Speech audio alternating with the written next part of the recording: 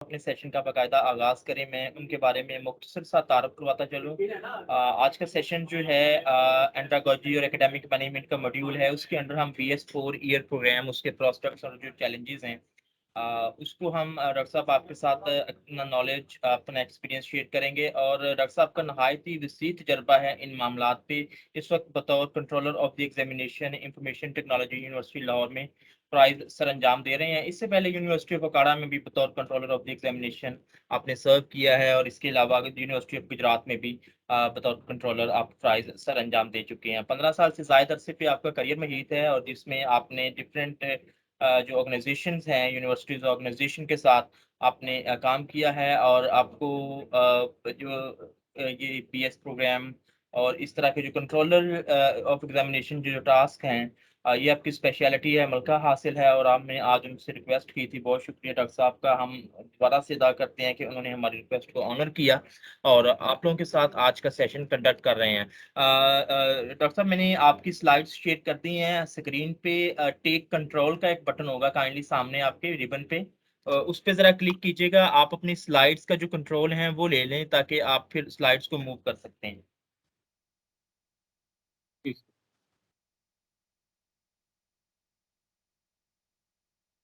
Ji, thank you sir, thank you. Dear participants, अस्सलाम वालेकुम dear participants.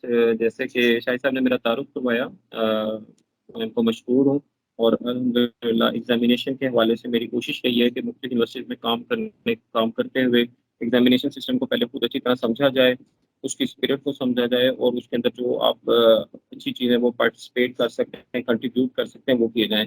लेकिन इससे पहले मैं आपको थोड़ा सा बताता चलूँ कि जो आज की प्रेजेंटेशन के हवाले से इसके अंदर हमारी जो आज का टॉपिक है BS4 के प्रोग्राम है, प्रोस्पेक्ट्स एंड चैलेंजेस हैं। अच्छा, इससे स्टार्ट करने से पहले we should know what is the context of this training और ये बेसिकली ट्रांसफॉर्मेशन किस मतलब पर्सपेक्टिव में हो रही है। ये आपको भी अच्छी तरह से अंदाजा है, ये बेसिकली आपकी एक प्रमोशन लिंक ट्रेनिंग है। दूसरी साइड पे जो हमारा एग्जामिनेशन सिस्टम है, हमारा हायर एजुकेशन सिस्टम है, slowly or gradually it is in the shape of the transformation or transition from the conventional system, annual system, to the semester system. जो annual system था वो एक अब प्रोग्राम ग्रेजुअली ऑब्सोलीट होता जा रहा है, at least in the higher education side. जबकि जो हमारा इंटरमीडिएट एग्जामिनेशंस हैं वो स्टिल जो होता है ना वो एनुअल सिस्टम के ऊपर ही बेस करते हैं। ये इसके ऊपर जो वर्किंग हुई, इसका अगर वो थोड़ा सा हिस्टोरिकल पर्सपेक्टिव देखें कि हमारी इसकी रूट्स कहाँ से जो उनसे ना वो स्टेम होती हैं, तो ये अमेरिकन सिस्टम बेसिकली हमने पाकिस्तान में अडॉप्ट किया हुआ है। और जो मतलब हमारी बुक्स हैं, जो हायर एजुकेशन से रिलेटेड नॉलेज है और जो जितने भी हमारा लिटरेचर है वो बेसिकली हम अमेरिकन लिटरेचर को फॉलो कर रहे हैं। और इसी मतलब like wise on these lines हम इसी तरह से उनका जो एग्जामिनेशन सिस्टम है, जो उनके मॉड्यूल्स हैं, जो वहाँ पे क्रिएटिविटी है, उसको भी एज सच अडॉप्ट करने की कोशिश कर रहे हैं। बट यू नो कि transformation is not an easy task. इसमें बहुत सारा टाइम लगता है और एक जो स्टेटस को होता है वो उसमें हम लोग कन्वीनियंट होते हैं, कंफर्ट जोन में होते हैं। तो ट्रांजिशन और change is always a difficult task. लेकिन चूंकि अब इस ट्रांजिशन को ग्रेजुअली हमारे हायर एजुकेशन सेटअप ने वो अडॉप्ट कर लिया है, जिसमें हमारी यूनिवर्सिटीज़ हैं और इसके बाद हमारे जो यूनिवर्सिटी से एफिलेटेड कॉलेजेस हैं जो कि हंड्रेड्स में हैं। और अब उन कॉलेजेस के अंदर ये चेंज तभी इम्प्लीमेंट हो सकता है जब वो वहाँ पे जो चेंज लीडर्स हैं, जो हमारे रिस्पेक्टेड टीचर हैं और जो एसोसिएट प्रोफेसर और वो जो पूरी हायरार्की है वो इससे अच्छी तरह से फ़ैमिलियर हों। अब इस ट्रांज़िशन के हवाले से ना जो हमारी मेन कंटेंट्स हैं, उसको हम एक दफ़ा देख लेते हैं।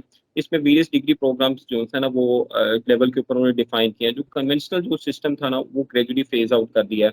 उसमें BA, BSc 2 years annual program था, उसको ट्रांसफ़ॉर्म करके एसोसिएट डिग्री प्रोग्राम में कन्वर्ट कर दिया गया और associate degree program is based on the semester system while the previous program was based on the annual examination system. इसी तरह से जो हमारा मास्टर्स डिग्री प्रोग्राम था, 2 years master degree program, it has been abandoned और इसकी इसकी जो जगह ले ली है वो हमारे BS4 ईयर प्रोग्राम ने ले ली है, जो कि बेसिकली ये 16 इयर्स डिग्री प्रोग्राम है। अब AD के ऊपर अगर थोड़ा-सा हम बात करें तो ये बेस करता है इस ADE associate degree program in education is aimed on the 2 broad lines like general education और marketable skills. General education means कि जो उसमें हमारे वो साइंसेस के सब्जेक्ट्स हो सकते हैं, ह्यूमैनिटीज़ के सब्जेक्ट्स हो सकते हैं, और जो बेसिक एजुकेशन से रिलेटेड होते हैं, किसी भी एक एरिया से रिलेटेड वो पढ़ाए जाते हैं, जिसमें हमारा पाक स्टडीज़ भी है, इस्लामिक स्टडीज़ भी हैं, और वो कुछ लैंग्वेजेस भी हो सकती हैं। मार्केटेबल स्किल्स मीन्स के वो स्किल सेट जो आईटी से रिलेटेड हो सकता है, एंटरप्रेन्योरियल स्किल्स हो सकती हैं, ऑफिस मैनेजमेंट स्किल्स हो सकती हैं, और टूरिज्म से रिलेटेड कोई भी किसी भी फील्ड से स्पेसिफिक रिलेटेड स्किल्स जो है ना वो इसमें शामिल हो सकती हैं। इसकी जो मैक्सिमम जो ड्यूरेशन जो है वो कोर्स लिमिट है वो क्रेडिट आवर्स है वो 60 है।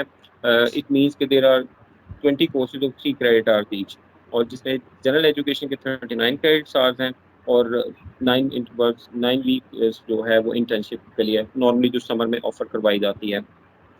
अब ये सारा का सारा जो सिस्टम है बेसिकली ये इम्प्लीमेंट किया है एचईसी ने, क्योंकि HEC is the main governing body of the higher education system in Pakistan. HEC की जो अंडर ग्रेजुएट पॉलिसी है वो 2020 है। बड़ी डिटेल पॉलिसी है, मैं थोड़ी देर में बल्कि सब पार्टिसिपेंट्स के साथ शेयर भी कर दूंगा, ये यहाँ पे इंटरनेट पे भी अवेलेबल है एचईसी की वेबसाइट पे। अच्छा, इसके कुछ मेन ऑब्जेक्टिव्स हैं जो इस पॉलिसी में डिफाइन किए गए हैं कि ये ट्रांजिशन की मतलब बैकग्राउंड क्या है और उससे उनकी क्या वो लर्निंग आउटकम्स चाह रहे हैं। ऑब्जेक्टिव्स में है जी कॉम्पिटेंसी बेस्ड लर्निंग है, नॉलेज एंड स्किल्स है। जो हमारा कन्वेंशनल सिस्टम था वो ग्रेजुअली ऑब्सलीट हो रहा था, और वो उसके अंदर ये जो मतलब जो डाइवर्स किस्म के इंग्रेडिएंट्स हैं या जो फीचर्स हैं ये मिसिंग थे। ये चीज़ें अब जो है ना मॉडर्न डे के अकॉर्डिंगली इसको इसको जो है ना वो इंट्रोड्यूस करवाया है। Number two is the balance between breadth and the depth. Breadth means a specific knowledge in a specific domain.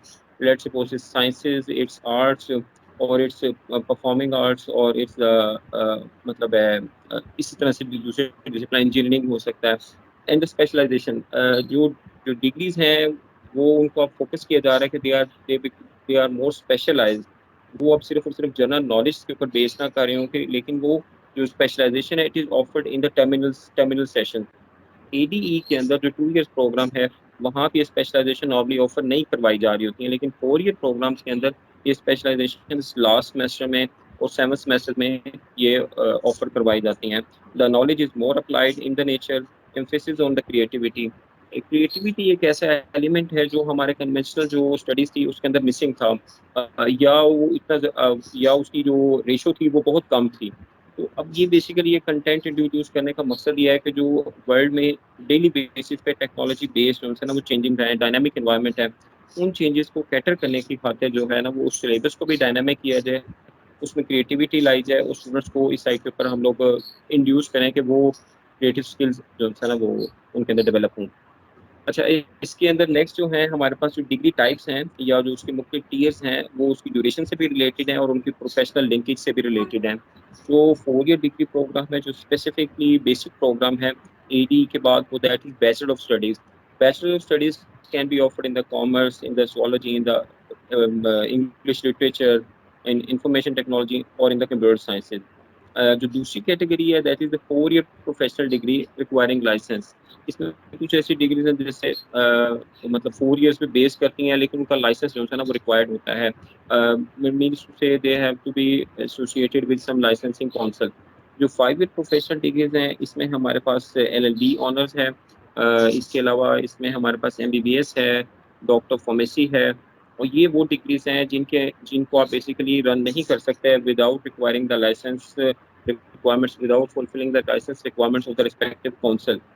इनकी रिस्पेक्टिव काउंसिल्स हैं, और after graduating from the university students are bound to get themselves register from the relevant bodies, और otherwise उनकी डिग्री की वो work या वो पोजीशन नहीं बनती है और वो प्रॉब्लम्स होती हैं।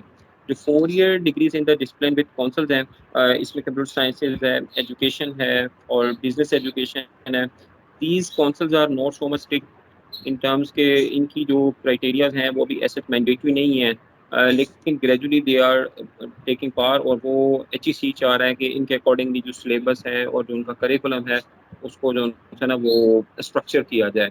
और last but not least 2 year associate degree के लिए कोई काउंसिल नहीं रिक्वायर्ड है, लेकिन this will form the basic education in the higher education sector. Colleges को ये मतलब बाउंड किया जा रहा है और उनको कहा जा रहा है कि दे ऑफर 2 ईयर एसोसिएट डिग्री।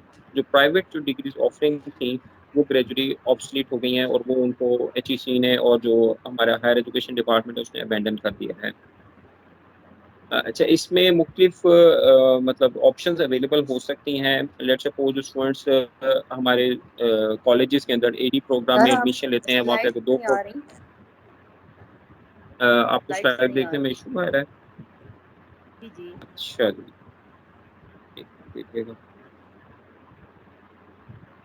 अभी आप देखें स्लाइड्स।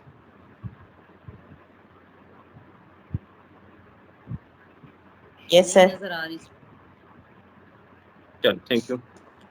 ओके, आप अगर कोई भी आपको प्रॉब्लम होती है, कुछ समझ में होती है, तो आप मुझे बता सकते हैं। Transform from associate degree to BS program. Associate degree जो आ रही। कोई भी कॉलेज जो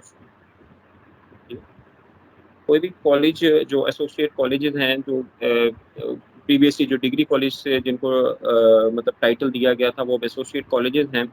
और अगर वो बीएस 4 ईयर प्रोग्राम ऑफर कर रहे हैं, तो वो जो डिग्री कॉलेज के तौर पे वो होंगे।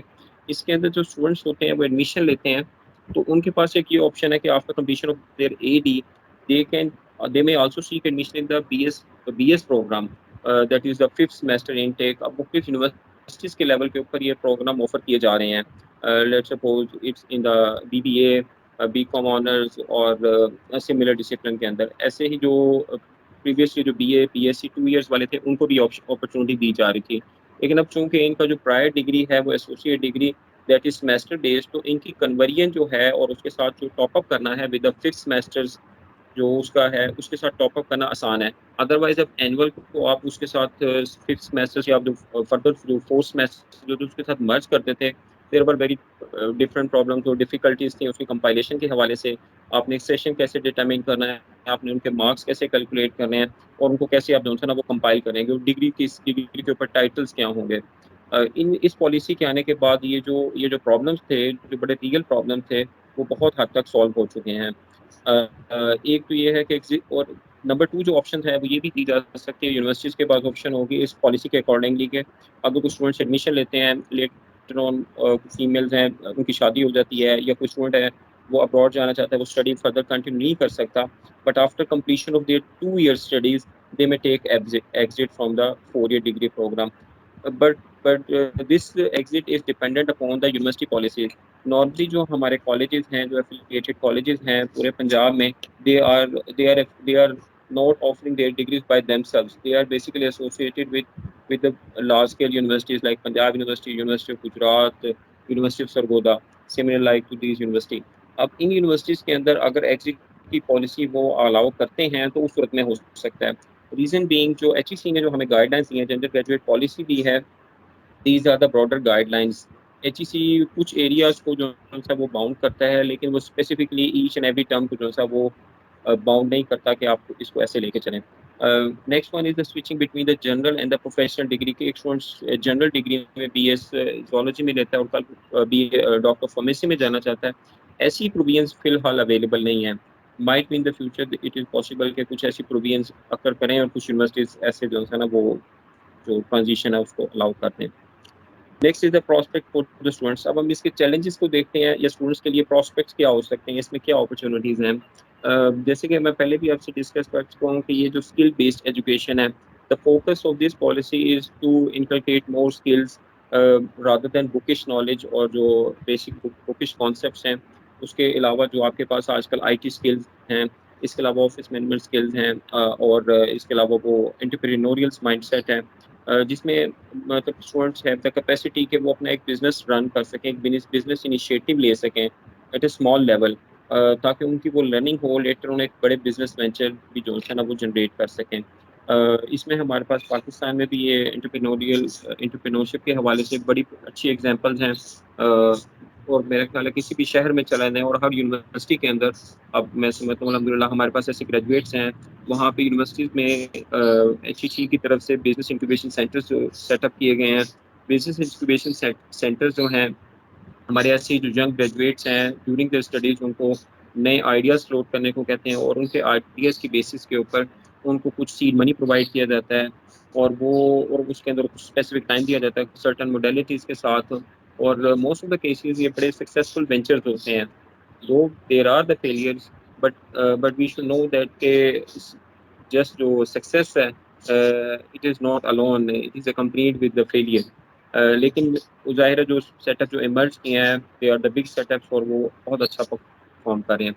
इसके अलावा फ्रीलांसिंग है जो आजकल जैसे आईटी स्किल्स के हवाले से एक बड़ा बूमिंग पीरियड है। इसमें आईटी के हवाले से, कंप्यूटिंग के हवाले से डिग्रीज़ की बढ़ चुकी है और फिर जो ऐसे स्टूडेंट्स हैं जो आईटी रिलेटेड जो डिग्रीज़ वो अचीव करते हैं, उनके पास एक बहुत अच्छी अपॉर्चुनिटी है कि वो फ्रीलांसिंग उनके पास अवेलेबल होती है। उसमें टाइम कंस्ट्रेंट्स नहीं है, कोई ज्योग्राफिकल कंस्ट्रेंट्स नहीं है, रिमोटली अपने घर में बैठकर किसी भी वर्क प्लेस पे बैठ के वो फ्रीलांसिंग कर सकते हैं और ये उनकी क्रिएटिविटी को भी इन्हेंस करती है। एक इसका इनडायरेक्ट जो इफेक्ट है वो है कि reduction of the burden on the government employment. Government बहुत सारी अपॉर्चुनिटीज नॉर्मली प्रोवाइड नहीं कर सकती है और ये बहुत मुश्किल होता है कि वो ईच एंड एवरी पर्सन को जो है ना वो एम्प्लॉयमेंट प्रोवाइड करे। तो गवर्नमेंट से भी ये जाहिर है इसकी वजह से जो है वो बर्डन रिड्यूस हो रहा है और प्रोडक्टिविटी बढ़ती है। Better higher education opportunities in the international market, ये एक बहुत बड़ा एस्पेक्ट है जो मैं बड़े अरसे से इसको देखता जा रहा था during my stay at the Punjab university और यूनिवर्सिटी ऑफ गुजरात। जो हमारे एनुअल सिस्टम के ग्रेजुएट्स थे they were facing so much difficulties. Even the medical graduates like MBBS they have certain problems के जो इंटरनेशनल जो हायर एजुकेशन एजेंसीज थी they want के आप अपने मार्क्स को इन चीज़ों को एक्वायर करें और इनको ट्रांसफॉर्म करें इनटू इनटू क्रेडिट आवर्स। तो basically the system which is functioning at the global level is credit hours based, not on the just on the marks based like we have in the Pakistan. तो उसकी अब ये इन opportunities के आने की वजह से ये नई डिग्रीज और ये नए फॉर्मेट्स के आने की वजह से तो वो जो स्टूडेंट्स हैं हमारे उनके लिए बहुत आसानी हो जाएगी और बहुत आसानी हो रही है। हमारे स्टूडेंट्स जो हैं उनको इंटरनेशनल स्कॉलरशिप हंट करने के हवाले से और इंटरनेशनल जो पीएचडी के हवाले से जो मतलब प्रॉस्पेक्ट्स हैं उनको अचीव करने के हवाले से बहुत आसानी मिल रही है। Professional skill enhancement of the teachers और ये मेरा ख्याल है जो आज हमारी ट्रेनिंग है या ये जो डिस्कशन है ये इसी के ऊपर बेस करती है स्किल एनहेंसमेंट हो। और अगर टीचर्स लाजमी बात है बहुत स्किल्ड हैं वो अपने स्किल अपने प्रोफेशन में बहुत ज़्यादा मास्टर्स, लेकिन ग्रेजुअली ये होता है कि with the passage of time आपको डायनामिक स्किल्स की रिक्वायर्ड होती हैं। आपको आपको जो स्टूडेंट्स के हवाले से अब एक जैसे एक नया एग्जामिनेशन सिस्टम है, एक नया टोटली इंटायरली एजुकेशन सिस्टम एक डिफरेंट पर्सपेक्टिव में आ गया हुआ, तो उसके लिए टीचर्स को भी अपने आप को मतलब स्किलफुल करना पड़ता है in the certain areas they have to equip in. वो फर्दर रीडिंग्स उनको चाहिए होती हैं, तो उनकी भी जो स्किल एनहेंसमेंट है ना वो ग्रेजुअली से हो रही है। स्पेशलाइज्ड नॉलेज है जो पहले कुछ ऐसी डिग्रीज थी जैसे कंप्यूटिंग के अंदर एक लेट्स सपोज अगर हम एग्जांपल लेते हैं कि वहाँ पे जस्ट एक या दो डिग्रीज थी, कंप्यूटर साइंसेज थी और बीएसएन आईटी थी। लेकिन ग्रेजुअली ये हुआ है कि it the field has been widen. अब इस फील्ड के अंदर फर्दर डिग्रीज जो वो जो है ना वो एरियाज आइडेंटिफाई हो गए हैं लाइक डाटा साइंसेज है, लाइक जो है वो एआई है, आर्टिफिशियल इंटेलिजेंस है। Many universities are offering degrees in this specialised areas. और एम्फेसिस ऑन क्रिएटिविटी हम पहले भी डिस्कस कर चुके हैं और प्रैक्टिकल लर्निंग कोर्सेज हैं कि जिसमें स्टूडेंट्स की भी लर्निंग हो और हमारे टीचर्स की भी ग्रेजुअली जो है ना उनकी वो स्किल सेट को इन्हेंस किया जाए। नेक्स्ट हम चलते हैं चैलेंजेस में हमें क्या फेस करने पड़ रहे हैं और क्या फेस करने पड़ सकते हैं। As already I have discuss कि ये जो सिस्टम है अभी एकदम एचईसी ने बिल्कुल मतलब इन सडन इंट्रोड्यूस नहीं करवाया। It was a gradual process. It started in 2010 and prior to that उसमें पंजाब यूनिवर्सिटी के साथ कुछ कॉलेजेस एफिलिएट किए गए BS4 या डिग्री प्रोग्राम के लिए सेमेस्टर बेस पे थे, कॉलेज की साइड पे थे। ट्रांजिशन का फेज था that was quite difficult for the teacher for the students to absorb और नए वो फंक्शनिंग थी। लेकिन ग्रेजुअली जो 5 या 6 कॉलेजेस थे अब might number have been increase, तो उसमें वो बड़ा सक्सेसफुली लॉन्च हुआ। और आई पर्सनली नो कि बहुत सारे ऐसे स्टूडेंट्स थे जैसे मैं आपको बता रहा था कि हमारे स्टूडेंट्स का स्किल सेट इतना अच्छा था and ultimately credit goes to those teacher who have trained these students कि वो एमए कॉलेज के जो स्टूडेंट्स थे they won Chinese scholarship and international scholarship. और इसके अलावा भी बहुत सारी एग्जांपल्स होंगी जो शायद मैं ना जानता हूँ। They got very good opportunities और वो हायर एजुकेशन के लिए अब्रॉड थे। अब आगे इसके चैलेंजेस हैं। अब ये एक चैलेंज तो ये है कि जो कन्वेंशनल सिस्टम है वो डिफरेंट सिस्टम था और वो जाहिर है उसके अपने प्रोस एंड कॉन्स थे। अब सेमेस्टर जो है it has an edge over the previous system. All year studies है उसके अंदर हमारे पास जो स्टडीज थी that was from the September to the March और बाकी टाइम पीरियड जो है ना वो ऑलमोस्ट पेयर होता था या वो एग्जामिनेशन में कंज्यूम होता था। जो हमारा सेमेस्टर सिस्टम है इसमें मतलब along side with the studies examination का जो सा ना मैकेनिज्म अवेलेबल है। उसकी शायद रीज़न ये भी है कि जो आपकी रिटेंशन है वो इतनी लॉन्ग स्टैंडिंग नहीं होती है, तो उसकी साथ साथ इवेल्युएशन भी है। लेट्स सपोज इसमें अब जो हमारे पास ड्यूरेशन है एक सेमेस्टर की एचईसी की प्रिस्क्राइब्ड है वो 16 to 18 वीक्स है। 16 वीक्स जो है वो इसकी एकेडमिक से रिलेटेड है। जो 2 वीक्स ऑफ एग्जामिनेशन है, one for the mid term examination, second for the final term examination. World wide recognition of studies है, जो हमारी स्टडीज़ जो हम अपने स्टूडेंट्स को यहाँ पे ऑफर कर रहे हैं, इनकी मार्केटेबिलिटी बहुत बेहतर हो चुकी है और उनके पास ये अपॉर्चुनिटीज़ हैं कि वो इंटरनेशनल जो अपॉर्चुनिटीज़ हैं वो भी एक्सप्लोर कर सकते हैं। और विनिंग एग्जामिनेशन सिस्टम, ये मैंने जैसे कि पहले डिफाइन किया कि ये एग्जामिनेशन सिस्टम काफ़ी हद तक उससे मुख्तलिफ है। अब हम इस एग्जामिनेशन सिस्टम को, अब जो चैलेंजेस मेन है, जहाँ तक जिन चैलेंजेस को मैं एड्रेस कर सकता हूँ अच्छे तरीके से, वो है रिलेटेड टू एग्जामिनेशन। एग्जामिनेशन के जो चैलेंजेस हैं, क्योंकि वो बिल्कुल ऐसे ही हैं जो स्टडी साइड पे हैं। स्टडी साइड के हवाले से मैं समझता हूँ कि जो हमारे जो टीचर्स हैं उनकी स्किल सेट और वो तो अच्छी मतलब पॉलिश हैं, लेकिन जो एग्जामिनेशन सिस्टम है, चूँकि ये एक एग्जामिनेशन डिपार्टमेंट यूजुअली एक डिपार्टमेंट में इस्टेब्लिश होता है, यूनिवर्सिटीज में इस्टेब्लिश है, और मोस्ट प्रोबेबली जो हमारे कॉलेजेस हैं, एफिलिएटेड कॉलेजेस हैं, वहाँ पे भी एक स्मॉल सिस्टम या स्मॉल डिपार्टमेंट वहाँ पे भी एग्जिस्ट करता है। इसके मुख्तलिफ एस्पेक्ट्स हैं जिसको मैं मतलब एक्सप्लेन करने की कोशिश करूँगा, और मैं ये चाहूँगा कि at the end of the discussion और at the end of the presentation आपके जहन में कोई भी क्वेश्चन हो तो मैं उसको पूरी तरह एड्रेस कर सकूँ, क्योंकि ये इसके ऊपर स्टूडेंट्स की परफॉर्मेंस जो है ना एग्जामिनेशन के ऊपर बहुत डिपेंड करती है। इसके अंदर कुछ एरियाज हैं, जैसे सेमेस्टर बेस में 2 semesters in a year, fall and the spring. Fall is the admission semester और spring is usually the passing out. Sometimes university दोनों सेमेस्टर्स में एडमिशन ऑफर कर रही होती हैं।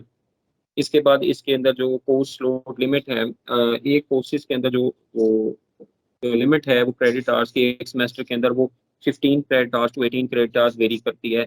एचईसी ने इसके ऊपर कुछ कैप्स भी लगाई हुई हैं कि वो आप 18 क्रेडिट आवर्स से एक्सीड ना करें एक सेमेस्टर में। स्टूडेंट के ऊपर जो 15 क्रेडिट आवर्स मीन के आप 3 क्रेडिट आवर के 5 कोर्सेज हो सकते हैं, और अगर वो मतलब इन इनएविटेबल सर्कमस्टांसेस तो 18 क्रेडिट आवर्स तक उसको आप इनहेंस कर सकते हैं। Number 2 is the course repetition. एक स्टूडेंट अगर एफ ग्रेड लेता है उसको रिपीट करना है, तो इसके अंदर ये रूल है कि जो इवन सेमेस्टर्स के कोर्सेज हैं वो इवन सेमेस्टर में ऑफर होते हैं, और जो और सेमेस्टर्स के कोर्सेज हैं वो और सेमेस्टर में ऑफर होते हैं। तो स्टूडेंट्स अपने जूनियर्स के साथ उन कोर्सेज को रिपीट कर सकता है। Minimum credit hour limit for a degree, ये डिफरेंट है, एचईसी ने इनको बड़ा अच्छा डिफाइन किया हुआ है। थोड़ा सा वेरी करती हैं। Previously it was 128 credit hours, 142। अभी एचईसी ने इसको थोड़ा रिड्यूस करके 120 क्रेडिट आवर्स कर दिया for a BS 4 year degree programme. जो 4 ईयर के लिए है वो 120 क्रेडिट आवर्स है और मैक्सिमम ये 142 तक जा सकते हैं। जो 6 ईयर डिग्री प्रोग्राम है उसके लिए, सॉरी 5 ईयर डिग्री प्रोग्राम, उसके लिए जो क्रेडिट आवर लिमिट है that is the 160 credit hours, और वो 176 क्रेडिट आवर्स तक जा सकते हैं। लेकिन इससे पहले अगर हम डिफाइन कर दें what is mean by the credit hours. Credit hour means 1 hour contact for a semester for a week with the student. The teacher or student interaction hour, contact hour of in a semester. और schedule of semesters वो semester और fall और spring होंगे, और एक summer का semester भी offer करवाया जा सकता है। समर का सेमेस्टर इस सूरत में ऑफर करवाया जाता है मुख्तलिफ यूनिवर्सिटीज़ के अंदर, अगर तो वो वहाँ पे इंटर्नशिप ऑफर ना की जा रही हो स्टूडेंट्स के लास्ट सेमेस्टर में, अमूमन जो है ना वो टर्मिनल सेमेस्टर में इंटर्नशिप ऑफर की जाती है। अगर वो इंटर्नशिप वगैरह अवेल नहीं कर रहे हैं तो उस सूरत में समर सेमेस्टर ऑफर किया जा सकता है। समर सेमेस्टर्स की जो एसेंस है, वो जो इसका कोर्स लोड है वो कंप्रेस हो जाता है, लेट्स सपोज, और इसकी जो लिमिट है जो कोर्सेज की है वो 2 कोर्सेज हो सकती है 6 to 8 क्रेडिट आवर्स की। और इसके अंदर ये भी है कि जो आपका जो कोर्स लोड है वो आम सेमेस्टर की निस्बत डबल। जी जी सर, ये क्रेडिट आवर्स वाला पॉइंट जरा क्लियर कर दें दोबारा, मेरी आवाज नहीं आ रही थी। जी जी क्रेडिट आवर मीन्स जो टीचर और स्टूडेंट्स का जो कॉन्टैक्ट है पर आवर पर सेमेस्टर पर वीक। एक सेमेस्टर के अंदर पर वीक अगर 1 आवर का उनका इंटरेक्शन है दैट इज 1 क्रेडिट आवर। अगर 3 क्रेडिट आवर्स का है तो इसका मतलब है 3 आवर्स का कॉन्टैक्ट होगा इन ए सेमेस्टर इन ए वीक। ये इसका मीन है कि वो अगर वो 3 आवर्स का है तो वो 48 आवर्स बन जाएंगे, और अगर सिंगल आवर्स है तो वो 16 आवर्स जो है ना वो बनेगा कॉन्टैक्ट होगा। यूजुअली जो लैब के लिए हैं बहरहाल जो क्रेडिट आवर्स हैं वो इट इज़ ट्रिप्लीकेट। अगर वो एक क्रेडिट आवर्स है, ये मैंने क्रेडिट आवर्स आपको बताया थ्योरी से रिलेटेड। अगर लैब का कोई कोर्स होगा उस पे जो क्रेडिट आवर्स होंगे वो single credit hours is 3 hours lab work होगा, वो दैट इज मल्टीप्लाइड बाय 3। और जब हम आगे चलते हैं, सर आप रिटन फॉर्म में स्लाइड की फॉर्म में क्रेडिट्स की डिटेल्स जो है दे दें तो it will be very nice. जी श्योर, मैं आपके साथ बिल्कुल शेयर करूंगा। मैं अभी इनसे भी शेयर कर दूंगा। अगर हमारे PHEC वाले दोस्त अगर उसको शेयर कर दें तो बहुत अच्छा होगा। जो क्रेडिट आवर्स की लिमिट है वो मैं HEC का बेसिकली जो गवर्निंग डॉक्यूमेंट है मैं वो आपके साथ वो भी शेयर कर दूंगा। जो HEC की ग्रेजुएट पॉलिसी है वो भी कर दूंगा। और ये प्रेजेंटेशन तो ऑलरेडी शेयर्ड है। ये सब चीज़ें आपके पास होंगी। और डिसाइड दैट अगर आपको समझ में कोई क्वेश्चन होता है लेटर ऑन, आज भी अवेलेबल होऊंगा। और फ्यूचर में अगर आपको कोई कंफ्यूजन अराइज होती है तो मैं उसके लिए भी अवेलेबल हूँ। सर स्लाइड्स थैंक जो यू है ना सर। वो शेयर हो रही, ब्लिंक कर रही हैं, अच्छा, प्रॉपर नहीं, मैं स्लाइड्स प्रॉपर शेयरिंग नहीं है। पार्टिसिपेंट्स आपके साथ ऑलरेडी वन ड्राइव के लिंक पे भी सर की स्लाइड जो है वो शेयर हैं, तो आप वहां से डाउनलोड करके तो वो सामने रख लें। और इसके अलावा जो HEC की अंडर ग्रेड पॉलिसी है सर, मैं इनके साथ शेयर कर देता हूँ अभी। जी काइंडली, बाकी मैं वो कुछ जो भी है मैं उससे शेयर कर दूंगा। अच्छा, हम इसे moving forward minimum 160 credit hours in already. Excuse me, sir. Sir, summer semester क्या मतलब हुआ? मतलब this does not include the other semester जो basic ये अपने पढ़ रहे हैं उसके अलावा समर सेमेस्टर अलग से होगा? जी इसका क्या मतलब? जी, ये मैं आपको बता देता हूँ। This is not a mandatory semester. Summer semester जो है ये यूनिवर्सिटीज के अपने ऊपर डिपेंड करता है, या उन कॉलेजेस के ऊपर कि वो ऑफर करें चाहे ना करें। यूनिवर्सिटी की पॉलिसी के ऊपर होता है HEC की तरफ से। It is not mandatory. Summer semester is offered, इसकी एक रीजन है खास। एक स्टूडेंट है स्लाइड नहीं नजर आ मुझे भी। क्लियरली। Yes, sir. अच्छा, जो समर सेमेस्टर है बेसिकली जो ये 2 इयर्स के 2 मंथ्स के ऊपर कंप्राइज करता है। और ये बेसिकली इसका जो एसेंस है वो दैट इज के जो स्टूडेंट है, कोई ऐसा स्टूडेंट है जिसका 7th सेमेस्टर में एक कोर्स फेलियर हो गया and he has to wait full year for this course to repeat. अब उसके लिए वो जो अपने ग्रेजुएट्स जो अपने जूनियर्स के साथ पास आउट होगा उसका उसका टाइम बहुत वेस्ट हो रहा होगा। उसके लिए क्या अपॉर्चुनिटी है कि उसको जल्दी से ये जो उसकी डेफिशिएंसी है वो मीट अप करवा दी जाए। और वो he may also join his classmates in the career prospects. तो उसके लिए एक ऑप्शन दी जाती है कि आप समर सेमेस्टर इंट्रोड्यूस करवा दें। अब जो कॉन्टैक्ट आवर्स हैं जो समर सेमेस्टर के होते हैं वो उसको डबल कर दिया जाता है, क्योंकि वो कंप्रेस कर दिया जाता है। नॉर्मली जो 18 वीक्स हैं उसको कन्वर्स करके वो इसी मतलब वो टू मंथ्स के अंदर जो है ना वो उसको मतलब मर्ज कर दिया जाता है, कन्वर्स किया जाता है और उसका ज़ाहिर ड्यूरेशन बढ़ जाती है। तो इसके इसके अकॉर्डिंगली आप स्टूडेंट को फैसिलिटी देते हैं कि वो जो है ना वो जल्दी पास आउट कर सकें या उनका जो डिलेज हैं उसको अवॉइड किया जा सके। ठीक है सर, दैट ये मींस जिस it is not mandatory, it is only up to the college कि वो अगर उसके स्टूडेंट्स नहीं क्लियर करते हैं, पास नहीं आउट होते, मतलब उसको कर सकते सेमेस्टर, तो वो समर सेमेस्टर ऑफर कर सकते हैं। नहीं मैं सॉरी, मैं एक दफ़ा मैं शायद अच्छा एक्सप्लेन नहीं कर सकूँ। पूरा सेमेस्टर आपने नहीं, पूरे कोर्सेज नहीं आपने उसको ऑफर करने हैं। जस्ट 2 कोर्सेज हैं ये अभी इस जस्ट स्लाइड में जो मैंने आपके साथ शेयर की हैं, जी दैट इज जस्ट 2 कोर्सेज। अगर बियॉन्ड 2 कोर्सेज हैं तो इट मींस कि उसका CGPA भी वो एक मिनिमम थ्रेशोल्ड से नीचे चला जाएगा। देन ही और she has to wait for the next semester for the to come. और जब वो कोर्सेज ऑफर हों उस वक्त वो उसको क्लियर करेगा। ये सिर्फ उन स्टूडेंट्स के लिए होगा जिनका कोई एक स्टूडेंट एक कोर्स जो है ना या मैक्सिमम 2 कोर्सेज जो है ना वो लिंगर ऑन हो रहे हैं, उनके लिए फैसिलिटी होगी। ठीक है। लेकिन सर जी बाज जगह बाज डिपार्टमेंट्स में स्टूडेंट जो है वो अपने ग्रेड को बेहतर बनाने के लिए भी समर कैंप लगाते हैं, तो वो भी यानी कि यूनिवर्सिटी अलाउ करती है। जी, इसके लिए हेलो। देखें जो जी मैं सुन रहा हूँ, आपकी आवाज़ आ गई मुझे। मैं आपको आंसर करता हूँ। जो बाज़ दफ़ा कोर्स रिपीटिशन है, देखें एक मैंडेटरी है और एक ऑप्शनल है। जो F ग्रेड है ना दैट इज़ मैंडेटरी, उसके बगैर आपकी डिग्री रिक्वायरमेंट्स कंप्लीट नहीं होती हैं। लेकिन अगर जो आपका कोर्स रिपीट आप इम्प्रूव करना चाहते हैं तो वो आप कर सकते हैं। अच्छा, उसमें HEC की तरफ से भी कुछ लिमिट्स हैं। लेट्स सपोज C ग्रेड है तो आप उसको इम्प्रूव कर सकते हैं। जो अबव C ग्रेड्स हैं उसको आप इम्प्रूव नहीं करेंगे, क्योंकि वो भी उसका एक खामखा का बर्डन होता है। लेकिन ये स्टूडेंट्स के पास बहरहाल एक अपॉर्चुनिटी है कि वो अपने कोर्स या अपने एकेडमिक्स इंप्रूव कर सकते हैं। और ये भी अब ये भी HEC की तरफ से इसमें ऐसी कोई लिमिट नहीं है कि कितने कोर्सेज कितनी दफ़ा वो रिपीट करेंगे। मुख्तलिफ यूनिवर्सिटीज़ ने इसकी मुख्तलिफ लिमिट्स डिफाइन की हुई हैं। जैसे पंजाब यूनिवर्सिटी ने मतलब as far as I know कि वो तीन अटैम्प्ट्स की लिमिट दी हुई थी कि वो एक कोर्स ऑन है ना, अगर वो F ग्रेड है तो उसको 3 अटैम्प्ट्स में करना है, और अगर आप इसको इम्प्रूव करते हैं तो once you have the option कि आप उसको इम्प्रूव कर सकें। और उस सूरत में भी ये होता है कि जो आपका बेटर ग्रेड है it is counted in the CGPA calculation, but the prior grade जो आपने ऑलरेडी जो सा वो स्टूडेंट ने अचीव किया है that is reflected upon the transcripts. अब ये भी इसमें कुछ ऑप्शन हैं और कुछ मुख्तलिफ वेरिंग प्रैक्टिसेस हैं, और मुख्तलिफ यूनिवर्सिटीज़ इसको मुख्तलिफ तरह से एड्रेस कर रही हैं। वो अब उस यूनिवर्सिटी की जो पॉलिसी है वो उस कॉलेज के लिए एक एक मैंडेटरी सी बात बन जाती है कि मतलब they have to follow those policies. Sorry, अब ये sorry for interruption. Sorry for जी interruption, sir. Dr. Salma here. Punjab university का ये सिस्टम है कि अगर लेस देन 50% मार्क्स किसी सेमेस्टर में बच्चे ने किसी में या ड्रॉप, एक तो ये है कि सिंपली बच्चा ड्रॉप आउट हुआ है, और एक ये है कि उसने सेमेस्टर में किसी भी एक सब्जेक्ट में किसी कोर्स में लेस देन 50% मार्क्स अचीव किए हैं, तो ही और शी कैन अप्लाई फॉर, और फिर उसमें एक फ़ी है जो उन्होंने फिक्स की हुई है, वो दोबारा सेमेस्टर के लिए फ़ी पे करने के बाद जब सारा सेमेस्टर कंप्लीट हो जाता है तो जो नेक्स्ट सेमेस्टर के सेशन के बच्चे आ रहे होते हैं उनके साथ वो दोबारा से एग्जाम में अपीयर होता है।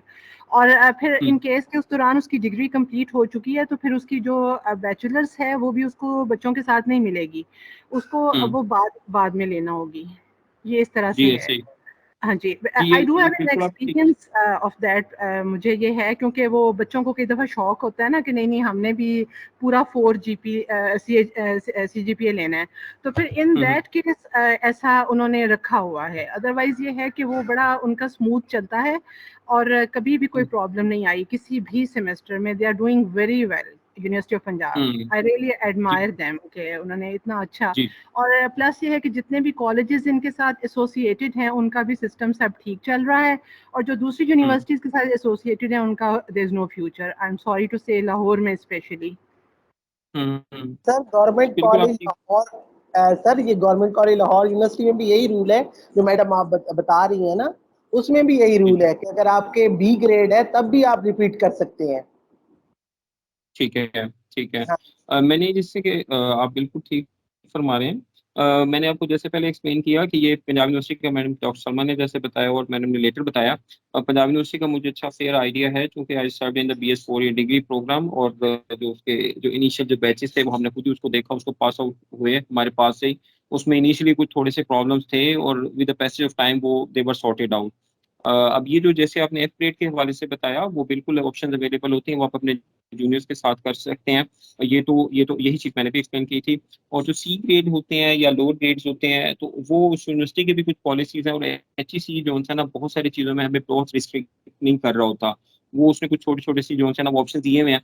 वो ऐसी चीज़ें हैं कि यूनिवर्सिटी की वहाँ पे लिबर्टी है, वो अपने स्टूडेंट्स को कैसे अच्छी तरह से फैसिलिटेट कर सकता है। तो उसमें C ग्रेड के हवाले से हो सकता है। और समर सेमेस्टर भी बेसिकली एक एक वो HEC की तरफ से एक फैसिलिटी है कि जो स्टूडेंट्स हैं वो टाइमली पास आउट हो जाएं। तो मतलब I am very happy to hear कि यूनिवर्सिटीज में इतना अच्छा चल रहा है उन कॉलेजेस के अंदर भी। और मतलब आई होप कि जो न्यू कॉलेजेस जो न्यू एंट्रेंट्स होंगे उनका भी इसी तरह से जो है ना वो हो और फ्रिक्शन फ्री हो। अ, अब ये मुख्तलिफ जो HEC की तरफ से जो डिवीजन ऑफ मार्क्स है इन ए कोर्स एफ 100 मार्क्स, उसमें एग्जामिनेशन वेटेज दी हुई है, और ये है 5 to 10%। इसके 5 उन्होंने वो जो है मेन पार्ट्स दिए हैं जिसमें क्विजेज हैं। एक 5 to 10% तक वो आप उसको कहीं पे भी सेट कर सकते हैं। इसके नंबर ऑफ क्विजेज आप खुद डिफाइन कर सकते हैं, टीचर हैज द राइट, और उनके पास ये लिवरेज अवेलेबल है। मिड सेमेस्टर एग्जामिनेशन है 20 to 25 है। असाइनमेंट प्रेजेंटेशन और प्रैक्टिकल है 5 to 25% है। सेशनल एग्जामिनेशन है 10 to 15% है। और final examination 35 to 40%। Here again यहाँ पे जो पॉलिसी होगी जो एफिलिएटेड कॉलेजेस हैं they can of their own policy, वो they are dependent upon the university. जी बताएं। सर स्लाइड क्लियर नहीं है प्लीज। मैं अभी वो जैसे शाहिद साहब ने बताया था वो आपकी वो उस पे हार्ड ड्राइव पे वो शायद उन्होंने शेयर सॉरी उस पे वो गूगल ड्राइव पे शेयर कर दी हैं। मैं कोशिश करता हूँ यहाँ से, वो मेरे पास असल में बड़े ठीक विजिबल हैं। ये आइडिया ये क्या प्रॉब्लम आ रहा है। जी सर, यहाँ पे भी विजिबल हैं, क्लियर है। विजिबल हैं। डियर पार्टिसिपेंट्स, काइंडली आप मोबाइल से यूज ना करें। आप मोबाइल से देखेंगे तो फिर ऐसे ही होगा। आप अपना लैपटॉप या पीसी यूज करें, फुल स्क्रीन करें उसकी। मोबाइल से तो ऐसे ही होंगी, विजिबल नहीं होंगी। थोड़ा सा काइंडली इसको समझें। अगर आप नहीं है यहाँ पे विजिबल तो आपके साथ वन ड्राइव का लिंक शेयर किया गया, आप वहां से डाउनलोड कर लें। जी, और काइंडली एक दफ़ा रिफ्रेश कर लें, हो सकता है वो उसे जो आउटकम इम्प्रूव हो जाए। अच्छा, ये जो परसेंटेजेस हैं या मार्क्स की डिवीजन है, मैंने जैसे आपको बताया कि जो कॉलेजेस हैं they are not at liberty के वो अपने तौर पे खुद इसको डिफाइन कर सकें। They have to opt the university requirements. जैसे कि पंजाब यूनिवर्सिटी की 80-20 के ऊपर चल रही है, वो 80% के ऊपर फाइनल लेते हैं एग्जामिनेशन, और बाकी जो है ना वो कॉलेजेस के पास हैं, कुछ उसके अंदर अटेंडेंस की भी रिक्वायरमेंट्स और बाकी चीज़ें हैं। ये system to some extent university के जो इंटरनल सिस्टम्स हैं उससे थोड़ा सा वेरी करता है। मतलब लेट्स सपोज अगर मैं यहाँ पे यूनिवर्सिटी ऑफ गुजरात की एग्जांपल कोट करूँ, तो यूनिवर्सिटी ऑफ गुजरात के अंदर जो इंटरनल एग्जामिनेशन है जो ऑन कैंपस स्टूडेंट्स का है वो 50-50 परसेंटेज पे बेस करता है। 50% marks is for the final examination, while the rest is 50%, जो उसमें से 25% है वो मिड टर्म एग्जामिनेशन के हैं, and the rest of the 25% is composed of assignments, quizzes और सेशनल्स। उन तीनों के ऊपर होते हैं। लेकिन in the case of the affiliated colleges of university of Gujarat, वो उसकी जो रेशो है that is 60-40%। 60% is the final examination and 40% is the includes midterm and presentation assignments and quizzes. उसकी साइड से एक रीज़न ये भी हो सकती है कि जो कॉलेजेस हैं जो जो सॉरी यूनिवर्सिटीज़ हैं, दे नो कि दे वांटेड कि जब उनकी डिग्रीज हैं तो वो फाइनल एग्जामिनेशन में उनके पास असेसमेंट के लिए एक अच्छा कवरेज या उनके पास एक वो कंट्रोल हो, ताकि वो स्टूडेंट्स की जो है ना वो क्वालिटी को इंश्योर किया जा सके। इसके बाद आ जाता है जी हमारे पास evaluation system. We have two evaluation system, आप बड़ा अच्छी तरह से जानते होंगे। जो सेमेस्टर सिस्टम है, एक रिलेटिव ग्रेडिंग सिस्टम है और एब्सोल्यूट ग्रेडिंग सिस्टम है।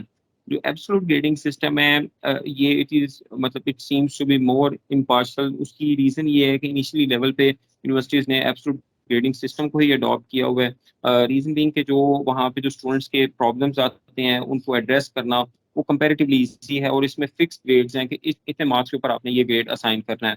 जो रिलेटिव ग्रेडिंग सिस्टम है उसके अंदर जो मार्क्स की डिवीजन है वो किसी हद तक वेरी करती है, और इस वक्त पंजाब यूनिवर्सिटी में भी एब्सोल्यूट ग्रेडिंग सिस्टम है, यूनिवर्सिटी गुजरात में भी, ओकाड़ा में भी, और बहुत सारी ऐसी और यूनिवर्सिटी में भी। इसके बाद जो अटेंडेंस की परसेंटेज है, attendance is an important requirement. और जी सर थोड़ा सा ना रिलेटिव ग्रेडिंग के बारे में बता दें।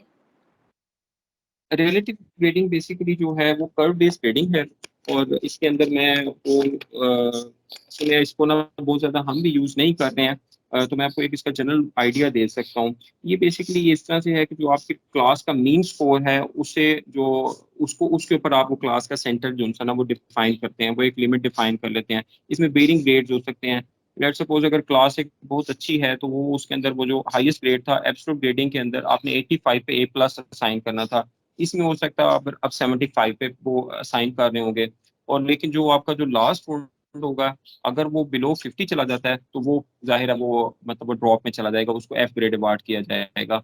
इसकी कैलकुलेशन है वो मैं आपके साथ शेयर कर दूंगा, उसके अकॉर्डिंगली इसको किया जाता है, और ये ज़्यादा प्रैक्टिस में नहीं है। जो अभी तक जो सिस्टम्स हैं जो मुख्तलिफ जगहों पे हैं वो एब्सोल्यूट ग्रेडिंग सिस्टम ही जो है ना वो इन्वॉल्व है। सर ये क्लास पार्टिसिपेशन पे बेस करता है बेसिकली, और इसमें असाइनमेंट्स भी शामिल होती हैं। और ये है कि जैसे 4 या 5 बच्चे मिलकर एक असाइनमेंट प्रिपेयर करते हैं तो उनमें जो बच्चा लीडिंग रोल प्ले करता है उसके मार्क्स ज़्यादा होते हैं जो प्रेजेंट करते हैं। जी जी मैम ये ऐसे होता है में मेरा बेटा पढ़ता है, उसमें एवरेज ले लेते हैं क्लास के मार्क्स की एवरेज, उसको स्टैंडर्ड रखते हैं, फिर उससे कंपैरिजन करते हैं। जिनके मार्क्स उससे ज़्यादा होते हैं तो उनको ग्रेड बेस्ट देते हैं, जो एवरेज से कम होते हैं उसको ग्रेड बिलो चला जाता है। इसमें एवरेज कर लेते हैं। जी मैं ऐसे ही मैंने आपको मीन के तौर पे बताया था, तो ये वो बिल्कुल ठीक कह रहे हैं। मीन प्लस स्टैंडर्ड डेविएशन होता है और मीन माइनस स्टैंडर्ड डेविएशन होता है। ठीक आपने बताया। अच्छा, इसके बाद जो ग्रेडिंग सिस्टम है जो HEC की तरफ से प्रिस्क्राइब्ड है वो मैंने आपके साथ शेयर किया है। ग्रेड पॉइंट्स परसेंटेज ऑब्टेन्ड इन सेमेस्टर सिस्टम। अब जो 85+ हैं स्टूडेंट्स हैं उनको ये A ग्रेड असाइन होगा, और जो उससे बिलो मार्क्स हैं वो उनके वो कॉरस्पॉन्डिंगली जो उनके ग्रेड्स है ना वो असाइन किया लेटर ग्रेड में और न्यूमेरिकल ग्रेड में है, और जो बिलो 50 है that is F grade. F grade जो है ना उसको वो एफ फेलियर में आएगा, और देन ही और जो भी स्टूडेंट्स होंगी ही और she has to repeat those courses. इसके बाद एकेडमिक प्रोबेशन जो है, the promotion of students on probation will be allowed twice in all degree programmes. अच्छा, एकेडमिक प्रोबेशन जो है कुछ यूनिवर्सिटीज ऑफर कर रही हैं, कुछ यूनिवर्सिटीज ऑफर नहीं करती हैं, बट इट इज एडवाइस के जो है एकेडमिक प्रोबेशन को एक अर्ली वार्निंग सिस्टम के तौर पर इंट्रोड्यूस करवाया जाए। एकेडमिक प्रोबेशन का मीनिंग क्या है कि जो अगर आप एक खास थ्रेश होल्ड से बिलो जा रहे हैं तो it means there are chances कि आप वो डिग्री क्वालिफाई लेटर ऑन ना कर सकें। तो it serves as early warning system कि आप उस स्टूडेंट्स को जो गाइड करते हैं उनको आप वो पहले ही उसके हवाले से मतलब जो है ना वार्न करते हैं कि आपको अपना सीजी पे इम्प्रूव करने की ज़रूरत है। इसके मुख्तलिफ थ्रेश होल्ड हैं। Let's suppose in undergraduate programme जो मिनिमम जो डिग्री रिक्वायरमेंट है वो दैट इज़ 2 CGPA, और अगर वो उससे बिलो होता है और 1.5 अबव होता है इन द फर्स्ट सेमेस्टर तो you are on the will be considered on the academic probation for the first time. और इसके बाद अगर वो जो ये थ्रेश होल्ड होती है ना सेकंड टाइम, वो थोड़ी सी इंक्रीज हो जाती है, जो मिनिमम लिमिट है वो 1.5 से थोड़ी सी इंक्रीज करके 1.7 और 2 के दरमियान आ जाती है, और वो that is considered as a second probation. Third time अगर वो स्टूडेंट फिर भी वो 2 CGPA अवेल नहीं कर सकता, वो उसको नहीं वो मतलब अचीव कर सकता, और ही और she will be drop from the rolls of the college और and can not be readmitted to the same college under any circumstances. ये HEC की तरफ से जो है प्रिस्क्राइब कंडीशंस हैं। प्रमोशन रूल्स के हवाले से हम बात करते हैं कि जो मिनिमम CGPA है वो 2 है, दायरा उससे बिलो पे अगर आपको एकेडमिक प्रोबेशन एक अवार्ड हो जाती है, और in a case student repeat the course for improvement he is already. जो बेटर ग्रेड्स हैं ये हम ऑलरेडी डिस्कस कर चुके हैं कि अगर स्टूडेंट एक कोर्स रिपीट करता है तो उसका जो ग्रेड बेहतर होगा वो that would be reflected upon the his और हर ट्रांसक्रिप्ट। अच्छा, इसके बाद जो HEC की तरफ से कुछ प्रोविजंस हैं।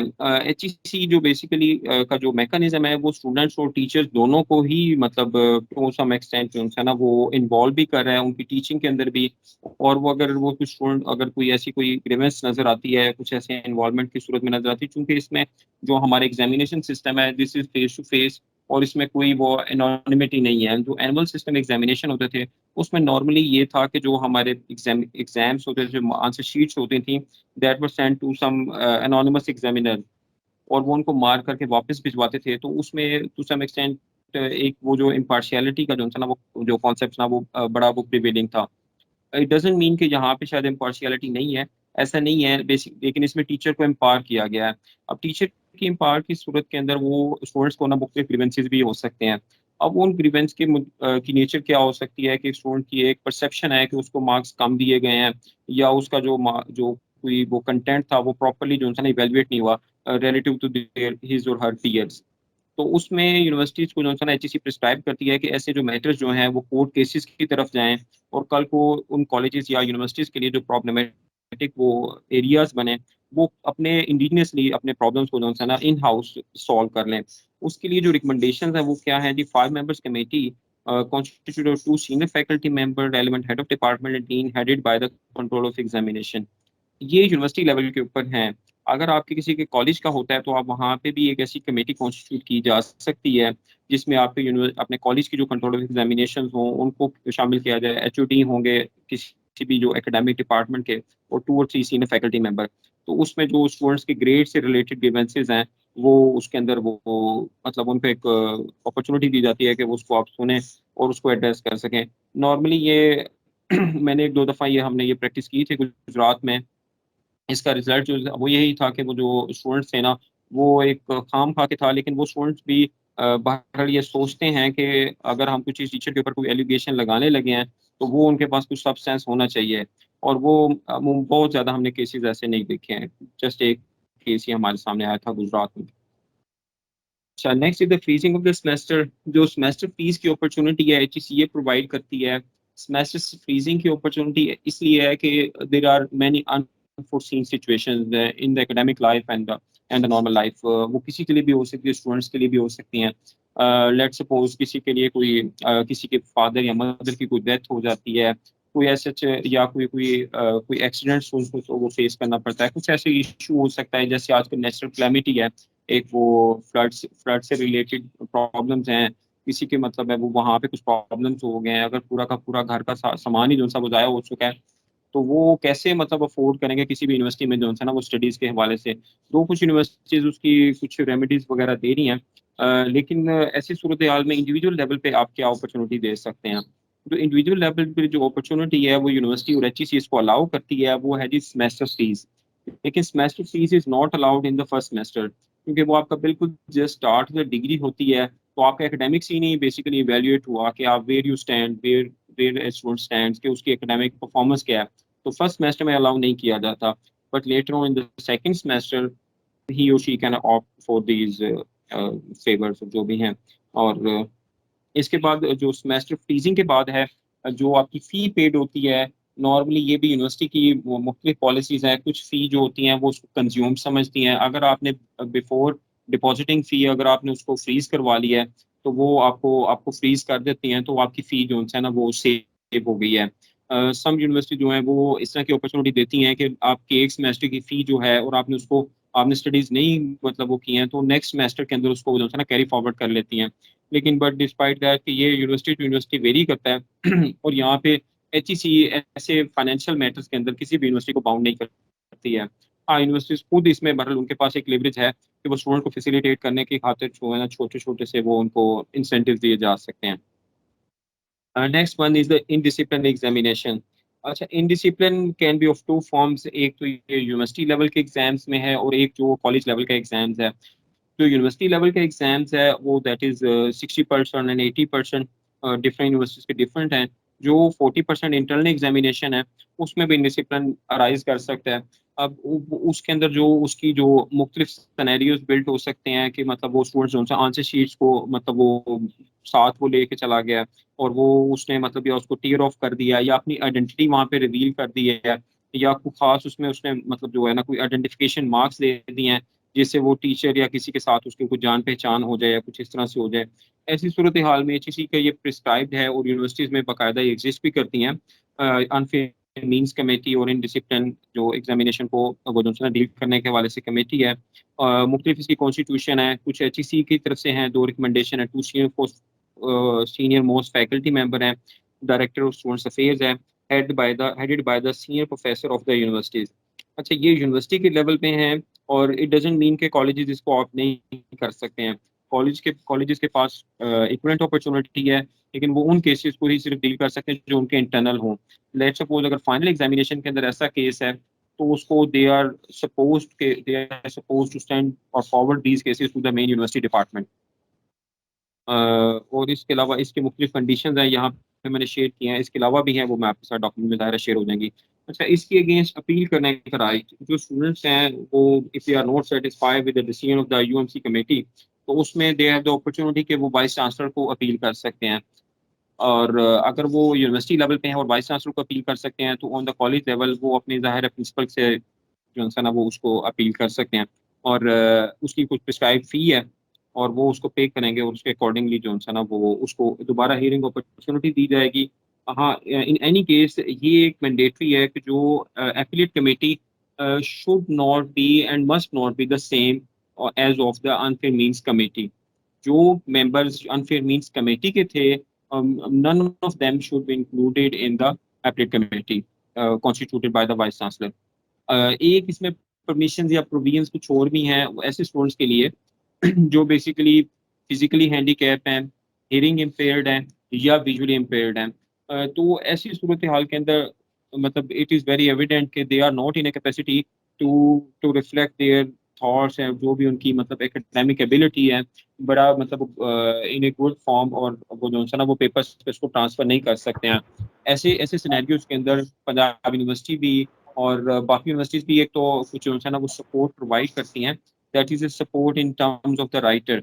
और उसकी कुछ कंडीशंस हैं, वो ये कि उनको कुछ टाइम एक्स्ट्रा प्रोवाइड किया जाता है, 45 मिनट्स हैं।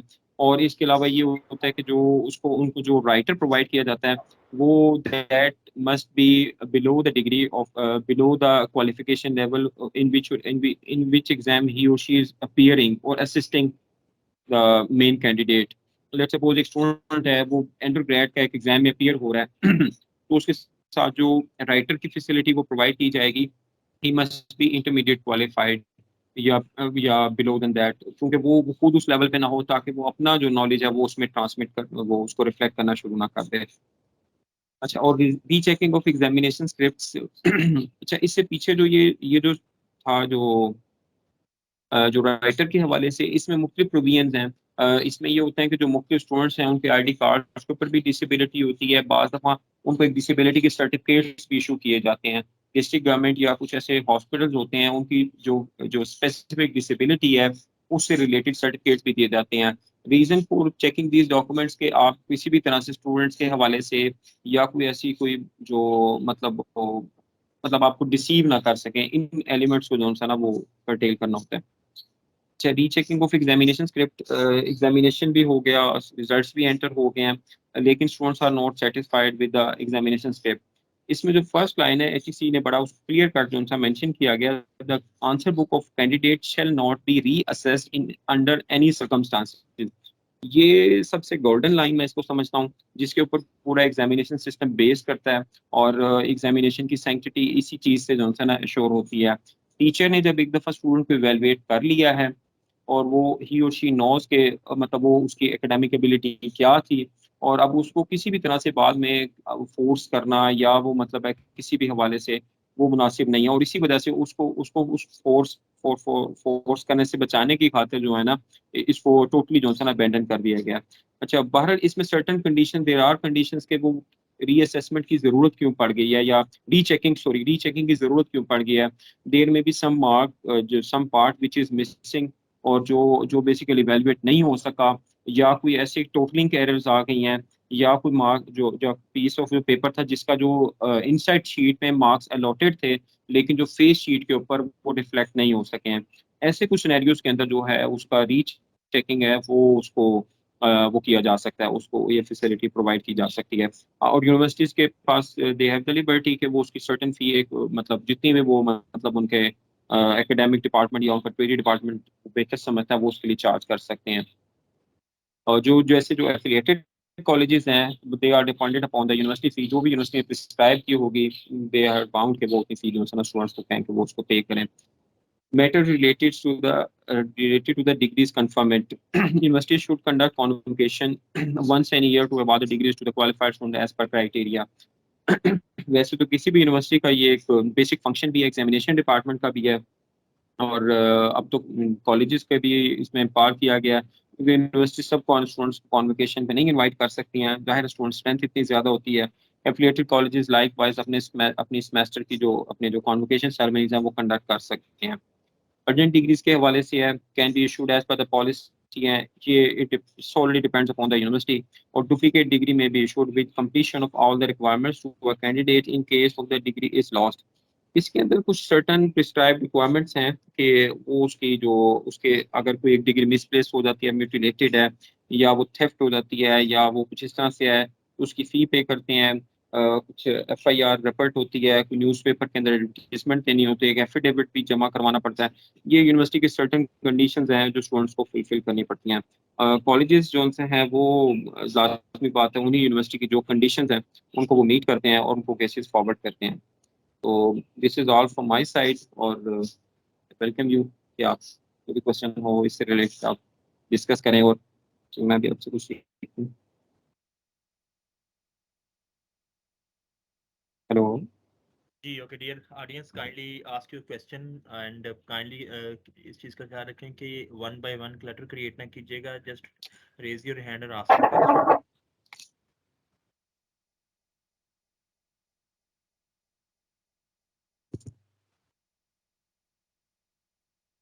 जी ऑडियंस प्लीज़ अपने सवालात हैं आपके कोई तो वो आप पूछ सकते हैं, डॉक्टर साहब हमारे साथ मौजूद हैं। आपकी कोई भी क्वेश्चन रिलेटेड टू जो BS4 ईयर प्रोग्राम है इसके चैलेंजेस हैं। जी सर, मैंने पूछना था कि जो आप फ्रीजिंग ऑफ सेमेस्टर कहते हैं कहाँ है, आपने बताया है उसका पहला सेमेस्टर नहीं हम फ्रीज कर सकते, लेकिन उसके बाद हम फ्रीज कर सकते हैं। तो दैट मीन्स कि हम उसके बाद कितने भी कोई उसकी लिमिट है कि कितने फ्रीज हो सकते हैं, या सिर्फ एक ही फ्रीज हो सकता है ड्यूरिंग द होल कोर्स? जी बिल्कुल ठीक क्वेश्चन है, मैंने बड़ा राइटली सेड आपने। ये चीज़ मैं मेरे ख्याल है वो नहीं इतनी डिटेल में बता सका। जो तो फ्रीजिंग ऑफ सेमेस्टर है ना वो 1 ईयर के लिए अलाउ होता है इन 4 ईयर डिग्री प्रोग्राम। अगर लेट सपोज एक स्टूडेंट ने एक और सेमेस्टर को फ्रीज किया है, तो नेक्स्ट ईयर वो उसी सेमेस्टर जब वो रिपीट हो रहा होगा उसके जूनियर के साथ, उस वक्त वो ज्वाइन करेगा। इट मीन्स कि वो सेमेस्टर तो एक फ्रीज करेगा, लेकिन जो उसका जो जो ड्यूरेशन है that will be spreaded upon a single year, तो वो उसको एक साल फिर वेट करना पड़ेगा, क्योंकि ऐसा नहीं हो सकता कि वो और सेमेस्टर को ज्वाइन कर ले। रीजन बीइंग कि जो अगर प्री रिक्विजिट कोर्सेज हैं आईटी से रिलेटेड हो सकते हैं, जोलॉजी में हो सकते हैं, बीएस जोलॉजी में, बीएस केमिस्ट्री के अंदर और मुख्तलिफ कोर्सेज हो सकते हैं, तो अगर आपने उस स्टूडेंट ने वो प्री रिक्विजिट ही नहीं पढ़े हुए हैं तो उसके जो एडवांस कोर्सेज हैं वो उसको नहीं कर सकता। तो मतलब ये अपॉर्चुनिटी ये एक दफ़ा मिलती है, लेकिन वो उसको जो है ना एक साल के लिए जो है ना ये बात मतलब वो फोर्सफुली आप समझ लें कि मतलब ही और she has to wait for the next semester to come. ठीक है सर, इसका मतलब है कि सेकंड सेमेस्टर अगर उसने फ्रीज कर लिया है तो थर्ड सेमेस्टर वो नहीं ज्वाइन कर सकता unless and until he clears the second semester, only then he can join the third semester, right? जी बिल्कुल ऐसे ही, जी बिल्कुल ऐसे ही है। ठीक है मैम, थैंक यू सर। जी। Any other participant? जी आप नेक्स्ट। इसके अलावा जी dear participants. Excuse me sir, आपने बात की आपने एग्जाम्स का बताया कि मिड टर्म एग्जाम्स और sessional exam. Sir sessional exam से को डिस्क्राइब कर दें, वो किस किस्म के एग्जाम हम ले सकते हैं 20 स्टूडेंट से? जी, मिड टर्म एग्जाम मींस कि जो आपके मिड ऑफ द सेमेस्टर होते हैं, ये बड़ा क्लियर कट है कि लेट सपोज आपकी 16 वीक्स की ड्यूरेशन है, तो आफ्टर कंप्लीशन ऑफ 8 वीक आप जो है ना वो मिड टर्म एग्जाम्स ले सकते हैं। अच्छा, सेशनल मींस कि आपके जो ड्यूरिंग सेमेस्टर जो फर्स्ट जो मिड टर्म से प्रायर जो हैं उसको आप उनसे ले रहे हैं, प्रेजेंटेशंस ले रहे हैं, कुछ आप उनसे क्विज ले रहे हैं, आप एक और एग्जाम उनके साथ वो एक कंडक्ट कर सकते हैं। वो 10% वेटेज का भी हो सकता है, 5% वेटेज का भी हो सकता है, वो आप उसमें सेशनल के तौर पे लिया जा सकता है, क्योंकि जिसके मार्क्स जो है ना वो मतलब जो मीट और फाइनल के अलावा जो है ना वो एड अप होते हैं, वो उसकी 25% है, उसके अंदर ही ये तीनों कंपोनेंट्स आ जाते हैं। मतलब उसमें प्रेजेंटेशंस भी हैं मुख्तलिफ ड्यूरिंग आप एकेडमिक सेशन, लेट सपोज आपने एक टॉपिक कवर करवाया, उसके बाद आप उसका एग्जाम ले सकते हैं, वो खास एरिया उसमें मतलब आपने वो जो है उसको किया है, उसके बाद आप ले सकते हैं। बेसिकली ये जो मिड और फाइनल के अलावा जितने आपके हैं उसमें उसकी मुख्तलिफ टाइप्स हो सकती हैं, जैसे मैंने बताया उसमें प्रेजेंटेशंस ले सकते हैं, आप उसमें क्विजेज हो सकते हैं, और कुछ आप उनको टेक होम असाइनमेंट्स दे सकते हैं। मतलब इसकी मुख्तलिफ फॉर्म्स हो सकती हैं। These are all sessionals. जी अस्सलाम वालेकुम सर। सर हाँ फातिमा जरीन बात कर रही हूँ। तो सर ऐसा हम्म, देखा गया कि कॉलेजेस के पार्ट पे तो स्टाफ मैडम आपकी आवाज़ नहीं ठीक आ रही, सॉरी आप थोड़ा सा जी सर कॉलेज जी बताइए। टाइमली कर रहा होता है, लेकिन यूनिवर्सिटी के पार्ट पे जो है एग्जामिनेशंस कंडक्ट टाइमली नहीं कराए जाते, और अपने स्टूडेंट्स को तो वो टाइमली जो है वो पास आउट भी करते हैं, लेकिन ऐसा होता है कि एफिलिएटेड कॉलेजेस में sometimes it takes 5 years to for BS programme to be completed, तो वो 5 semesters at a time running में आ जाते हैं। तो ये स्टाफ के लिए, कॉलेज के लिए बहुत ज़्यादा ओवरबर्डन वो हो जाते हैं कि वो इंटरमीडिएट के भी बहुत ज़्यादा लार्ज क्लासेस होती हैं, और फिर सेमेस्टर्स भी टाइमली पास आउट नहीं हो रहे होते। तो इसमें यूनिवर्सिटीज़ जो है वो बाज़ात इस तरह से उनका रोल बहुत ज़्यादा इंपॉर्टेंट है कि वो टाइमली कंडक्ट कराएं, और बाज़ात स्टूडेंट्स का भी लॉस हो जाता है कि वो नेक्स्ट सेमेस्टर के फाइनल के करीब आ जाते हैं और प्रीवियस सेमेस्टर का रिजल्ट ही अनाउंस नहीं हुआ होता। ये बिल्कुल बड़ी रियल प्रॉब्लम्स हैं। मैडम ये आप अगर वो शेयर करना चाहें किसी यूनिवर्सिटी से रिलेट कर रही हैं तो मैं मतलब शायद बता दूं, लेकिन ये बड़े रियल प्रॉब्लम्स हैं। इसमें मैडम एक दो चीज़ें हैं, वो ये है कि जो एचईसी प्रिस्क्राइब करती है कि एकेडमिक कैलेंडर, जहाँ पे एक यूनिवर्सिटी के लिए बड़ा ये मतलब वो मैंडेटरी है कि वो अपने स्टूडेंट्स के लिए एकेडमिक कैलेंडर नोटिफाई करते हैं। मतलब academic calendar is very much in the university of Gujarat, information technology university में, और यूनिवर्सिटी ऑफ ओकाड़ा में भी हमने इंट्रोड्यूस करवाया। एकेडमिक कैलेंडर बेसिकली जो एक वो जो डॉक्यूमेंट है, ये एचईसी की भी आप रिक्वायरमेंट फुलफिल कर रहे होते हैं। दूसरा, it is in binding upon yourself as well, कि आपने अगर मैं एग्जामिनेशन डिपार्टमेंट में हूँ तो मैं अपने अपने लोगों को, अपने डिपार्टमेंट को भी बाउंड कर दूंगा कि वो जो जितना भी जो स्केड्यूल है उसके अकॉर्डिंगली उनका टाइम मिड टर्म एग्जाम्स भी हो, फाइनल एग्जाम्स भी हो, और रिजल्ट भी अनाउंस किया जाएगा।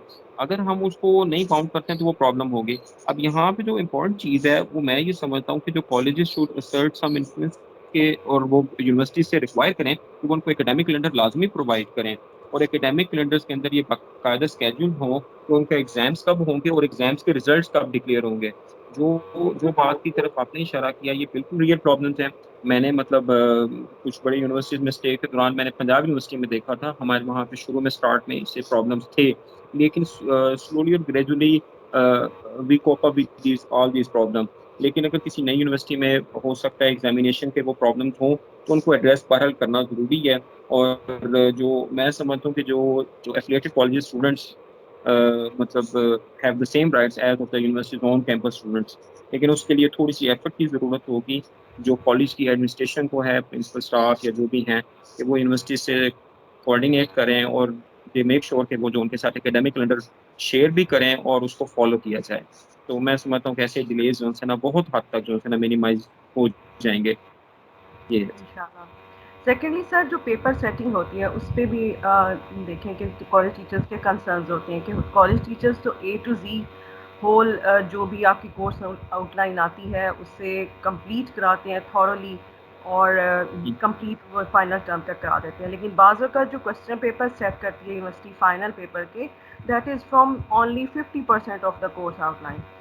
तो जब वो देखा जाता है तो फिर हमें बहुत होता है कि जी हमने तो पूरा डिटेल से एक एक चीज़ बच्चों को कंप्लीट कराई, लेकिन जो क्वेश्चन पेपर आया वो सिर्फ मिड टर्म तक के सिलेबस का था या उसमें जो है वो होल जो आउटलाइन थी उसको कवर नहीं किया गया।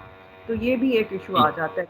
हाँ जी, क्वेश्चन पेपर्स के हवाले से ये एग्जामिनेशन वैसे ये भी एक रियल इशू है। इसको मतलब इनिशियल लेवल पे पंजाब यूनिवर्सिटी ने बड़ा अच्छा एड्रेस किया था।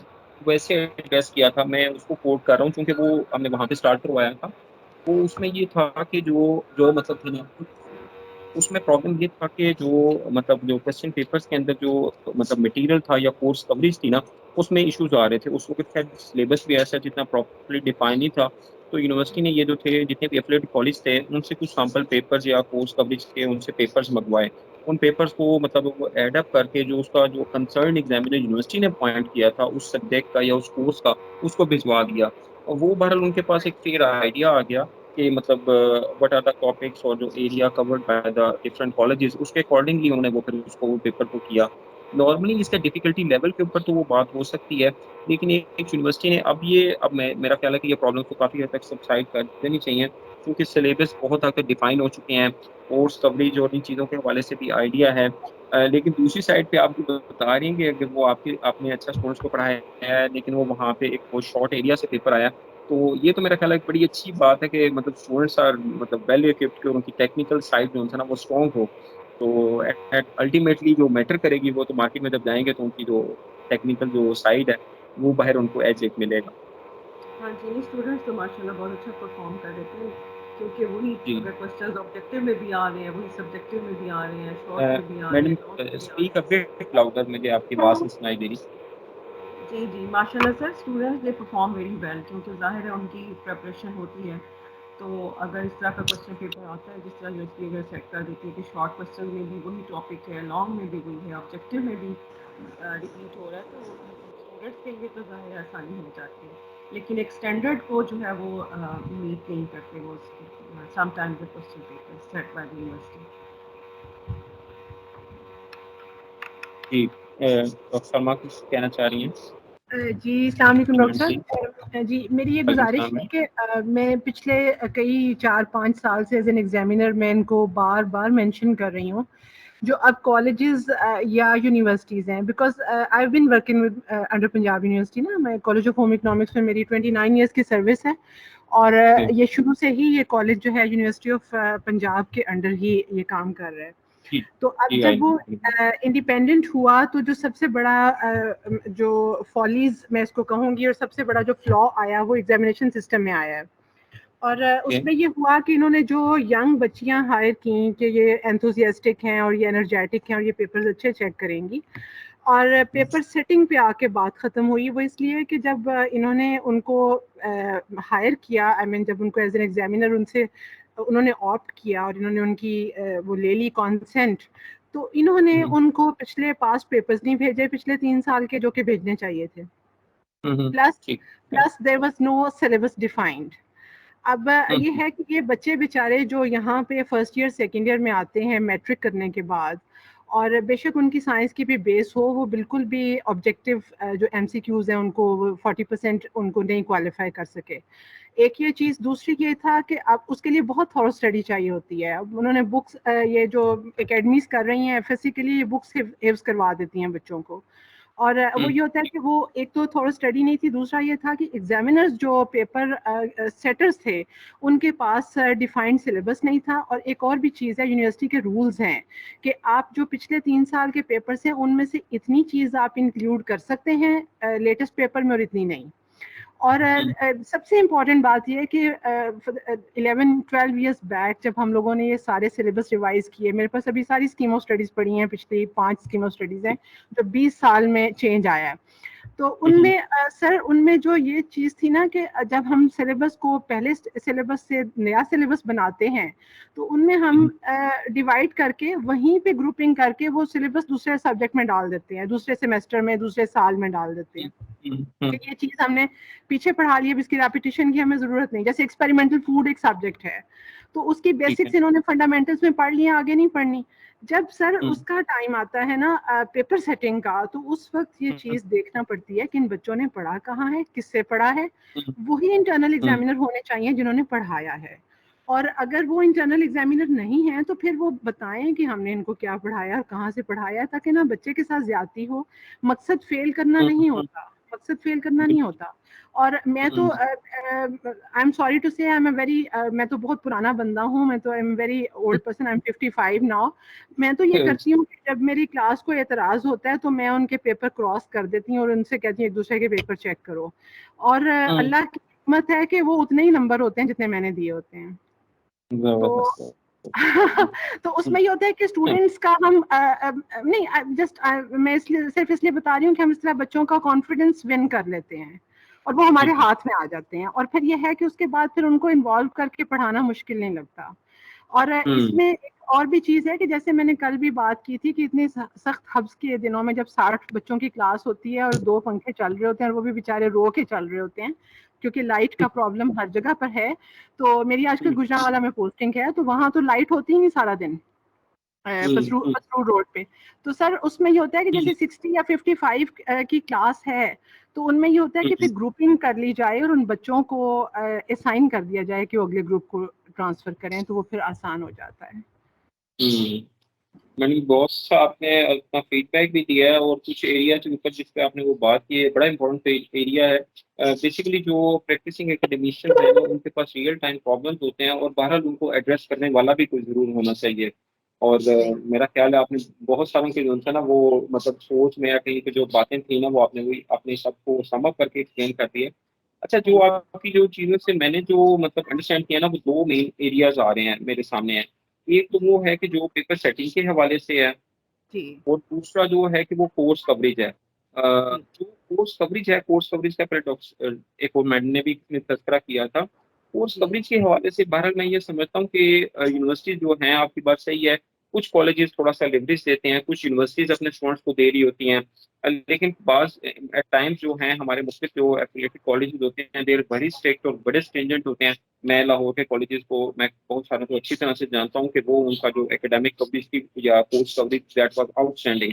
और लेकिन अब उसके मुताबिक अगर आपका पेपर नहीं आता तो स्टूडेंट शायद अपनी जो है ना वो अकॉर्डिंगली ना, जैसे आप अपना टेम्परेचर सेट करते हैं उसके अकॉर्डिंगली आप अपनी जो आपकी डिफिकल्टी लेवल इस तरह हो जाता है तो आप अपनी वो जो एफर्ट है ना उसको भी अकॉर्डिंगली कहीं पे या तो रिड्यूस कर देते हैं या उसके अकॉर्डिंगली सेट कर देते हैं।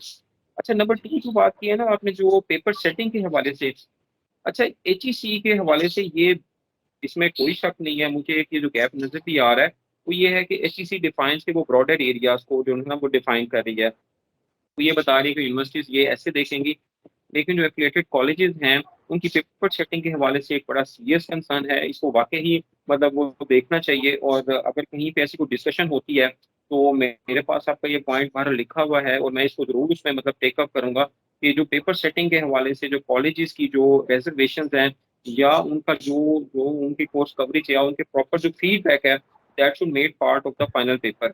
वो जिसमें आपने जिस पेपर में sir it's my humble suggestion कि एक मीटिंग कॉल करें, जो कंसेंट जिनसे लेते हैं उनको पहले एक मीटिंग कॉल करके एक सॉर्ट ऑफ उनको पहले थोड़ा सा उनको डॉक्यूमेंटेड बता दें कि इस तरीके से काम करना है, और फिर 3 साल के लिए किसी को हायर कर लें और फिर 3 साल उनसे काम लें, फिर अगली जनरेशन को ले लें। आई मीन मेरा मतलब है कि उनको ट्रेन करना चाहिए पेपर सेटिंग के लिए और चेकिंग के लिए भी। It's a great responsibility. और मैं तो रिफ्यूज कर देती हूँ, मैं कहती हूँ यार मेरा तो अपना हिसाब देने वाला है, मैं आपका कैसे लूँ। इसमें मैडम एक चीज मैं बहरहाल फिर भी ये समझता हूँ कि जो कॉलेज एडमिनिस्ट्रेशन है, जैसे मैंने बात की कि अभी वो प्रीवियसली बात हो रही थी कि रिजल्ट्स नहीं लेट आते हैं, वो बड़ा ही वैलिड पॉइंट था। देखें, अगर आप एक कॉलेज है वो एक डिपेंडेंट है और वो उन रूल्स को पूरी तरह कंप्लाई कर रहा है जो यूनिवर्सिटी ने उनको मतलब वो दिए हैं, और वो HEC और उनकी कंडीशन को भी मीट कर रहा है, तो वो वाई दे आर सफरिंग, तो उनके रिजल्ट्स भी टाइमली होने चाहिए। जैसे वो बाउंड हैं फॉर द सर्टेन कंडीशन, तो उनकी जो एडमिनिस्ट्रेशन है दे शुड असर्ट, और उनको they put some pressure on the university, जो भी एफिलिएटिंग यूनिवर्सिटी है, कि आप हमें स्केड्यूल बहरल दें, एकेडमिक कैलेंडर के ऊपर जरूर इसरार करें, और वो आपको एकेडमिक कैलेंडर प्रोवाइड करेंगे। उसकी वजह ये है कि HEC की तरफ से ये जो आपको राइट्स दिए गए हैं, जो HEC के राइट्स हैं ना, वो बड़े ही वेल थॉट हैं, और वो बड़े ही अच्छे, वो जो ना ऐसे ही जो इमर्जिंग पॉइंट्स जो ना वो एग्रीड अपॉन पॉइंट्स के ऊपर जो ना वो बने हैं, तो एक तो वो लें। दूसरा ये है कि जो कॉलेज एडमिनिस्ट्रेशन ना बहरहाल ये जो है ना इन राइटिंग में ये अपनी जो रिजर्वेशन हैं ये यूनिवर्सिटी को जरूर भेजें। और आपने एक अच्छे फॉर्म के ऊपर ये चीज़ें बताई हैं, मतलब आई वुड इनकरेज कि अगर आप बाकी पार्टिसिपेंट्स की जो आपके कुछ फीडबैक में आपसे मैं अपना वो एक अपना ईमेल ID भी शेयर करूंगा, वो मुझसे ज़रूर शेयर कीजिएगा। अगर मुझे कभी मौका मिलता है कुछ इसमें मॉडिफिकेशन के हवाले से और कुछ ऐसे एरियाज के हवाले से जो एक बड़े रियल टाइम प्रॉब्लम्स हैं और वो हमारे एग्जिस्टिंग सिस्टम में एड्रेस नहीं हो पा रहे हैं, तो हमें वहां से उसको एड्रेस करवाएंगे जहाँ पे वो that will be binding upon all. तो वो मेरा ख्याल है कि इस चीज़ को बेहतर कर लेगी। फॉर द टाइम बिंग आपकी भारत एडमिनिस्ट्रेशन जो है ना वो यूनिवर्सिटी से कोऑर्डिनेट करे, उनसे रिक्वेस्ट करे, या उनको इस तरह से भी प्रेशराइज करें कि वो आपको जो है ना वो पेपर कवरेज या जो है ना वो कंटेंट्स जो हैं वो प्रॉपर्ली जो है ना वो एग्रीड अपॉन जो है ना उनमें से बनाए जाएं। सही सही। ठीक। Thank you sir. Any participant welcome in. Sir मैं एक और कुछ था कि क्या मिड टर्म का कोई ऐसा भी यूनिवर्सिटीज बाजू का ऐसा करती हैं कि मिड टर्म का जो सिलेबस होता है, यानी जो भी पेपर सेटर है बाजू का इसको वो स्किप कर देता है, तो क्या इसमें कोई परसेंटेज होती है कि कितने परसेंट मिड टर्म से जो पहले सिलेबस है उसको इंक्लूड करना है फाइनल टर्म एग्जाम में?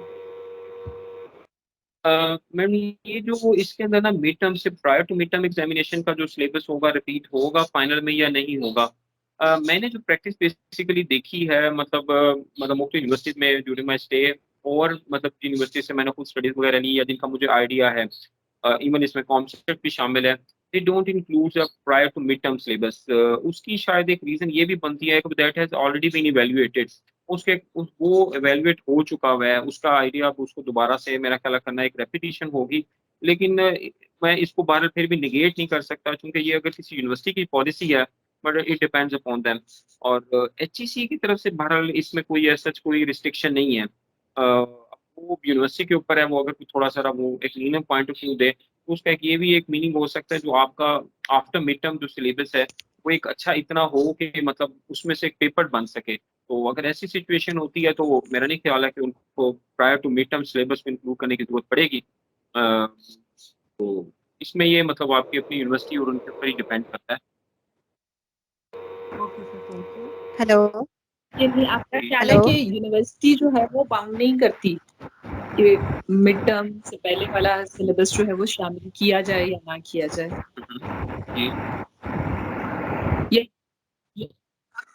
ये नहीं, सॉरी, HEC जो है वो ये बाउंड नहीं करती, लेकिन जो है ये यूनिवर्सिटी अपने अपने लिहाज से जो है वो इसका डिसीजन लेती हैं।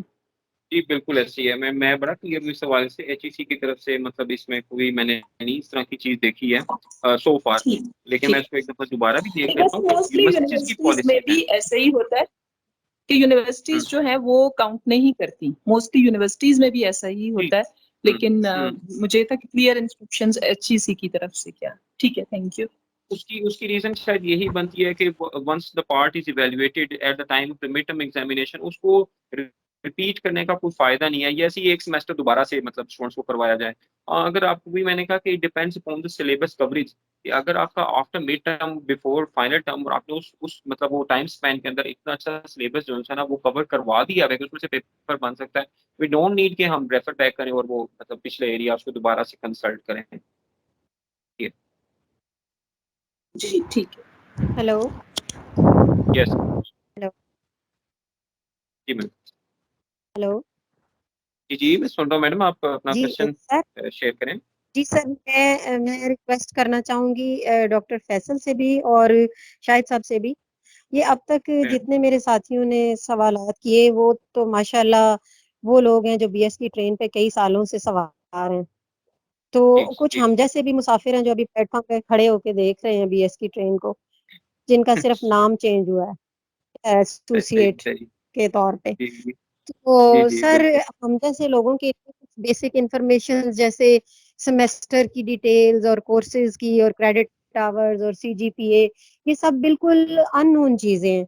तो काइंडली कुछ ऐसा कीजिएगा कि ये basic information clear cut form में हमें मिल जाए। बिल्कुल ऐसे ही है।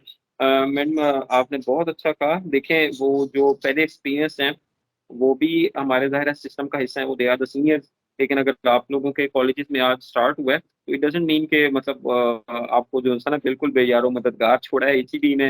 देखें ये this is part of the मतलब वो कैंपेन के वो उनको एम्पावर करना चाहता है और आपको ट्रेन करना चाहता है। मैं मतलब आई वुड प्रेफर कि अगर कभी ऐसा मौका हो तो ये फिजिकल ट्रेनिंग की फॉर्म के अंदर भी हो और ये जो चीज़ें हम लोग फेस टू फेस भी चीज़ें डिस्कस कर सकें। बहरहाल इसके अंदर जो डॉक्यूमेंट्स हैं एचईसी की तरफ से वो बड़े ही एलेबोरेटिव हैं और वो अच्छे डिफाइंड हैं। वो तो वेबसाइट्स पे भी अवेलेबल हैं, मेरे पास भी अवेलेबल है, मैं आपसे शेयर कर दूंगा। लास्ट बट नॉट लीस्ट कि मैंने आपसे कहा था कि आई एम अवेलेबल।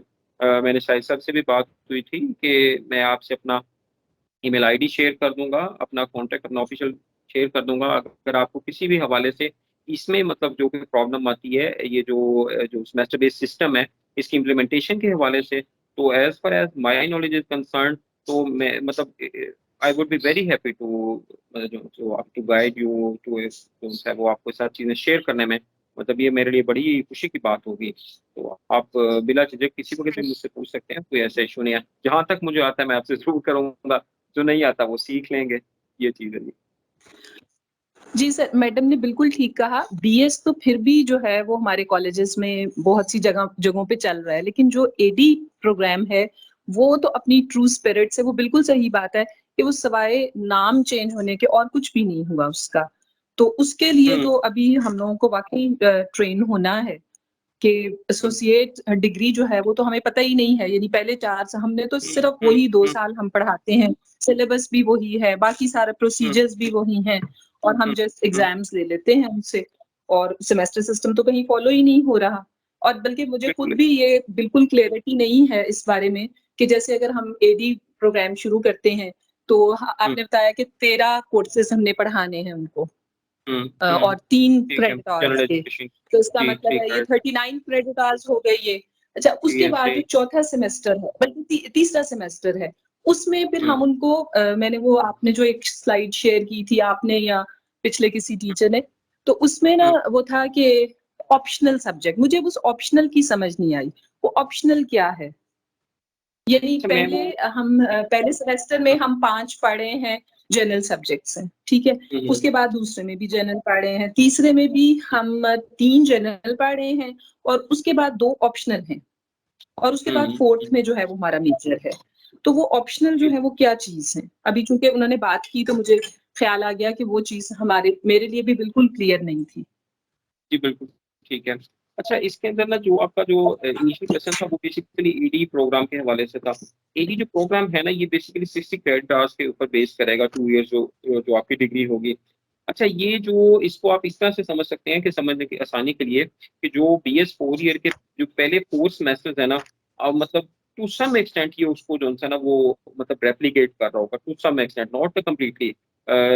उसकी रीजन ये है कि वो अगर बीएस इन जूलॉजी हो रहा है तो उसके अंदर जूलॉजी का जो कोर्सेज हैं वो from the very first semester या सेकंड सेमेस्टर आप इंट्रोड्यूस करवाना शुरू कर देते हैं और ग्रेजुअली उसकी फाउंडेशन बिल्ट अप करके एडवांस लेवल पे चले जाते हैं। अच्छा, अब जो एडी प्रोग्राम है ना, बेसिकली ये एडी एक जो जनरल सॉर्ट ऑफ प्रोग्राम है। एडी हो सकता है कि ये लेटर ऑन कुछ खास स्पेशलिटीज के साथ भी दिया जाए। बहरहाल इसके अंदर एचईसी ने जो प्रोविजंस क्रिएट की हैं वो ये हैं कि लेटर ऑन आप इसको टॉप अप कर सकते हैं with with you under this program and take admission into the BS program. तो उसके अंदर आप इसको जो है ना वो 4 इयर्स में भी जा सकते हैं।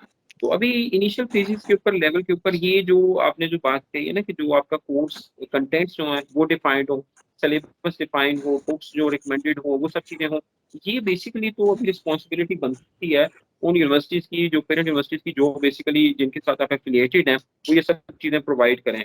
और अगर वहां से प्रोवाइड नहीं की गई हैं तो मैं समझता हूँ कि आप लोग उनसे जो है ना वो एक मीटिंग करें या उनसे कहें कि वो ये चीजें प्रोवाइड करें, क्योंकि वो ये उनकी रिस्पॉन्सिबिलिटी। और इसमें प्रॉब्लम ज्यादा नहीं है क्योंकि चूंकि ऑलरेडी BS4 ये प्रोग्राम सक्सेसफुली मतलब जो है ना चल रहा है। जो नेक्स्ट चीज थी वो था आपका कि जो ऑप्शनल सब्जेक्ट्स, अच्छा ऑप्शनल सब्जेक्ट्स ना वो BS4 ईयर प्रोग्राम्स में भी होते हैं और बाकी डिग्री प्रोग्राम प्रोफेशनल डिग्रीज में भी होते हैं। इसमें ना जो HEC की तरफ से जो है ना वो कोर्स की ना कोर्सेज की डिफरेंट जो है ना कैटेगराइजेशन है। एक उसमें जो फाउंडेशन कोर्सेज हैं, एक उसके अंदर जो मतलब मेजर और माइनर्स हैं।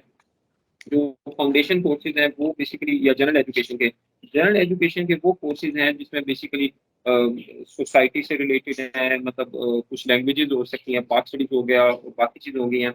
ऑप्शनल पेपर मतलब ऐसे पेपर हैं जो बेसिकली उस डिग्री का बेसिक पार्ट तो नहीं है, लेकिन उसके अंदर जो जो बिगर पूल अवेलेबल है, लेट्स सपोज अगर मैं मतलब मिसाल लें कि हम सोशियोलॉजी के अंदर है, एंथ्रोपोलॉजी हो सकती है, या कोई और एक ग्रुप सब्जेक्ट्स वहाँ पे सोसाइटीज ऑफ मतलब एंशियंट सोसाइटीज हो सकती हैं, इंडो पाक हिस्ट्री हो सकती है। उसमें से जो पेपर ऑप्ट करने की ऑप्शन होती है ना वो होती है। लेकिन बहरहाल मैं एक चीज जरूर इसमें क्लियर कर दूंगा, ये नॉर्मली ये जो ऑप्शंस है ना इनको रिस्ट्रेन कर दिया जाता है at the level of the colleges. Universities के अंदर चूंकि 40 स्टूडेंट्स को मैनेज करना ग्रेजुअली मतलब किसी हद तक जो है ना वो आसान होता है कि आप उनको ऑप्शन में कुछ डिफरेंट ऑप्शन दे सकते हैं।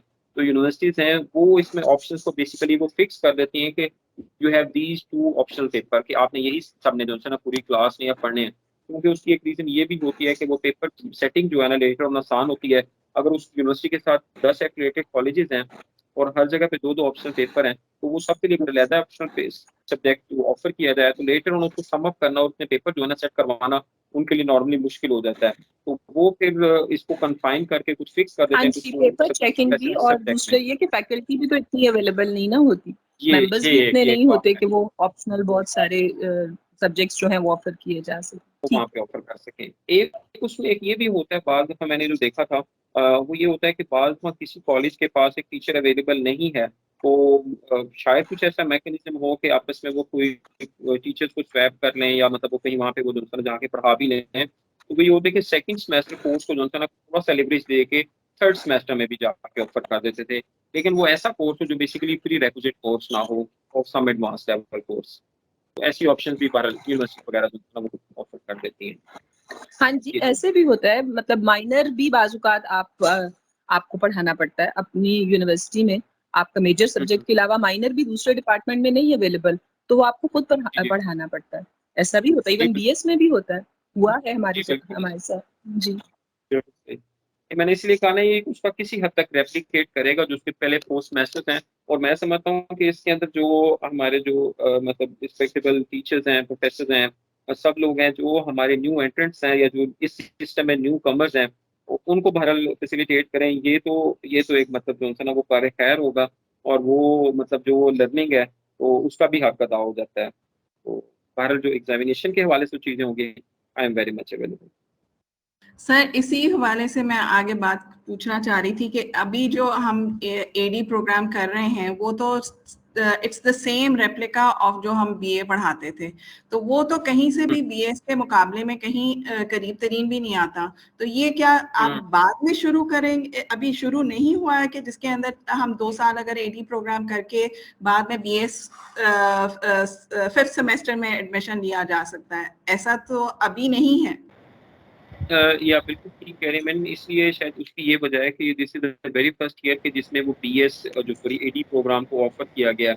अब बहरहाल यूनिवर्सिटीज को जानता हूँ कि जिन्होंने जो हमारे इवन जो कन्वेंशनल सिस्टम से BA BSc 2 इयर्स करके आते थे, उन लोगों को अपॉर्चुनिटी दी कि they may enroll themselves in 4 year programme by taking admission into the 5th semester. वो एनुअल सिस्टम का उनका होता था प्रीवियस बैकग्राउंड, लेकिन उनको 5th सेमेस्टर में बीकॉम ऑनर्स में एडमिशन मिले, बीबीए ऑनर्स में मिले। यूनिवर्सिटी ऑफ कुपवाड़ा के एग्जांपल मेरे पास हैं। यूनिवर्सिटी ऑफ गुजरात ने जो है ना वो बीएस वालों को, सॉरी जो 2 ईयर बीएससी जूलॉजी वालों को, ऐसे लोगों को जो है ना वो 4 ईयर में प्रोग्राम एडमिशन दिया इन द 5th सेमेस्टर। तो वो तो बल्कि मैंने आपको बताया कि दैट वाज अ टफ जो सिनेरियो कि उसमें एनुअल कोर्स सेमेस्टर के साथ उसको आपने कंपाइल करना है, क्योंकि eight the end of the course ये जो 4 ईयर आपने पिछले 2 ईयर्स को अगले 2 ईयर्स के साथ मर्ज करके एक कॉम्प्रिहेंसिव डिग्री देनी है। उसके ट्रांसक्रिप्ट का फॉर्मेट क्या होता है, बाकी चीज़ें क्या होती हैं, वो काफ़ी डिफिकल्ट टास्क था। लेकिन अभी इसको एचईसी ने किसी हद तक आसान कर दिया है। जो एडी है, एडी प्रोग्राम है, उसको वो बेसिकली सेमेस्टर बेस्ड होगा, तो बड़ा बड़ा इजीली उसके क्रेडिट आवर जो है ना वो कैरी फॉरवर्ड हो जाएंगे टू द नेक्स्ट जो बीएस प्रोग्राम होगा, जिसमें जोलॉजी हो सकता है, बॉटनी हो सकता है, केमिस्ट्री हो सकता है, आईटी हो सकता है, या सोशल साइंसेज के सब्जेक्ट बीबी ऑनर्स हो सकता है। तो अभी ये हो सकता है कि इसमें भी उन्होंने ना अपॉर्चुनिटी कॉलेज लेवल पे दी हो, लेकिन वो जैसे जो यूनिवर्सिटी लेवल पे बहरहाल ये जो है ना ऑफरिंग स्टार्ट हो गई है। और कल को अगर ये स्टूडेंट यहाँ से पास आउट करते हैं, दे में हैव द अपॉर्चुनिटी कि वो उन रिस्पेक्टिव यूनिवर्सिटीज में जो है ना 5th सेमेस्टर में लेते हैं, और नेक्स्ट ईयर शायद वो इस तरह से ये फैसिलिटीज कॉलेज में भी प्रोवाइड कर दें। They might be. अस्सलाम वालेकुम। ठीक है, अस्सलाम जी वालेकुम सर, मैं सईदा बानो बोल रही हूँ चिश्तियाँ कॉलेज से, ग्रेजुएट कॉलेज चिश्तियाँ। सर हमारे मैडम। कॉलेज में सेमेस्टर सिस्टम में एडी भी हो रहा है और बीएस भी हो रहा है, और हमारी जो स्टूडेंट्स 4th सेमेस्टर के बाद इस साल उन्होंने इस्लामिया यूनिवर्सिटी के साथ हमारी एफिलिएशन है, वहाँ पे 5th सेमेस्टर में एडमिशन भी ले लिए।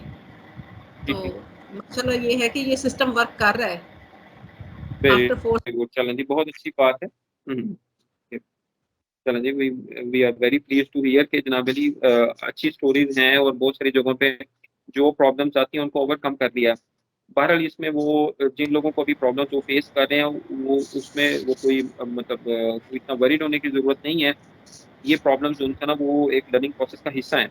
ये प्रॉब्लम्स आएंगे, इन प्रॉब्लम्स को एड्रेस करेंगे यूनिवर्सिटीज भी और कॉलेजेस भी जो म्यूचुअल कोऑर्डिनेशन के साथ। तो लाजमी बात है कि ये ग्रेजुअली हल हो जाएंगे। मतलब एक नया सिस्टम है, उसमें ज़ाहिर है थोड़े से प्रॉब्लम्स आएंगे, उसको अंडरस्टैंड करना, उसकी उसकी जो थीम है या जो उसकी बेसिकली एसेंस है वो बड़ी डिफरेंट है हमारा जो प्रीवियस सिस्टम था।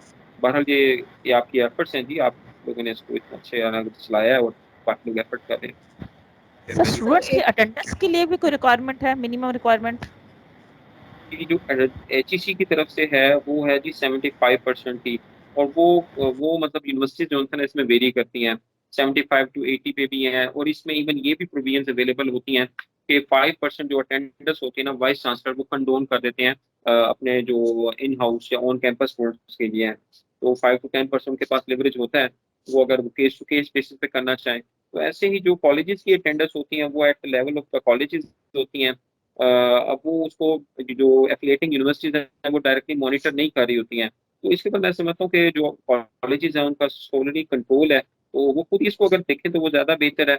और ऐसे स्टूडेंट्स को मतलब अलाउ करें कि जो बेसिकली अटेंडेंस रिक्वायरमेंट उनका फुलफिल कर रहे हैं। तो ज़ाहिर है उससे उससे आपका रिजल्ट जो है ना वो बड़ा बड़ा मैटर करता है, इसके ऊपर बड़ा डिपेंड करता है। तो एक खास थ्रेशोल्ड लेट सपोज उससे तो नीचे नहीं जाना चाहिए, मतलब 65% या 60 से उससे तो नीचे नहीं जाना चाहिए, क्योंकि वो लेक्चर अटेंड करेंगे तो जाहिर है फिर वो कुछ प्रिपेयर करेंगे और वो उसमें एग्जाम में भी डिलीवर कर सकेंगे। कॉलेज के रिजल्ट भी इसके ऊपर बाहर डिपेंड करते हैं। बिल्कुल एक्सक्यूज बिल्कुल, सर, अस्सलाम जी जी वालेकुम जी, सर। वेलकम सलाम। सर मैं फाइजा बात कर रही हूँ, कौन सा कॉलेज बता दीजिएगा। मोहनपुरा कॉलेज रावलपिंडी। जी जी। सर मैं ये पूछना चाह रही थी कि बीएससी जैसे 4 इयर्स प्रोग्राम है, अगर हम 2 इयर्स के बाद कोई बच्चा इसमें ड्रॉप हो जाता है तो उसकी डिग्री की क्या वैल्यू होगी, यानी कोई मिलेगी या नहीं मिलेगी, उसका क्या होगा अगर वो किसी भी वजह से ड्रॉप आउट हो जाता है उसमें से, यानी अच्छा छोड़ देता है, कंटिन्यू नहीं कर पाता? ठीक। मैंने पहले बताया ये बहुत डिपेंड करता है, एचईसी की तरफ से प्रोविजन बहरहाल अवेलेबल हैं। तो एचईसी के जो अंडर ग्रेड पॉलिसी है इसके अंदर अगर आप देखेंगे तो उसमें ये ऑप्शन बहरहाल दी हुई हैं कि अगर एक 4 ईयर प्रोग्राम में स्टूडेंट एनरोल होता है तो आफ्टर 2 इयर्स सक्सेसफुल स्टडी वो एग्जिट ले सकता है। लेकिन इस एग्जिट के अंदर वो बहरहाल एचईसी ने भी ये चीज़ कही है कि they have to fulfil the university requirement. अब यूनिवर्सिटी की ना 2 इयर्स के लिए भी सर्टन रिक्वायरमेंट्स होती हैं कि वो उसमें सब्जेक्ट से रिलेटेड जो पढ़े हों। तो अगर वो उसको एग्जिट देना चाह रहे हैं, तो एडी के रिलेटेड जो सब्जेक्ट्स हैं कम से कम उतने तो पढ़े हों। मार्केट में जाएं तो वो एक डिग्री की वर्क भी हो, उसके साथ वो फिर क्रिएट किया जाता है। क्योंकि आपने एक स्ट्रीम छोड़ी है तो आप दूसरी स्ट्रीम के इक्विवेलेंट तो हो कम से कम। अच्छा, और दूसरा ये इसको वैसे नॉर्मली डिस्करेज किया जाता है। उससे ये होता है कि फिर सब लोग जो है ना वो फिर 2 ईयर एग्जिट की तरफ चल पड़ते हैं। वो तो फिर जो बेसिकली एचईसी का बेसिकली जो इनिशिएटिव है towards the 4 year degree programme, वो बड़ा हैम्पर होता है। तो उसको बेसिकली जो है ना यूनिवर्सिटीज नॉर्मली डिस्करेज करते हैं। लेकिन कुछ ऐसे अनफोर्सीन सिचुएशंस होती हैं, जैसे कुछ फीमेल रेजिडेंट्स होती हैं, उनकी शादी हो गई है, कुछ ऐसे ग्रेजुएट्स होते हैं जिन और वो उनका होता है कि आर्मी में कमीशन मिल गया है या फैमिली बाहर कहीं सेटल हो गई है। अब वो उनके लिए कि बिल्कुल खाली हाथ जाने के उनको कुछ ना कुछ मिल जाए, तो वो 2 ईयर डिग्री होती है। इवन मैं समझता हूँ कि अगर 1 ईयर भी किसी ने कंप्लीट किया हो तो 1 ईयर के ऊपर कुछ नहीं मिल सकता, लेकिन उनको एक इनकम्प्लीट ट्रांसक्रिप्ट जरूर दिया जा सकता है। I have seen so many cases that university of Gujarat के जिसमें 3 साल के बाद भी ना स्टूडेंट्स ना इवन 4 ईयर्स के बाद भी उनकी सीजीपीए रिक्वायरमेंट पूरी नहीं हुई तो उनके पास दे वर एम्प्टी हैंडेड। तो अब उनको प्रोविजनल ट्रांसक्रिप्ट जब हम प्लेन पेपर पे देते थे that was of no use. वो हमसे कहते थे कि आप हमें जो है ना जो यूनिवर्सिटी के ट्रांसक्रिप्ट हैं बेसिकली वो दें। तो फिर हमने उसके लिए बहरहाल एकेडमिक काउंसिल से कुछ परमिशन वगैरह ली, हमने वहाँ से वो इनकम्प्लीट ट्रांसक्रिप्ट अप्रूव करवाया, उसका फॉर्मेट करवाया। तो उसका ये एडवांटेज हुआ कि स्टूडेंट्स को eight the end of the day after their clearance एक ट्रांसक्रिप्ट मिलता था, लेकिन उसमें बहरहाल एक स्टेटमेंट लिखी होती थी कि this does not confer any right or grant of a degree. This shows the incomplete academic record of the students or he or she is not eligible to obtain the degree. ठीक है। अब वो उसके accordingly कहीं university को इसको accommodate कर लेती है, कुछ प्राइवेट अगर कर लेती हैं या अगर अब्रॉड चले जाते हैं, कुछ यूनिवर्सिटीज उसके जो पास कोर्सेज हैं उनका क्रेडिट देते हैं, तो वी आर नॉट कंसर्न। उससे हमारी यूनिवर्सिटी को कोई फर्क नहीं पड़ता। बहरहाल वो ये है कि खाली हाथ ही हम उनको भेजते थे और ये हम लोगों ने बहुत सारी यूनिवर्सिटीज को ऑप्ट किया हुआ है। ये वो चीज़ें हैं जो बेसिकली एचईसी इसके ऊपर इसमें आपको बाउंड भी नहीं करता, लेकिन एचईसी आपको रोकता भी नहीं है। तो ऐसी जो मतलब वेलफेयर से रिलेटेड कुछ चीज़ें होती हैं ना, बहरहाल ये यूनिवर्सिटी में जो डिसीजन मेकर्स होते हैं और या जो इस मतलब फील्ड से रिलेटेड होते हैं, ये उन्होंने ही उसको मतलब जो है ना वो इन्वेंट करना है और उसको इम्प्लीमेंट करना है। ये हमने कोशिश की थी। Thank you sir, thank you. Any other participant? Okay, I think sir there is no more questions. So बहुत शुक्रिया डॉक्टर साहब आपकी तशरीफ़ आवरी का, और यकीनन आपकी ये जो बातें थीं, आपने जो आज का सेशन कंडक्ट किया है, इसने हमारे जो साथी कराम के जहन में बहुत से कन्फ्यूजन्स थी रिगार्डिंग BS 4 ईयर प्रोग्राम, उनको दूर किया होगा। और यकीनन ये जो चीज़ें हैं उनकी प्रोफेशनल लाइफ में और जब वापस कॉलेजेस में जाएंगे ये ट्रेनिंग के बाद, तो यकीनन ये अपने आप में एक चेंज फील करेंगे। डॉक्टर साहब आपकी तशरीफ़ आवरी का बहुत शुक्रिया सर आपका। बहुत शुक्रिया जी शाहिद साहब, आपकी भी मेज़बानी का, और तमाम जो रिस्पेक्टेबल हमारे टीचर्स थे और बड़े अच्छे क्वेश्चन थे जिससे मुझे खुद भी बड़ा कुछ सीखने का मौका मिला। और जो भी मटेरियल जो होगा वो मैं आपके साथ शेयर कर दूंगा, आप आगे फाइनली शेयर कर दीजिएगा। Thank you very much, sir.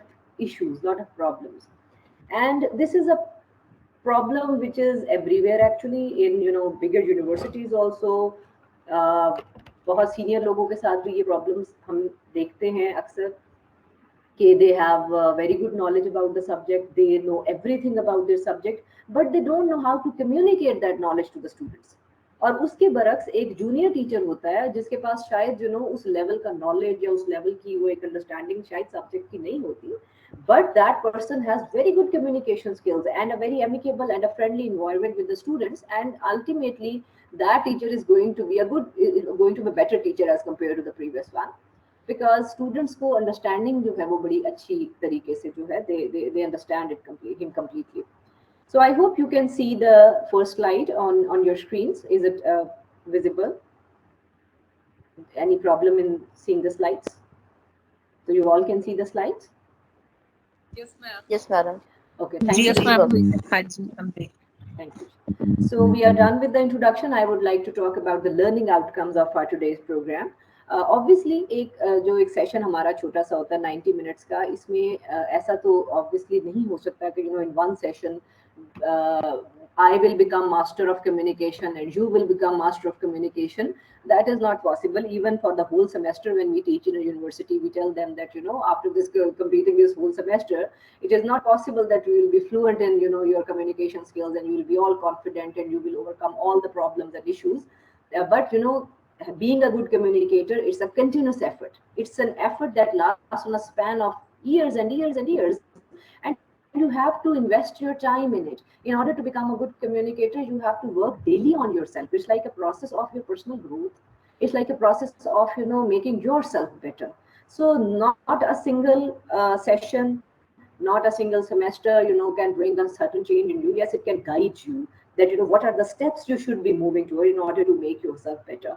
Because in the field of communication, professional communication में भी जब हम बात करते हैं, for example, when we are working on TV, when we are working on radio, तो वहाँ पे एक पूरा process of communication training होता है जिससे हमें गुजरना पड़ता है. पुराने टाइम पे तो खैर ऐसा ही होता था, I don't know now, but एक process था through which, you know, a broadcaster ultimately gets the chance to sit in front of the mic. Otherwise, or फिर जब वो, when the person is sitting in front of mic, that, and even then the process of training continues, and it is, you know, it lasts on a span of years and years, that ultimately, finally, you are, you know, a bit fluent in your communication and you overcome that fear of communication. आप में confidence आ जाता है. You can talk to anybody, you can take interviews from anybody. So, you know, you are comfortable sitting in front of people.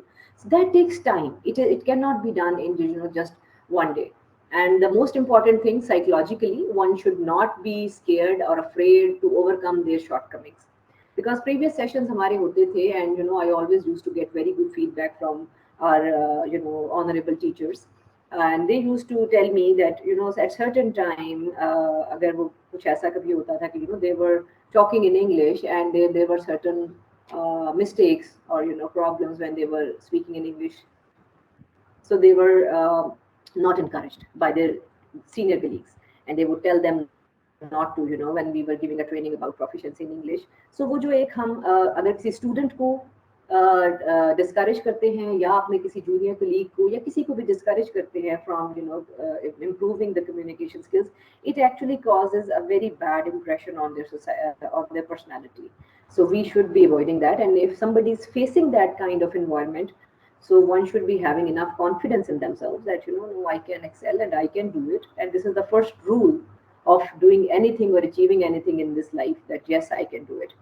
So the learning outcomes of our today's training are, first of all, we would like to talk about, you know, how you can, what are the basic good communication skills, and what are the strategies you can use to improve your communication skills in your professional life, and how you can take advantage of good communication skills. I have always seen in my career that a person with good communication skills stands out from the rest of the crowd, I would say. एक शख्स जो कि किसी भी work environment में काम कर रहा है, किसी भी प्रोफेशनल सेटिंग में काम कर रहा है, जिसके पास अच्छी कम्युनिकेशन स्किल्स हैं, जो कि अपने आप को इफेक्टिवली प्रेजेंट कर सकता है इन front of the audience, in front of people with whom he or she is working, or the students, that person always stands out from the rest. And, you know, it's obviously किसी conference पे गए हैं and you are delivering your paper over there, or, you know, you are in some setting. So the person who effectively delivers the presentation and who effectively speaks up, that person actually stands out from the rest of the crowd. And people actually like listening to that person, because even listening it's an experience. You know, मुझे अच्छा लगेगा if I am listening to somebody confident, somebody fluent, you know, somebody who is using their body language when they are communicating, rather, and they are using their emotions, their expressions while communicating, as compared to a person who is flat, who is not having any kind of expression on their face, the person who is not using any kind of body language, the person who has no change in their pitch when they are talking. कोई ups and downs जिसको हम general tone में अपनी कहते हैं कि एक ups and downs आपकी स्पीच में होते हैं जब आप बात करते हैं या आप स्टूडेंट्स को कुछ कम्युनिकेट कर रहे होते हैं. अक्सर लोगों की एक फ्लैट टोन होती है जिसके अंदर वो सारी बात को जो है वो डिलीवर कर देते हैं. So that is actually that takes out the interest and it becomes very boring. So एक तो हमारे ये छोटे छोटे tips हैं, you know, that we will continue. And then the most important thing is कि जिस तरह से communication का scenario बदल चुका है in today's world, Abhi we have just recovered from COVID-19 period, and in the time of COVID-19, as you all remember, we were all online. हमारी classes online चल रही थी, हमारी meetings online चल रही थी, everything was online, and that online scenario was quite hard and quite difficult for many people. They were not able to grasp the system, that how we can communicate effectively through these softwares like Zoom and Microsoft and other different softwares, Skype, which are being used, and how we can grab the attention of the students. So that was quite a task for all the teachers of colleges and schools and universities. And so, we will discuss that the environment is changing and how with the changing environment we can improve and enhance our communication skills. And the third most important thing is that this communication, which I have designed, is based on, a best-selling book of communication skills, The Art of Public Speaking by Dale Carnegie. And it's a very nice book. I would recommend if anybody is interested in, actually learning and reading about communication skills and enhancing them and improving them, they can always buy this book by Dale Carnegie. Its title is The Art of Public Speaking. I have included a few, chapters, chapter outlines actually in this training, so we all can learn about it. So I have discussed the training module with you, and during that, at the end of the training, or in the middle of the training, I'll be definitely asking all of you the communication barriers you normally face when you are teaching your students. Because obviously the students, they come from different cultural backgrounds, the students, they are coming from different family backgrounds, and a teacher has to cope with everything in the class, and how you are coping, how you are communicating, and how you are overcoming the barriers, and what are the biggest barriers you feel exist in the Pakistan education system this day. We will be discussing that as well. So now starting the kindly, if you could mute your mic, somebody is talking, Miss Shazia Mushtaq, I guess. If you could kindly, madam, if you could mute your mic, thank you. So coming back to communication skills, let's start with the science of speaking up. सबसे बड़ी चीज़ जो कि मैं life में एक experience करती हूँ with the students and with the teachers also, in any setting, in any professional setting, the first thing that we experience is the fear of speaking up. खौफ बात करने का, डर.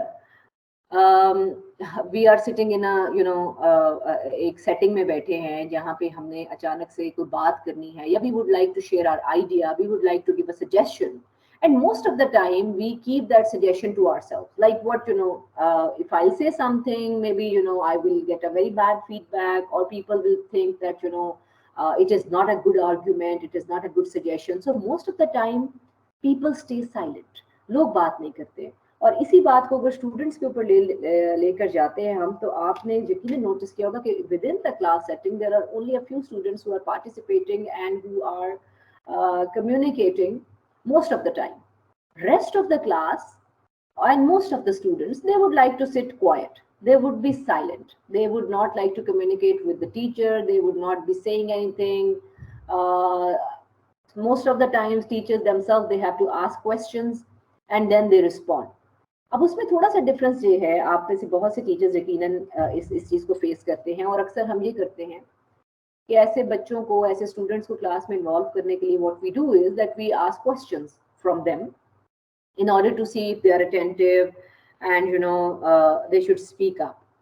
My approach is a little bit different here, or I would like to suggest here to all the teachers that instead of just asking them academic questions to make them talk, or to make them speak to you, we can talk to them in about some journal things of their interest. A student who is totally, who stays silent in the class, who is quiet all the time, जरूरी नहीं कि उसे सिर्फ academic questions के through जो है वो उसको बात करने पर किया, क्योंकि नॉर्मली बात करना लोगों के लिए उस एरिया में आसान होता है जिसके बारे में वो बेहतर जानते हैं. सो स्टूडेंट से when we most, आप भी सब करते होंगे कि we sometimes come to their level, we talk about things of their interest, what they watch on TV, what they listen, what type of music they are listening, what type of clothes they wear, how they style themselves, how they, these are small table talk. which we actually do with the students. और उसमें अक्सर ये होता है कि most of the time there are certain students who never speak up, but when we are having this kind of general conversation in the classroom, then they also start talking. So fear of speaking up, fear of talking to the teacher, fear of standing up and presenting your problem, fear of giving a suggestion, this is a psychological problem which exists with many human beings. And even when a child starts education in their school, in KG or prep or whatever classes 1, 2, they have this fear. And if it is left untreated, अगर teacher की उस पे attention नहीं जाती है, तो it stays with them for the rest of the life. Now, most of the time ये भी होता है कि many to talk because maybe the medium of communication is English, and they are not comfortable talking in English, and they feel if we are not giving a response in English, so then maybe the teacher is going to the teacher would feel good about it, that we should be talking in English. So one is the encouragement of communication. We are not saying that we have to communicate in English or Urdu or Punjabi or any other language. The purpose is communication. Whatever language they would like, they are comfortable in. First step is to make them comfortable to communicate to the teacher, to communicate to their class fellows, to communicate with the rest of the class effectively. So this bubble that becomes when somebody is silent, a bubble is created around that person in which they stay all the time. And there is a theory also in mass communication which is called the spiral of silence theory, that only a certain segment of society give their viewpoints, only a certain segment of society is there to present their viewpoint, and the rest of the society, most of the time, they are quiet. And the quiet people, they go into a spiral of silence, and their arguments, their suggestions, their thoughts, they are only left to themselves. So it does not come out to other people. So this social threatening and fear of people, a social threat, anxiousness, uneasiness, stressful social situations, these are the problems which would create a fear in the mind of a person, and they would not like to talk. So first barrier is you have to make sure that no student in your class is having this fear of communicating to you. No student in your class is in this spiral of silence, in his or her own bubble, where they actually feel that if they will say anything in the class, it will not be appreciated. So now coming to the next point, acquiring confidence before an audience. So the key to this is practice, practice, and practice. There is, as I said earlier in the beginning of the session, कि कोई भी चीज़ एक दिन में या एक हफ्ते में या एक महीने में उसकी लर्निंग कंप्लीट नहीं हो सकती. It's a life long process. जितनी ज़्यादा हमें प्रैक्टिस होती है उतना ज़्यादा we become fluent. Obviously we all know this. आपकी माशाल्लाह इतनी लंबी सर्विस है. You are dealing with students, and if you remember your first day when you gave your first lecture, so that was a completely different feeling. That was a completely different scenario when you delivered your first lecture. And now when you go into your class and it's your daily job to go and deliver your lecture, so that's a different thing. So that you have got that confidence because of your daily practice. And now if we have to give this level of confidence to our students, obviously we in universities, in colleges, we encourage that students should be coming up with their presentations. Unfortunately हमारे पास कुछ semester system में भी ऐसा सिलसिला होता है कि वक्त बहुत कम होता है, और मैक्सिमम आप 1 से 2 प्रेजेंटेशंस पूरे सेमेस्टर के अंदर जो है वो स्टूडेंट्स की ऑर्गेनाइज करते हैं because of the large number of students, और वो इतना पॉसिबल नहीं होता कि हम बार बार जो है वो वर्बल स्किल्स की प्रैक्टिस करवाएं या ओरल स्किल्स की प्रैक्टिस करवाएं.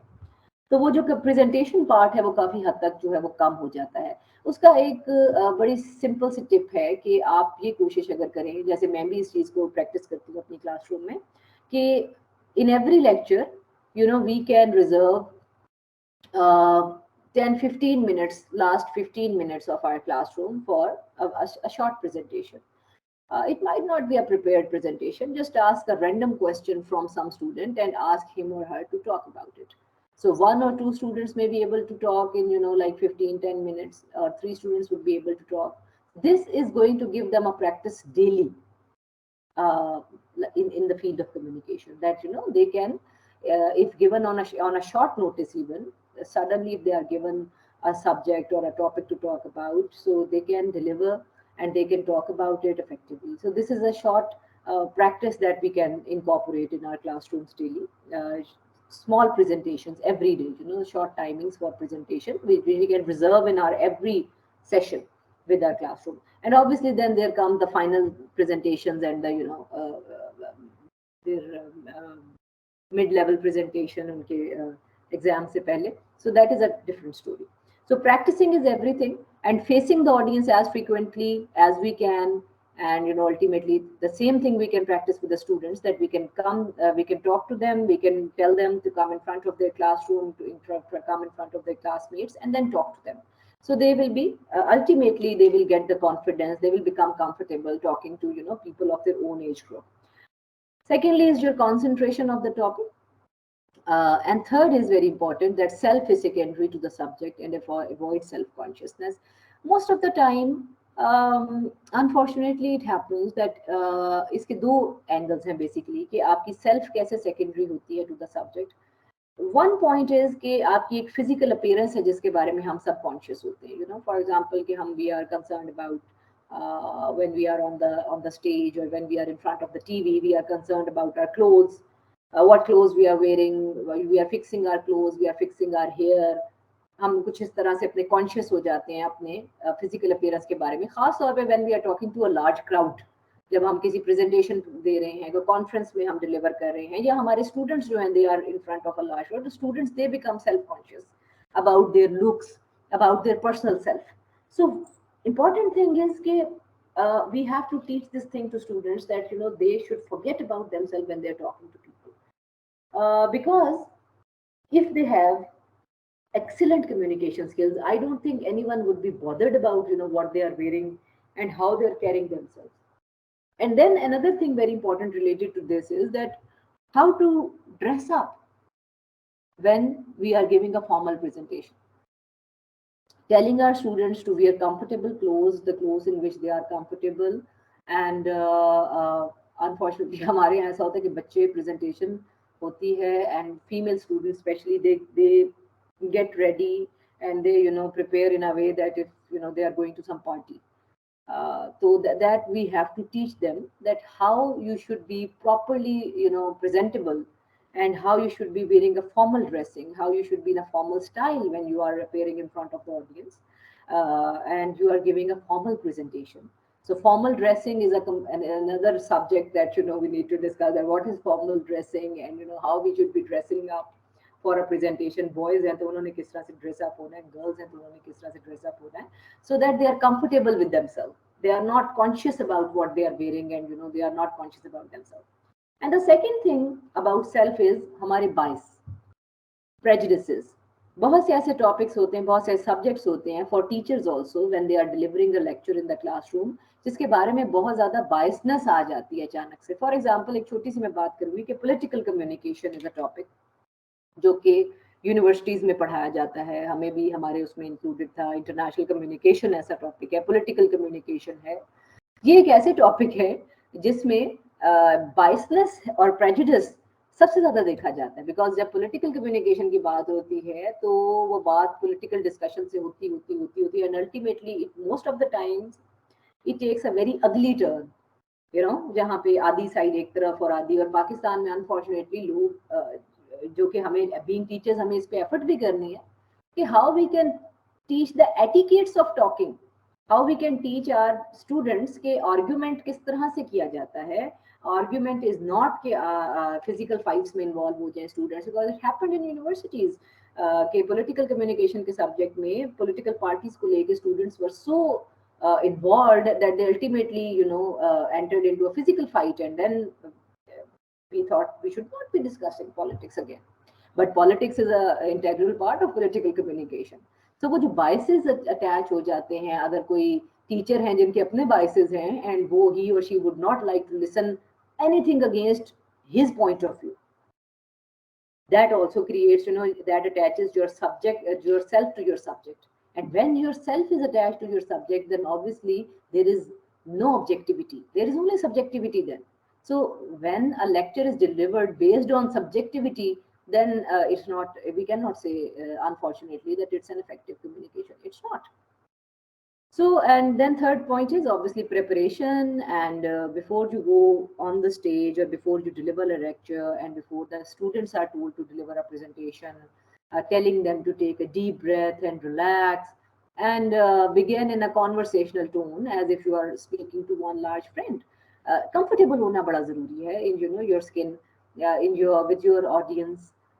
जैसे मैं आप सबसे बात कर रही हूँ, I cannot see obviously all of you, but I'm comfortable talking to all of you because I feel that it's a mutual exchange of learning and sharing, and you know, a conversation between you and me. It's a discussion between you and me.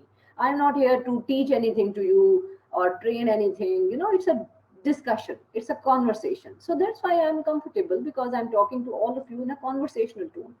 And this is how our classroom lectures should be.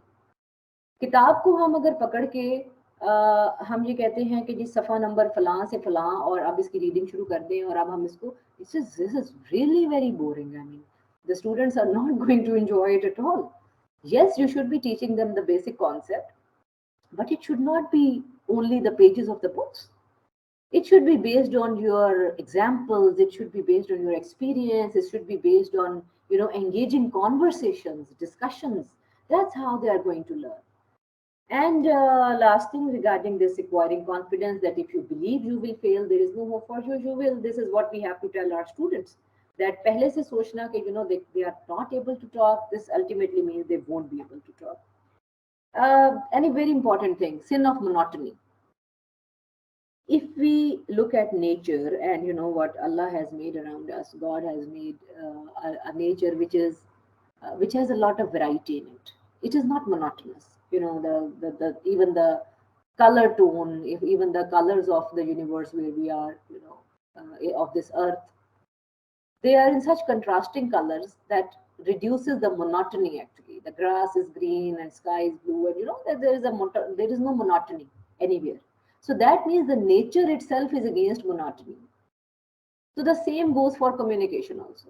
A monotonous tone of a teacher when he or she enters in the class, and you know, they start a subject, they start talking about it, and you know, मुझे ऐसे teachers याद हैं अपने time पे कि होते थे actually, they would just enter the classroom, they would not like to exchange a single बातचीत या कोई जेस्चर या बच्चों से कुछ स्टूडेंट से डिस्कस करना या उनका हालचाल पूछना या ये पूछना कि आपका दिन कैसा गुजरा है, you know, general table talk, वो नहीं पसंद करते थे. और वो जैसे ही क्लास में आते थे वो फौरन से लेक्चर शुरू करते थे और क्लास के एंड तक जो था वो लेक्चर उसी मोनोटोनस टोन के अंदर वो डिलीवर हो जाता था, and then the class would end. मुझे अच्छी तरह से याद है कि ऐसे टीचर्स का जो लेक्चर था, normally most of the time हम ये करते थे कि घड़ी देख रहे होते थे, यू नो, वी वर कब टाइम खत्म होगा, क्लास कब खत्म हो रही है, because we were not engaged in that you know communication. It was so monotonous for us. और मोनोटनी की वजह से होता है कि you know students they feel sleepy in the class, they are yawning, they are not attentive. Specially अगर आपकी afternoon classes हैं गर्मियों में या सर्दियों में भी इवन, तो जो आफ्टरनून सेशंस होते हैं बहुत डिफिकल्ट होते हैं लेने, बिकॉज उसमें बच्चों का जो एनर्जी लेवल होता है, जो स्टूडेंट्स का energy level is very down. So it is very difficult to engage them in a conversation, to engage them in the lecture. Most of the time they are sleeping. So monotony जो है, it is a sin. Communication में monotony को एक sin कहा जाता है, और monotony से हमारी अपनी limitations जो हैं वो पता चलती हैं. Unfortunately जब हम ये ऑनलाइन बात करते हैं, जैसे कि अब आप मुझे नहीं, मेरे सामने नहीं है, मैं आपको, आप मेरे सामने नहीं है, तो एक हमारी एक ओरिजिनल सेटिंग नहीं है. ओरिजिनल सेटिंग में हमारी बॉडी लैंग्वेज, हम कम्युनिकेशन जो है वो डबल हो जाती है, एक तरह से इंटेंसिफाई हो जाती है. लेकिन with these barriers which we are facing out now, तो यहाँ पर भी कभी कभी हमें फील होता है एक मोनोटनी कि शायद you know we are you know listening to a monotonous thing. So which is unfortunately the fault of the barrier between us. And power of speech को मल्टीप्लाई करना बड़ी इंपॉर्टेंट चीज है कि we can multiply the powers of speech by increasing our tools. Now what are our tools? Tools के बारे में हम बात करेंगे कि कम्युनिकेशन टूल्स कौन से हैं जो कि आप डेली अपने क्लासरूम में यूटिलाइज कर सकते हैं in order to improve your communication. And इसमें एक छोटी सी बड़ी अच्छी एग्जांपल है कि how would you feel striking the same note on the piano over and over again. Obviously, it won't be creating any kind of music. It would be just a monotonous tone that you are listening. So one should be avoiding monotony in the lecture. आपकी कोशिश करें कि आपका lecture जो है वो बड़ा interesting हो, सबसे इम्पोर्टेंट बात डिस्कशन बेस्ड हो, कॉन्वर्सेशनल हो, so you can avoid monotony. Coming up next is efficiency through emphasis and subordination. हमें बचपन में एक चीज़ सिखाई जाती है, ख़ास तौर पे जो आप में से बहुत से लोग, मैं भी, हम एक टाइम होता है कि जब डिबेट्स में और स्पीचेस में अपने स्कूल्स को, कॉलेजेस को रिप्रेजेंट कर रहे होते हैं, तो उसमें बेसिक ट्रेनिंग ये होती थी कि what are the areas where you have to emphasize certain words and what are the areas where you have to use subordination in certain words. तो subordination को इस्तेमाल किस तरह से किया जा सकता है और एम्फेसिस को कहाँ पे इस्तेमाल किया जाता है, इसमें सबसे इंपॉर्टेंट बात इस स्लाइड में अगर आपको नजर आ रही हो तो वो ये लिखी है कि to yell is not a sign of intelligence और फीलिंग. अक्सर टीचर्स ये करते हैं कि in order to control their class, in order to make them attentive, they would start yelling at them. अपने आवाज को ऊंचा करना और शाउट करना. शाउट करना कभी भी आप के जो है वो जैसे कहते हैं कि हम शाउट करने से, अगर मैं शाउट कर रही हूँ तो आई will not appear more intelligent or I will not be having an effective communication. ये नहीं कहा जा सकता कि इस शख्स की बहुत effective communication. So shouting is no solution to anything. Yelling and shouting and raising your voice and using a very stern tone, इसका मतलब emphasis does not mean this. Emphasis mean कि एक हम आगे एग्जाम्पल भी इसकी देखेंगे, एक एक्सरसाइज भी देखेंगे. The same sentence को when you are talking about it in front of the class, you have to deliver it differently. किसी वर्ड को कुछ एम्फेटिक वर्ड्स होते हैं, जैसा कि आप देख रहे होंगे स्लाइड पे, कुछ एम्फेटिक वर्ड्स होते हैं जिन पे we go very slow. There are certain emphatic words जहाँ पे we go for a high pitch, and then there are certain emphatic ideas जहाँ पे आप लो टोन पे चले जाते हैं. लाइक हम सभी स्पीचेस वगैरह सुनते हैं इंटरनेशनल लीडर्स की, प्रेसिडेंट्स की, प्राइम मिनिस्टर्स की, यूनाइटेड नेशंस में अक्सर स्पीचेस होती हैं. सो कुछ ऐसे एरियाज होते हैं जिसके ऊपर प्रायोरिटीज बहुत ज़्यादा होती हैं. उन प्रायोरिटी एरियाज को भी नो कि या तो सबऑर्डिनेशन में बोला जाता है और या फिर एम्फेसिस में बोला जाता है. This basically depends on you, where you feel कि ये वाला जो, अगर मैं इस वर्ड को एम्फेसिस में बोलूँ या सबऑर्डिनेशन में बोलूँ, what is effective for me. So that you have to decide. For example, if we have a look at this exercise, आप देख रहे हैं कि आपकी स्क्रीन पे एक सेंटेंस लिखा है. Destiny is not a matter of chance, it is matter of choice. It is a matter of choice. So all caps means कि मैंने एक ही monotonous high pitch tone में इसको पढ़ दिया कि destiny is not a matter of chance, it is a matter of choice. This is one flat tone. Now in the second sentence, I have highlighted the words, two words, destiny and choice. That means I'm going to emphasize the word destiny, and the second word I'm going to emphasize is choice. So that means destiny is not a matter of chance, it is a matter of choice. So I'm emphasizing on two words, and with the delivery of this sentence, it has actually changed the connotations of the sentence. Now in the third sentence, we are emphasizing on the word not. So that means destiny is not a matter of chance. It is a matter of choice. So we are basically emphasizing on the word of not and it is. And similarly, in the other sentences, we have changed the emphasis. So right now, obviously I'm just in a discussional, in a conversational tone with all of you. लेकिन अगर हम इसको prepare करके इस exercise के ऊपर इसको students को भी करवाते हैं class में, कि same sentence with emphasis on different words, and then we ask them to say it. For example, I can invite one student and I can tell him or her to say the first sentence. How would you say it? He will say it. The second person will come. I'll ask them to give emphasis only on destiny and choice, then not and its, and then matter of, and then chance and choice. And then I will ask the students to differentiate how they felt the difference in these 5 sentences, the rest of the class, how they felt the difference. It is going to teach them that how they can use subordination and emphasis when they are talking to each other, when they are giving presentations. And the same goes for teachers. while giving your lecture, while delivering your lecture, for example आप किसी important theory पे model पे बात कर रहे हैं, students को पढ़ा रहे हैं, कौन से एरियाज हैं जहाँ पे आपको फील होता है कि वहाँ पे आपको एम्फेसिस देना चाहिए, और कौन से ऐसे एरियाज हैं जहाँ पे आप फील करते हैं कि आपको सबऑर्डिनेशन में बात करनी चाहिए. Next step is efficiency through change of pitch. Pitch का वर्ड हम अक्सर इस्तेमाल कम्युनिकेशन की लैंग्वेज में, साइंस ऑफ कम्युनिकेशन में, we use the word pitch. So pitch is actually the relative position of a vocal tone. It is high, medium, low और any variation between. आवाज की जो हमारी वेरिएशन है उसको पिच कहा जाता है. और अगर हम म्यूजिक से दिलचस्पी हो आपको, कि मेरी तो my whole life is in the field of broadcasting, so I'm very much into music, so I give a lot of examples from music. So Nusrat Fateh Ali Khan has a different pitch and Noor Jahan has a different pitch. इसी तरह हमारे हर singer की एक pitch जो है वो different है.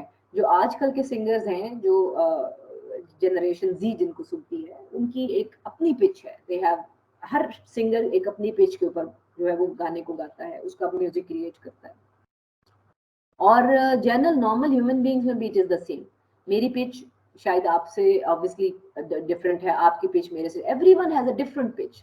हर शख्स की एक हाई, मीडियम, लो होती है. अच्छा, एक तो गॉड गिफ्टेड पिच है जो कि हमारी जनरल होती है, क्योंकि अक्सर हम ये देखते हैं कि कुछ लोग बहुत आहिस्ता बात करते हैं, कुछ लोग बहुत मीडियम लेवल पे बात करते हैं, और कुछ लोग जनरली जो है वो बहुत ऊंची आवाज में बात करते हैं. और हम अक्सर उनसे अनॉय भी होते हैं. बहुत से लोग बहुत ऊंचा बोलते हैं, उनको आदत होती है ऊंचा बोलने की, तो ये इस तरह से भी होते हैं. That is their general pitch. लेकिन अल्लाह ताला ने हमें ये कैपेबिलिटी दी है कि we can modify and change our pitch at certain time. Because for example, if अभी मैं बात कर रही हूँ तो मैं अपनी नॉर्मल पिच से काफी ऊंचा बात कर रही हूँ, so that I can invest my full energy in talking to you, and I am investing a high pitch right now. And maybe in my normal life I use a low pitch when I'm talking in my house, or when I'm in classroom, when I'm giving a training. So वहाँ पे आपकी pitch level different. तो अल्लाह ताला ने हमें ये different दिया है कि हम अपनी पिच को लो, हाई और मीडियम के लेवल्स के ऊपर जो है वो लेके जा सकते हैं. जब हम पिच को चेंज करते हैं तो उससे ऑटोमेटिकली एम्फेसिस प्रोड्यूस होता है. Now when you are delivering a lecture in your classroom, make sure that you are having different pitch for different areas. You are having a different pitch for certain areas. For example, अगर एक teacher जो है वो कोई novel को discuss कर रहा है, इंग्लिश लिटरेचर का कोई नॉवल डिस्कस कर रहा है, तो there are certain areas of the novel which require sympathy, a sympathetic tone, a sympathetic pitch. Sympathetic tone होगी तो ऑटोमेटिकली आपकी पिच जो है वो लो चली जाएगी. There are certain parts of a novel that require enthusiasm. So, in order to incorporate enthusiasm in, while, narrating the novel to your students, you will incorporate the same kind of enthusiasm in your pitch, in your tone. So, the students can feel that this part of the novel is, it's enthusiastic part. This is sympathetic part. This is the sad part. This is the happy part. So, they can choose and they can identify, they can select, और उनको सारी time पे ये याद रहेगा. If the teacher is going to give this kind of effective lecture, they will always remember that this is how our teacher had incorporated different levels of pitch, different level of tones by delivering the lecture. Then every change in the thought demands a change in the voice pitch.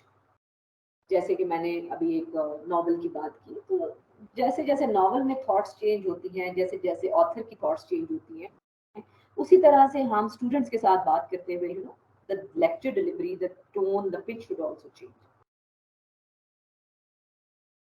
Next we come to tempo. Tempo हमारा जैसे कि एक bowler जब ball करवाता है cricket match में, तो हम उसका अक्सर डिस्कस करते हैं कि बॉल टेम्पो क्या था. सो बॉल आइदर फास्ट टेम्पो पर थी या स्लो टेम्पो पर थी. So the same goes for the communication also. The change of tempo lends naturalness to the delivery. Change of tempo prevents monotony. Change of tempo produces emphasis. तो आप कितनी तेजी से बात करते हैं और कितनी आप आहिस्ता से बात करते हैं, ये आपके वर्ड्स. टेम्पो को नॉर्मली हम काउंट इस तरह से भी कर सकते हैं कि एक मिनट में या आप कितने अल्फाज डिलीवर करते हैं. और ये हर शख्स का मुख्तलिफ है। 1 मिनट के अंदर आप कितने अल्फाज डिलीवर कर सकते हैं, हो सकता है मेरे एक सर्टन लेवल के हों, आपके सर्टन लेवल के हों, हर शख्स के जो है वो डिफरेंट होते हैं। This is your tempo. तो एक सेंटेंस में एक मिनट में आप कितने वर्ड्स डिलीवर करेंगे? अगर आप ज्यादा वर्ड्स डिलीवर करते हैं तो दैट मीन्स आपकी टोन भी, टोन तो आप रख सकते हैं लेकिन आपकी पिच जो है वो चेंज है, आपका टेम्पो फास्ट है, आप जल्दी में बात करें। और जितना रुक रुक के आप 1 मिनट में वर्ड्स डिलीवर करते हैं, that shows again your tempo. So you have to decide during your lecture what kind of tempo you have to adopt.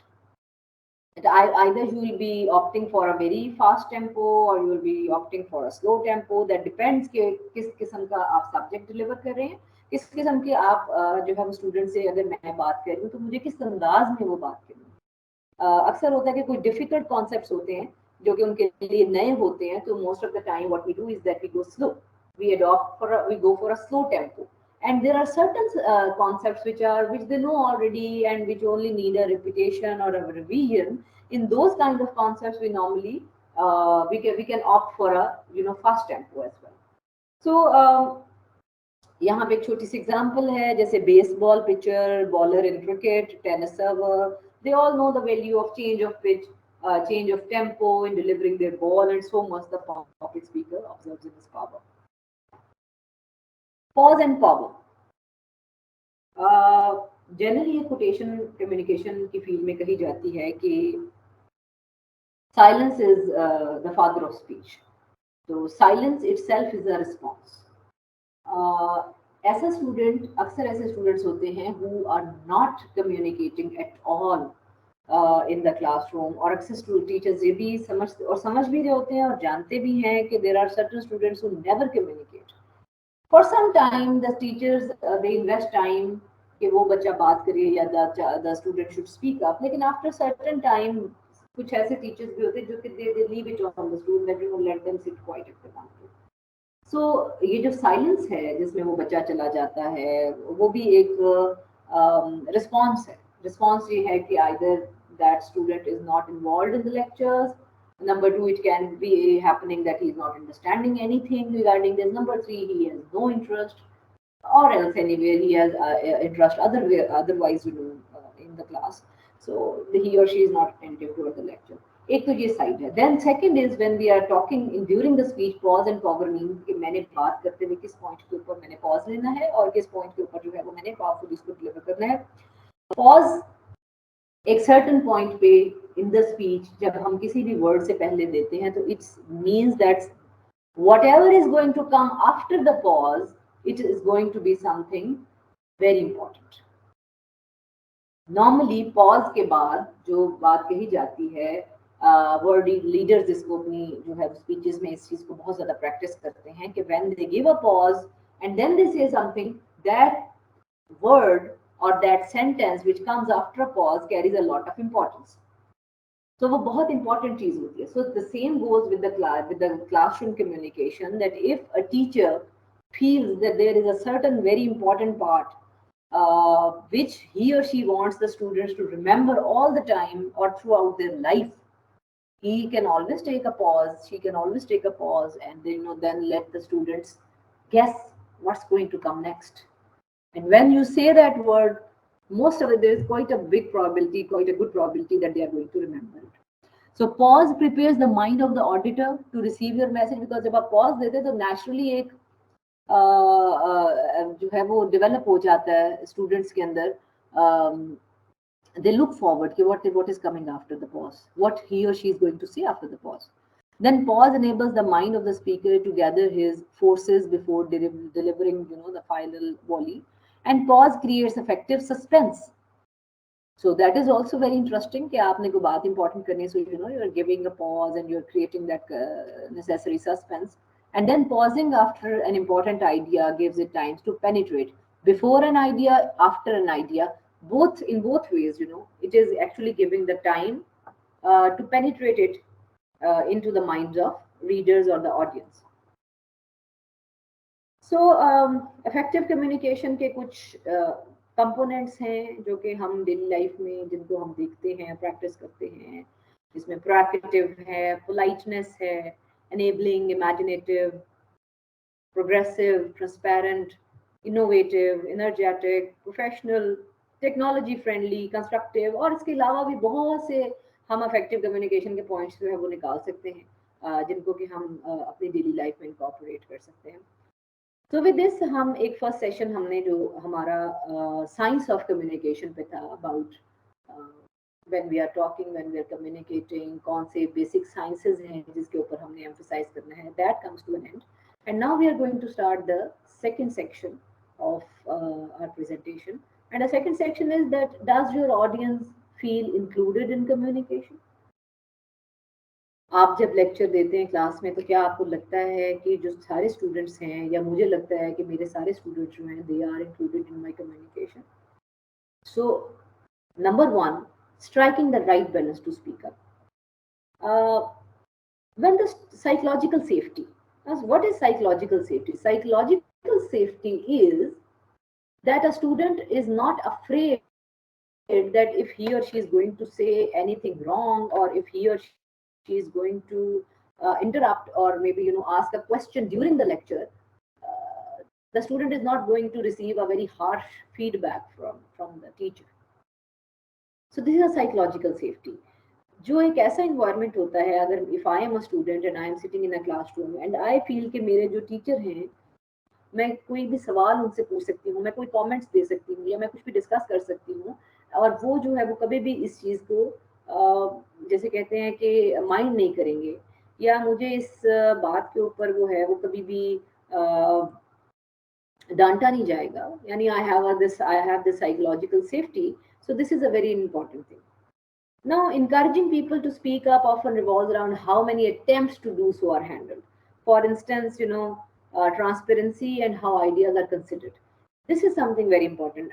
Even with our junior colleagues, ऐसा भी होता है, अगर आप senior position पे हैं, आपके junior colleagues हैं, और वो कोई ideas अपने share करते हैं regarding any problem with you, तो how you are handling that idea, आप उस आइडिया को कैसे प्रोसेस करते हैं, या स्टूडेंट्स अगर कोई आइडियाज दे रहे हैं तो स्टूडेंट्स के उन आइडियाज को कैसे प्रोसेस किया जा रहा है, किस तरह से आप उनको जो है वो डील कर रहे हैं.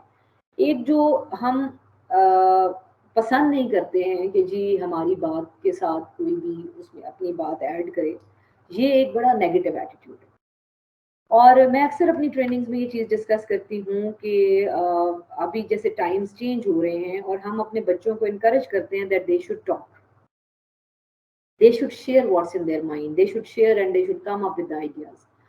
अब से थोड़ा पीछे चले जाएं अगर टाइम में, तो बहुत सी चीज़ों में बच्चों को एक शश कर दिया जाता था, एक साइलेंट करवा दिया जाता था बहुत सी चीज़ों में कि you don't have to talk about it, you should not be talking about it.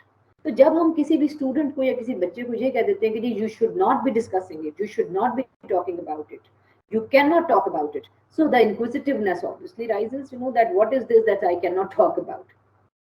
Then certainly at certain times there are certain subjects in the classroom जहाँ पे अगर आप कोई for example social sciences की theories पढ़ा रहे हैं, या कुछ ऐसे subjects हैं where you have to talk openly with them regarding certain important or sensitive issues of the society, and you have to talk.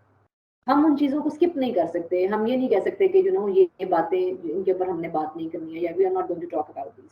सो ये जो एक पिक एंड चूज वाला एक है, इससे हमारा बैलेंस खराब हो जाता है. सो encouraging students to talk, encouraging young children to talk and give their opinion, there is nothing wrong about it.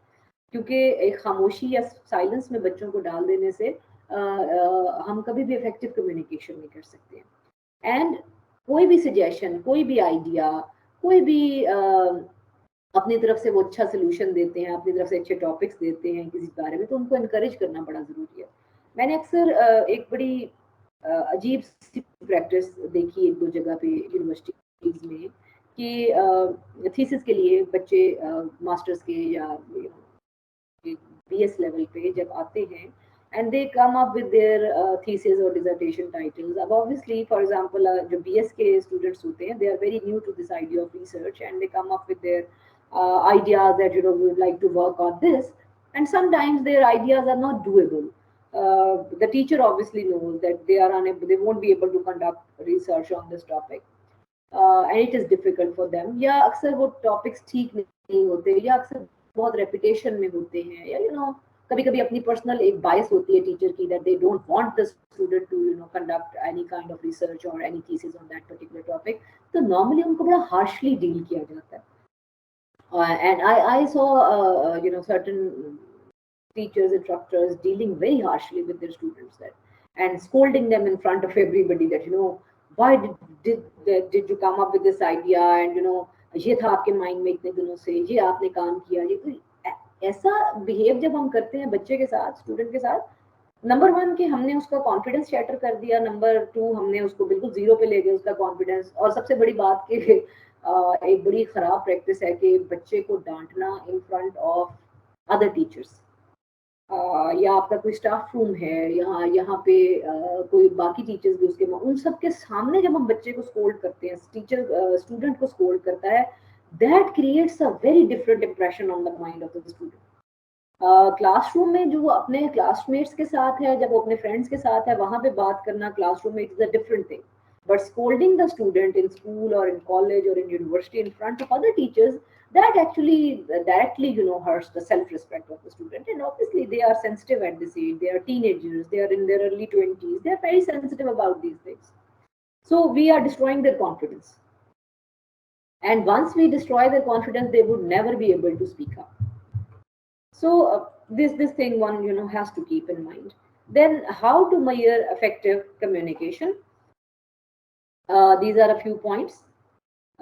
Managing stress, setting of objectives, planning, good communication, adaptability, prioritizing and organizing, discipline and in time, and focused hard work. These are a few things that for your effective time management, because once you are effective in your time management while communicating, obviously you can have a good communication. Here I have included a case study that research data shows that people rarely speak up during online meetings, and often they regret not doing so. In one survey, 72% of respondents could point to an instance when they or others failed to speak up effectively when a peer wasn't pulling their weight. The survey also found that 40% of people estimated they wasted 2 weeks or more ruminating about the problem over which they stayed silent. So इंशाल्लाह by the end of this session, जिसमें आप सब लोग जो है आप अपना feedback देंगे, ओपिनियन देंगे, कोई आप केस शेयर करना चाहें, कोई आप एग्जांपल देना चाहें, कुछ डिस्कस करना चाहें, तो अक्सर ऐसा होता है कि इन सर्टन सेशंस वैसे नॉर्मली बड़ा अच्छा फीडबैक आता है, बड़ा अच्छा पार्टिसिपेशन होती है और बड़ा कुछ सीखने को मिलता है हमें अपने टीचर से, लेकिन मोस्ट ऑफ द टाइम बहुत से लोग खामोश रहते हैं, they don't talk, they don't say anything. So generally ये fear जो human mind में है, especially when they are in online meetings and conversations, so this exists, and this is how the research has also proven it. Now coming to communication barriers, जो के साथ साथ हम discuss भी करते रहे हैं, लेकिन अब हम वन बाय वन इनको थोड़ा देख लेते हैं. तो लर्निंग बैरियर्स जो है हमारे पास फिजिकल हो सकते हैं, mental, emotional, cultural, social elements, जो भी किसी भी शख्स की जो है वो पर्सनल गोल को अचीव करने में फेस करने पड़ते हैं. Listening barriers, perception, cultural, personal agenda, information overload and noise. तो थोड़ा सा इनके बारी बारी हम बैरियर्स को डिस्कस करते हैं. फिजिकल कम्युनिकेशन बैरियर्स अक्सर ऑर्गेनाइजेशंस में, और ये हमेशा मैं इस पॉइंट को बड़ा एम्फेसाइज करती हूँ कि अगर आप हेड ऑफ कॉलेज हैं, या अगर आप हेड ऑफ स्कूल हैं, या अगर आप हेड ऑफ डिपार्टमेंट हैं in your university, what is your policy towards your students? Are your students comfortable just knocking at your door and coming into your room and discussing their problem, or they have to stand outside and wait and wait, and they have to talk to your PA, and they have to take time, and most of the time that time is not given to them because the head is busy, or the teacher might be busy, or anyone who is at a such position. That question you have to ask yourself, because the closed door policy can actually work in different professional settings, but I truly believe that closed door policy cannot work in education sector, cannot work in academia. The time I am giving to my university is the time I am dedicating to my students. I should be approachable. Yes, obviously some exceptions are there, that there is certain lunch time or your tea time when you don't want to be disturbed, and you can always politely tell them that you can come after this time. Or there can be office meeting hours outside your room. Okay, these are the meeting hours when students can come and they can see you. Otherwise, और कभी कभार emergencies भी हो जाती हैं, students have to talk to us.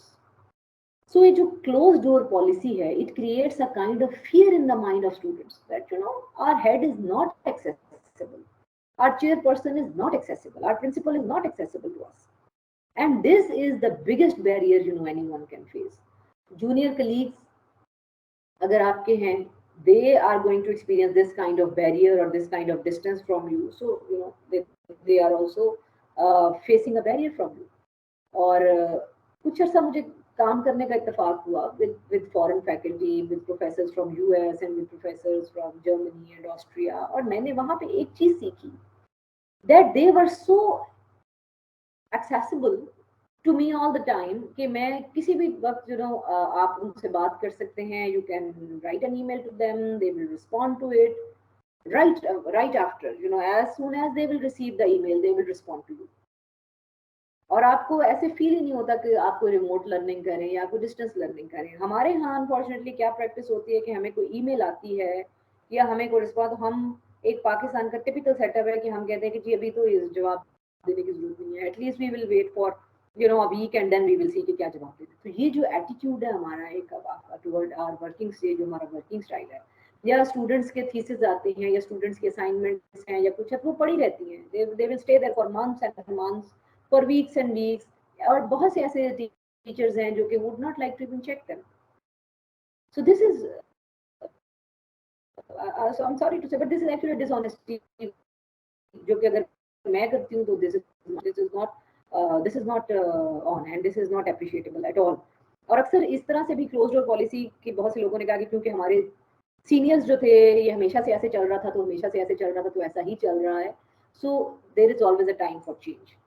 अगर हमसे पहले कोई चीज गलत हो रही है तो जरूरी नहीं है कि वो सारी लाइफ वैसे ही चलती रहेगी. We are the ones who can bring the change. I can just tell my students that they can discuss with me. और सर्टेन अक्सर ऐसा होता है कि आपके स्टूडेंट्स के फाइनल एग्जाम्स हैं या फाइनल प्रोजेक्ट्स बना रहे हैं, तो कभी कभार उनको आपसे बात करनी पड़ जाती है व्हाट्सएप पे. कभी कभार वो आपको जरा ज्यादा मैसेजेस कर देते हैं कि जी हमें ये नहीं समझ आ रही, ये नहीं आ रही. तो बहुत से टाइम पे teacher has to be patient. हमें सब्र से, बर्दाश्त से उनके साथ डील करना पड़ता है, उनको कम्युनिकेट करना पड़ता है, समझा देते हैं कि भाई इस वक्त आई वाज बिजी बट अब मैं आपको इस बात का जवाब दे रहा हूँ. लेकिन हमारे प्रोफेसर्स, हमारे टीचर्स, मैंने भी ये एक्सपीरियंस किया पाकिस्तान में कि व्हाट्सएप पे अगर आप बहुत इमरजेंसी में भी कोई प्रॉब्लम अपना डिस्कस कर लेते हैं तो कोई जवाब नहीं आता. ईमेल्स आप करते रहे, आपको कोई जवाब नहीं आता, आपका काम जो है वो पड़ा रहता है, नोबडी विल बॉदर यू. तो ये जो एटीट्यूड है हमारा, एंड इसकी एक बड़ी अच्छी एक्सप्लेनेशन है कि this is how things work in government sector. So we are the ones who are working in government sector. We are the ones who have to change it. Nobody will come from US or UK to change it. Obviously Pakistanis have to change it. So the biggest barrier of communication is your physical barrier, that you are putting it between you and your students and between you and your colleagues. Next is your emotional barriers. For example, fear and mistrust, जो कि हमने last time भी अभी थोड़ी देर पहले discuss किया कि किस तरह से fear लोगों के जहन में आ जाता है, and that is a barrier they would not speak up. Language barrier.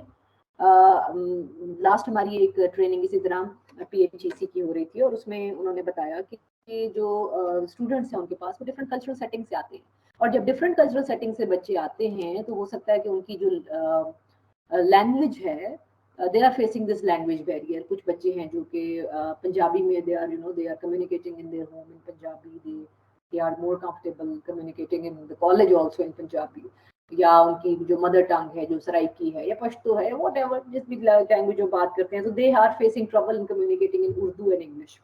तो ऐसे बच्चों के साथ जो है वो it obviously takes time because language barrier is a very valid barrier, and उसमें काफ़ी ज़्यादा हमें हेल्प आउट करना पड़ता है. तो स्टूडेंट्स के gradually they will come out of that barrier. So continuing the barriers, यहाँ पे एक मॉडल होता है जिसको हम कम्युनिकेशन स्किल स्टाइल का मॉडल कहते हैं, जो कि आप में से बहुत से लोग डेफिनेटली जानते होंगे इसके बारे में, कि passive style, aggressive style, then passive aggressive and then assertive. Passive is कि आपको स्टूडेंट जो है वो कोई बात आपसे डिस्कस करता है, you are totally ignoring it, aggressive is that somebody discuss something with you and आप फौरन से aggressive हो गए उसके ऊपर, गुस्सा आपने कर दिया. Then passive aggressive is कि आप गुस्से में भी हैं, you're not showing it to the other person, but you are giving a very cold shoulder to the other, and the other person can actually feel that he or she is not liking what I'm saying. And assertive is that giving arguments and being very stubborn on your point of view. So these different communication styles obviously exist, which include casual, formal style of communication between students and teachers. Some teachers believe that the style of communication should be very formal. Some believe it should be very casual. You are the one who has to decide what works best for you. I personally feel that a combination of both casual and formal style is the ideal setting for any classroom. If I am communicating in my classroom, there are certain times I have to be casual and I have to loosen up in front of my students. They have to loosen up with me so that we can create a mutual environment where there is no fear and no mistrust, and they are relaxed and comfortable sitting with me.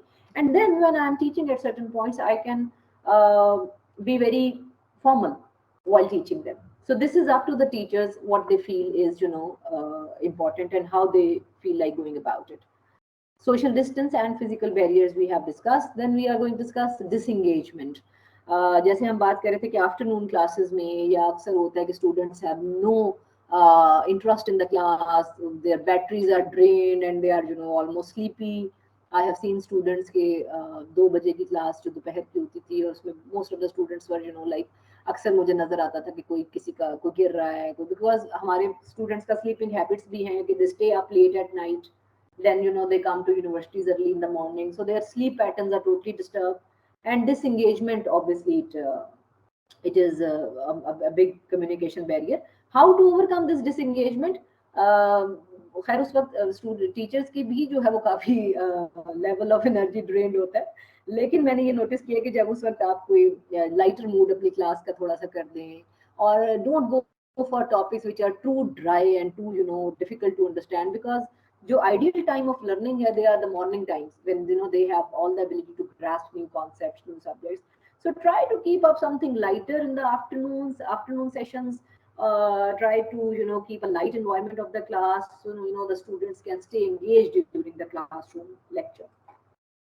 And organizational structure, we have discussed that जो complex rigid closed door policy है, it is the main culprit for inefficient communication, making it one of the most common communication barriers. And such organizations may have inefficient information sharing communication system, often resulting in frustration, lack of engagement, and productivity among the stakeholders. So we should be avoiding a strict kind of organizational structure, especially in the field of education, because in the field of education, this is not encouraged at all. Information overload. Sometimes we are overloading our students with information, और इतनी information जो कि शायद एक time पे वो उसको grasp नहीं कर सकते हैं और उसको डाइजेस्ट नहीं कर सकते हैं, तो ये जो एक इंफॉर्मेशन ओवरलोड हम बच्चों पे डाल देते हैं, we have to be very particular about it, क्योंकि देयर आर सर्टेन लेवल्स जो कि आप यकीनन बेहतर जानते हैं कि जो इंटर का स्टूडेंट है उसका एक अपना लेवल है ऑफ कितना वो किताब को स्टडी कर सकता है, बुक स्टडी कितनी कर सकता है, इसी तरह बीएस का एक अपना लेवल है, फिर masters, MPhil, PhD the level obviously keeps on increasing, लेकिन जूनियर लेवल्स के ऊपर the case is different. Secondly ये कि बच्चों को इंफॉर्मेशन के लिए सोर्स वो प्रोवाइड करना जिसमें कि उनको इंटरेस्ट हो. आजकल जो जनरेशन जी है, जो कि नई जनरेशन है, तो बच्चों को ज़्यादातर इंटरेस्ट होता है उस किस्म की इंफॉर्मेशन में जो कि वो ऑनलाइन रिसोर्सेज से ज़्यादा हासिल कर सकते हैं. अब ज़रूरी नहीं कि सारे ऑनलाइन रिसोर्सेज जो हैं वो authentic नहीं है, ऐसा नहीं है. There are many online resources which are completely authentic. So we can always tell our students to go to authentic resources like Google Scholar है, consult the articles which are published. We can tell them how to read an article. We can tell them how to skim an article and take out necessary information. But one thing at a time. Too much of information is itself a barrier because it stops their brains from working and they are stuck in that point. So that is also one thing that the teachers have to see. And then there is a lack of trust with your colleagues, with your students. कुछ ऐसी बातें हैं, अक्सर students की personal life थोड़ी complicated होती है, उनके फैमिली प्रॉब्लम्स होते हैं, they have got issues, they have cultural problems, the certain colleagues have personal problems. So if somebody is discussing that with you, being at a senior position, तो इस चीज़ का कि किसी भी शख्स का ट्रस्ट खत्म करना, it is something that happens in every organization. It is something very common everywhere. We have seen cases जहाँ पे कोई colleague ने या किसी student ने अपनी कोई personal बात उसने share की, that thing was communicated to everybody by the teacher, by a certain teacher. So this is basically a lack of an environment.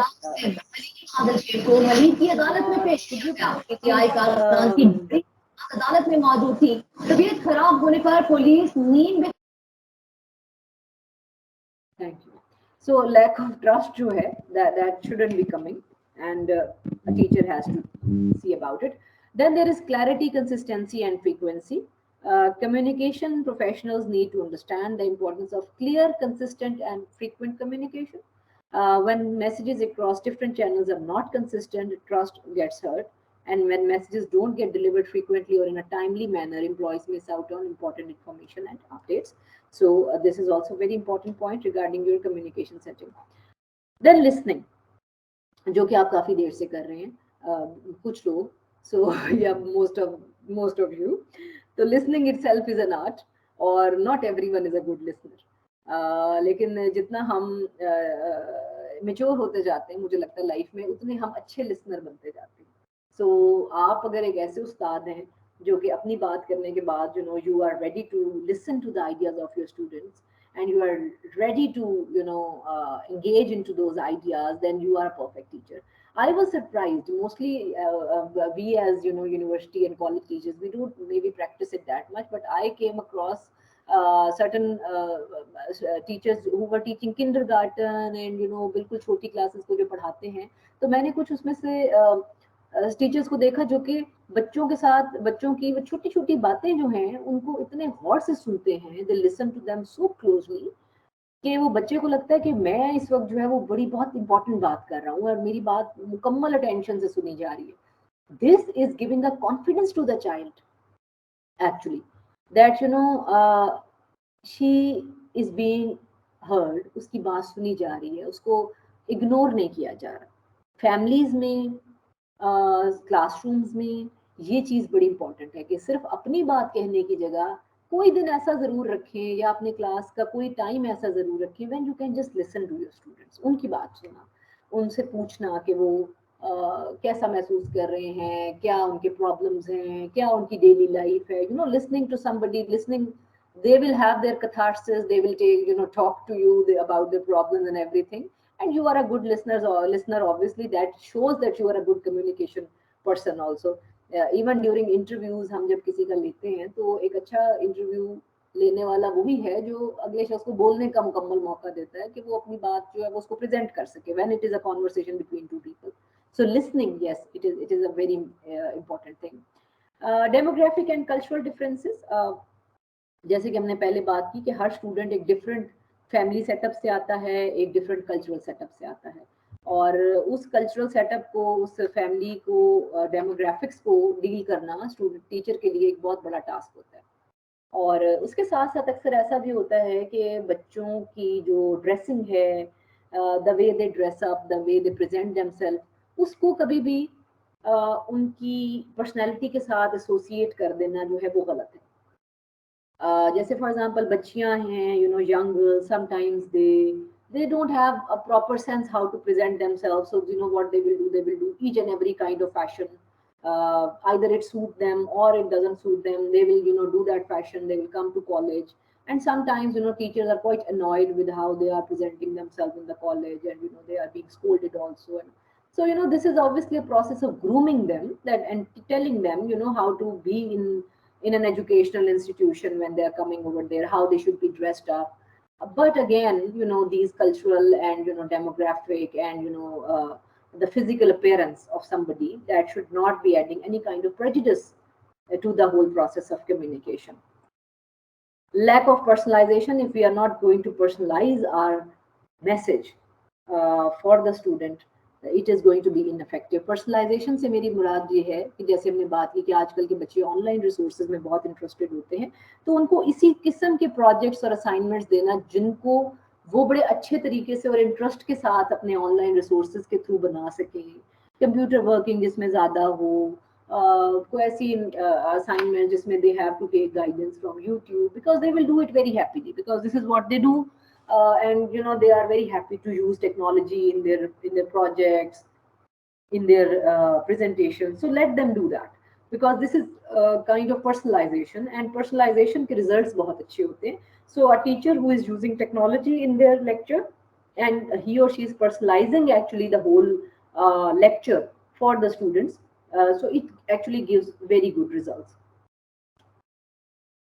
एक बड़ी इम्पोर्टेंट बात है आजकल की जो एक अगर मैं इसको कंक्लूजन की तरफ जाऊं तो मल्टी जनरेशन वर्कफोर्स के साथ आपका ताल्लुक है, आपका जो है वो डीलिंग होती है daily. For example if you are at a senior position in a college, you are dealing with multi generational workforce. For example आपके पास बहुत, अगर पुराने ना जाएं हम, तो जनरेशन एक्स मौजूद है, जो कि हो सकता है कि ऑनररी टीचर्स होते हैं, ऑनररी आपके जो है वो आते हैं, you know they teach, they go. Then millennials हैं, जनरेशन जी है, देन जनरेशन अल्फा है, उससे जनरेशन जी से भी छोटी है.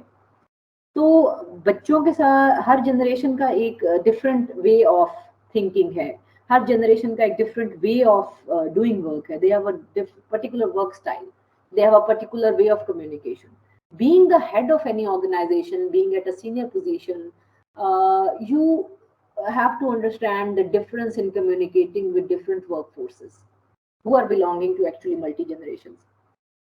So this is something that is very important when it comes to effective communication within an organization. कि आपका स्टूडेंट्स के साथ क्या डीलिंग पैटर्न होगा, आपका अपने कलीग्स के साथ हो क्या होगा, आपके सीनियर कलीग्स हैं जो who are you know veteran professors हैं, उनके साथ क्या डीलिंग का तरीका होगा. So dealing with the multi generational workforce is you know very important. Employees who feel heard are 4.6 times more likely to perform better at work. इसलिए आपके जो एम्प्लॉयज़ हैं, जो आपके कलीग्स हैं, इवन आपके स्टूडेंट्स हैं, उनकी सजेशंस को लेना, उनके साथ बातचीत करना, उनको इनकरेज करना एक बहुत ही अच्छी बात है, which is proven through research also, that you know they are expected to perform better. We have discussed the personalized content, that how you can help the students to you know get engaged in personalized content and everything. And finally we will be seeing a model on how to create a successful communication plan. अब हमने इस सारे training में, इस सारे lecture में, इस सारी प्रेजेंटेशन में ये बातें डिस्कस की कि इफेक्टिव कम्युनिकेशन क्या है, टूल्स क्या है इफेक्टिव कम्युनिकेशन के. फिर हमने बात बैरियर्स के ऊपर की कि कौन कौन से बैरियर्स जो हैं वो आप डेली लाइफ में फेस करते हैं when you are communicating with your students. And lastly, we are going to discuss that how you can create a successful communication plan for your college, for your students with whom you are working, for your colleagues. So the basic model is that number one, what are the current communication barriers? सबसे पहले you have to identify that what are the basic communication barriers you are facing with your students and you are facing with your colleagues. And number two is, this next step is that what is your ultimate communication goal, what you want to achieve, and how you feel you will eliminate the existing communication barrier one by one. As I said, one step at a time. And then the third is that who is your audience and what are their generational or cultural differences. Maybe you are facing communication barriers with a certain class, with a certain group of students, or just maybe one particular student. What is the reason behind that? क्या वो बच्चा किसी different या peculiar cultural background से belong करता है, कोई demographic differences हैं, तो family problems face कर रहा है कि why you know you are facing problem or you know you are having problem in communicating with that particular colleague or particular student of yours. So that you have to identify. This is the third step. Number four, what are the key messages you want to communicate and the topics you want to address? Number five, how will you distribute messages and which communication channels you will be using? Channel is very important. Communication channel आपका क्या होगा? Either you will be talking to them in person, आप face to face communication करेंगे, or you will be using your emails, or you will be you know using any other kind of communication. Either it is going to be a you know pamphlet, or it can be a banner, for general banner for the student regarding their information or anything, or you want to talk to have a group conversation or you want to have a conference or a seminar for them, that if you want to address a particular issue with your students. So you have to identify what channel of communication you are going to use, and how you are going to overcome that barrier. And the last point is that how will you measure the success of your communication plan and strategy? It is always said that you have to keep your goals and objectives very clear, and objectivity in your goals, achievable goals, short term goals. यानी कि एक बहुत बड़ा गोल अचानक से set कर लेना, उससे बेहतर है कि आप बहुत छोटे छोटे गोल्स जो हैं वो हम सब जो बेहतर जानते हैं, we should be going towards smart objectives. So जो स्मार्ट ऑब्जेक्टिव्स हैं हमारे, उनको अटेन करना, उनकी तरफ जाना, that is one thing that we should be looking forward to in communication, effective communication. And inshallah, once we are going through all these steps daily in our life, and I'm very hopeful that all of us can overcome the communication barriers that we are facing daily in our classroom and with our colleagues within the organizational setting. So with this, we come to the end of our presentation, and now I would like to go to the audience, and I would like to ask if anyone would like to share their experiences regarding communication barriers that they are currently experiencing in their organization. They would like to share a case study with them, so please, they are more than welcome. जी अस्सलाम वालेकुम ma'am. जी वालेकुम अस्सलाम. जी ma'am, thank you ever so much. बहुत ही माशाल्लाह से कोई चीज़ आपने छोड़ी नहीं जो कम्युनिकेट ना की हो इस सिलसिले में. एक चीज़ मैं यहाँ पे हाईलाइट करूँगी कि जब मेरे I have grown up children माशाल्लाह से, डिग्री होल्डर्स हैं सारे, तो मैंने जब ये बच्चे छोटे थे तो मैंने ये देखा कि इंग्लिश का काल पड़ा हुआ है हर तरफ. तो आज मैं ये देखती हूँ कि उर्दू का काल पड़ गया. और द थिंग इज कि हमें ये देखना है कि हमारा स्टूडेंट का लेवल और उसका कैलिबर क्या है और वो किस माहौल से आ रहा है. और कई दफ़ा उनको पंजाबी में बताना पड़ता है. एग्जैक्टली. और ये होता है कि वो वाकई फिर करीब भी आ जाते हैं और समझ भी पाते हैं. बाकी मैम जो चीज़ है ना, लेवल यूनिवर्सिटी के, जैसे इन्होंने 8 लेवल्स हमें बताए, नो डाउट आप लेवल के बगैर बात नहीं कर सकते. और अगर मैं आज जाके फर्स्ट ईयर के बच्चों से कहूँ कि भाई मैं PhD हूँ और मैंने तो यही बोलना है, तो वो सब ऑफेंड हो जाएंगे, वो सुनना नहीं चाहेंगे मुझे. और मुझे ये देखना है कि मैंने इनको किस तरह से करना है. वही बात आपके वाली कि आप जैसे ना, good listener is a good story teller. तो ये होता है कि थोड़ी सी खामोशी और थोड़ा सा पॉज जो है वो बहुत इफेक्टिव होता है, और it brings all to one, जिसको है ना एक उस पे ले आता है प्लेटफॉर्म पे. जी. और फिर उसके बाद फिर कम्युनिकेट करना आसान होता है. और अगर हम देख रहे हैं कि हम जो अपना लेक्चर प्रिपेयर कर आए वो यहाँ काम नहीं कर रहा, तो वी बेटर उस किताब को बंद कर दें और हम वो बात करें जो कि वो सुनना चाह रहे हैं. और वो अलग बात है कि हमें अपना सब्जेक्ट मैटर कवर करना होता है, लेकिन sometimes students are not ready to listen. तो उस टाइम पर फिर ये होता है कि हमें स्विच ओवर कर देना चाहिए. जी बहुत थैंक यू सो मच. बड़ा अच्छा आपने पॉइंट रेज किया कि बहुत सी किताबें जो कि पढ़ाई जा रही हैं स्टिल कॉलेजेस यूनिवर्सिटी, वो आउटडेटेड भी हैं. जी. और आउटडेटेड है तो स्टूडेंट्स का वो इंटरेस्ट भी उसमें डेवलप नहीं होता, बिकॉज वो अब टेक्नोलॉजी चेंज हो गई, इरा चेंज हो गया. So we have to incorporate different things. Thank you so much. Thank you. जी, anyone else would like to say something? अस्सलाम वालेकुम मैम. जी वालेकुम अस्सलाम. मैम, डॉक्टर सलमा ने जैसे कहा, बहुत ज़बरदस्त आपका लेक्चर, बहुत अच्छा लगा, हर पॉइंट को आपने कवर किया. और यही बात मैम मैं भी करना चाह रही थी कि हम जैसे कॉलेजेस में पढ़ाते हैं, बच्चे हमारे यानी छोटे बिल्कुल टीन एजर्स बच्चे हैं जिनको हमने पढ़ाना होता है, तो उनको उनके लेवल पर आकर, उनको जैसे आपने ये कहा कि जब तक हम उनके लेवल पर आकर उनके इंटरेस्ट की बातें बीच में करके उनको इन्वॉल्व नहीं करते, तो वो हमारी बात सुनने पे तैयार नहीं होते. यानी अगर मैंने केमिस्ट्री पढ़ानी है तो पहले थोड़ा सा उनको मोटिवेट करना इस बात के लिए कि बेटा आज हम ये पढ़ेंगे, ये सब कुछ करेंगे, ये सारा कुछ मैंने ये देखा. जाहिर सी बात है, अब तो हम इतने सीनियर हो गए हैं कि हम कम्युनिकेट बच्चों से कर सकते हैं प्रॉपरली, लेकिन मैंने ये देखा है कि हमारी कम्युनिकेशन से ज़्यादा बच्चों को लिसन करना, यानी उनके प्रॉब्लम सुनना, उनको टाइम देना, उनको अच्छा एटमॉस्फेयर देना, काइंडली, बहुत अच्छा काइंड और फ्रेंडली एटमॉस्फेयर क्लास में देना कि वो अपनी बात कम्युनिकेट कर सकें हमारे साथ प्रॉपरली, तब हम एक अच्छा लेक्चर, एक अच्छा टीचर होने की ड्यूटी प्रॉपरली हम तब कर सकते हैं।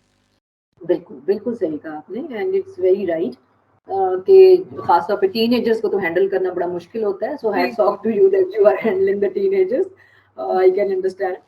और वो बहुत अच्छे तरीके से यकीनन आप उनको हैंडल भी कर रही हैं, कम्युनिकेट भी कर रही हैं, और उनको सुनना बड़ा जरूरी है। Thank you so much madam जी। Anyone else would like to say something?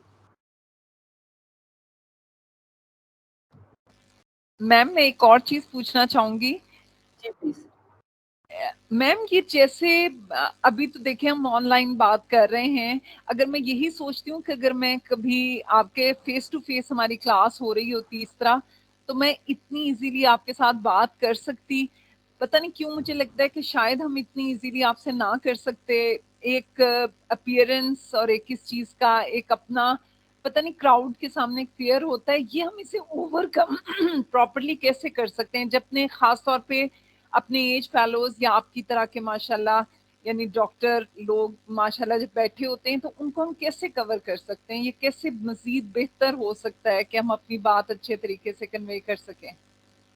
हाँ थैंक यू फाइजा। एक्चुअली अगर मेरे से आप सामने होती तो मेरे साथ आप बहुत कंफर्टेबल होती इसकी मैं आपको गारंटी दे रही हूँ। लेकिन जनरली बात ये है कि जैसे टीचर क्लास में जाता है तो वो जिस तरह से ड्रेसअप होता है उसका भी बड़ा एक इन्फ्लुएंस होता है। आपके जो हमारी एक ड्रेसिंग है, हमारी एक बॉडी लैंग्वेज होती है ना, तो अक्सर हमने देखा है कि बच्चे देख के ही अक्सर टीचर्स को वो एक डर जाते हैं, या you know they come into a fear because of the body language of that teacher, because of the expressions, और यू नो जिस तरह से टीचर एंटर होता है कि वो ऑलरेडी एक डर क्रिएट हो जाता है। और फिर वो कलीग्स में भी होता है, यानी मेरे अगर सीनियर प्रोफेसर होंगे जो इस तरह से होंगे तो मुझे भी नेचुरल सी बात है, मैं उनसे बात करते हुए थोड़ा सा सोचूंगी कि मुझे should I be saying this और should I not be saying this.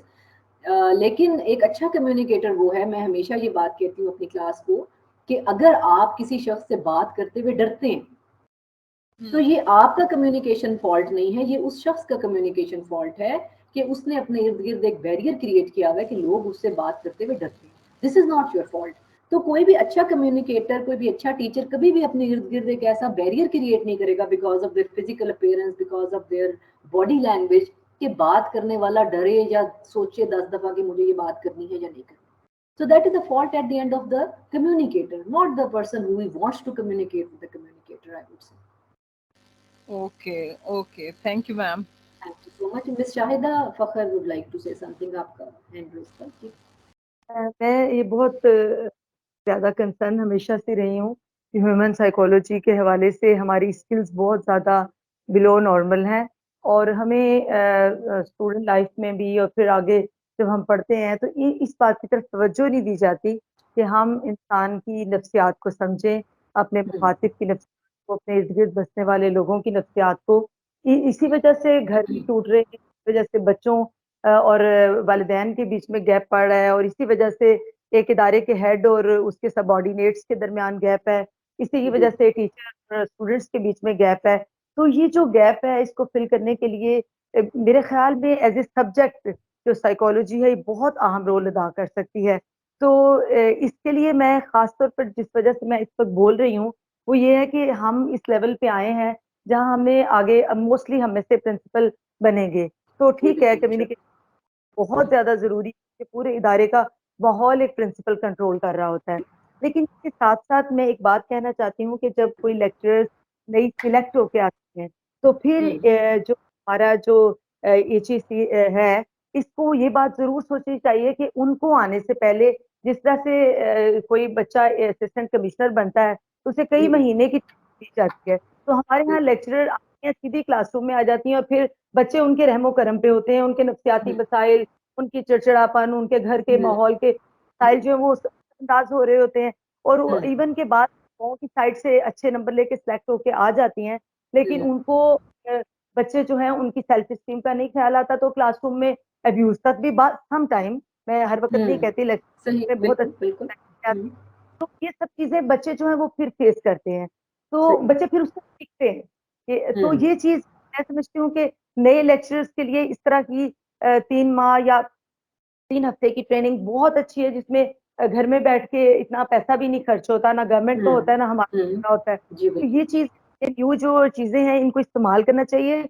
और न्यू लेक्चरर्स को, और इवन के स्कूल की सतह पर मैं बात करती हूँ कि वहां पर तो इतना ज्यादा जो सीनियर जूनियर का फर्क है, और जो टीचर आते हैं और स्कूल में बिल्कुल ऐसे लगता है जैसे हेडमिस्ट्रेस भी एक कैदी है, और उसको ट्रीट करके कमेंट देके चले जाते हैं। तो कॉलेज लेवल पे तो बहुत बेहतर है, लेकिन स्कूल लेवल पे बहुत ज्यादा असातिज़ा रहमो करम पर हैं।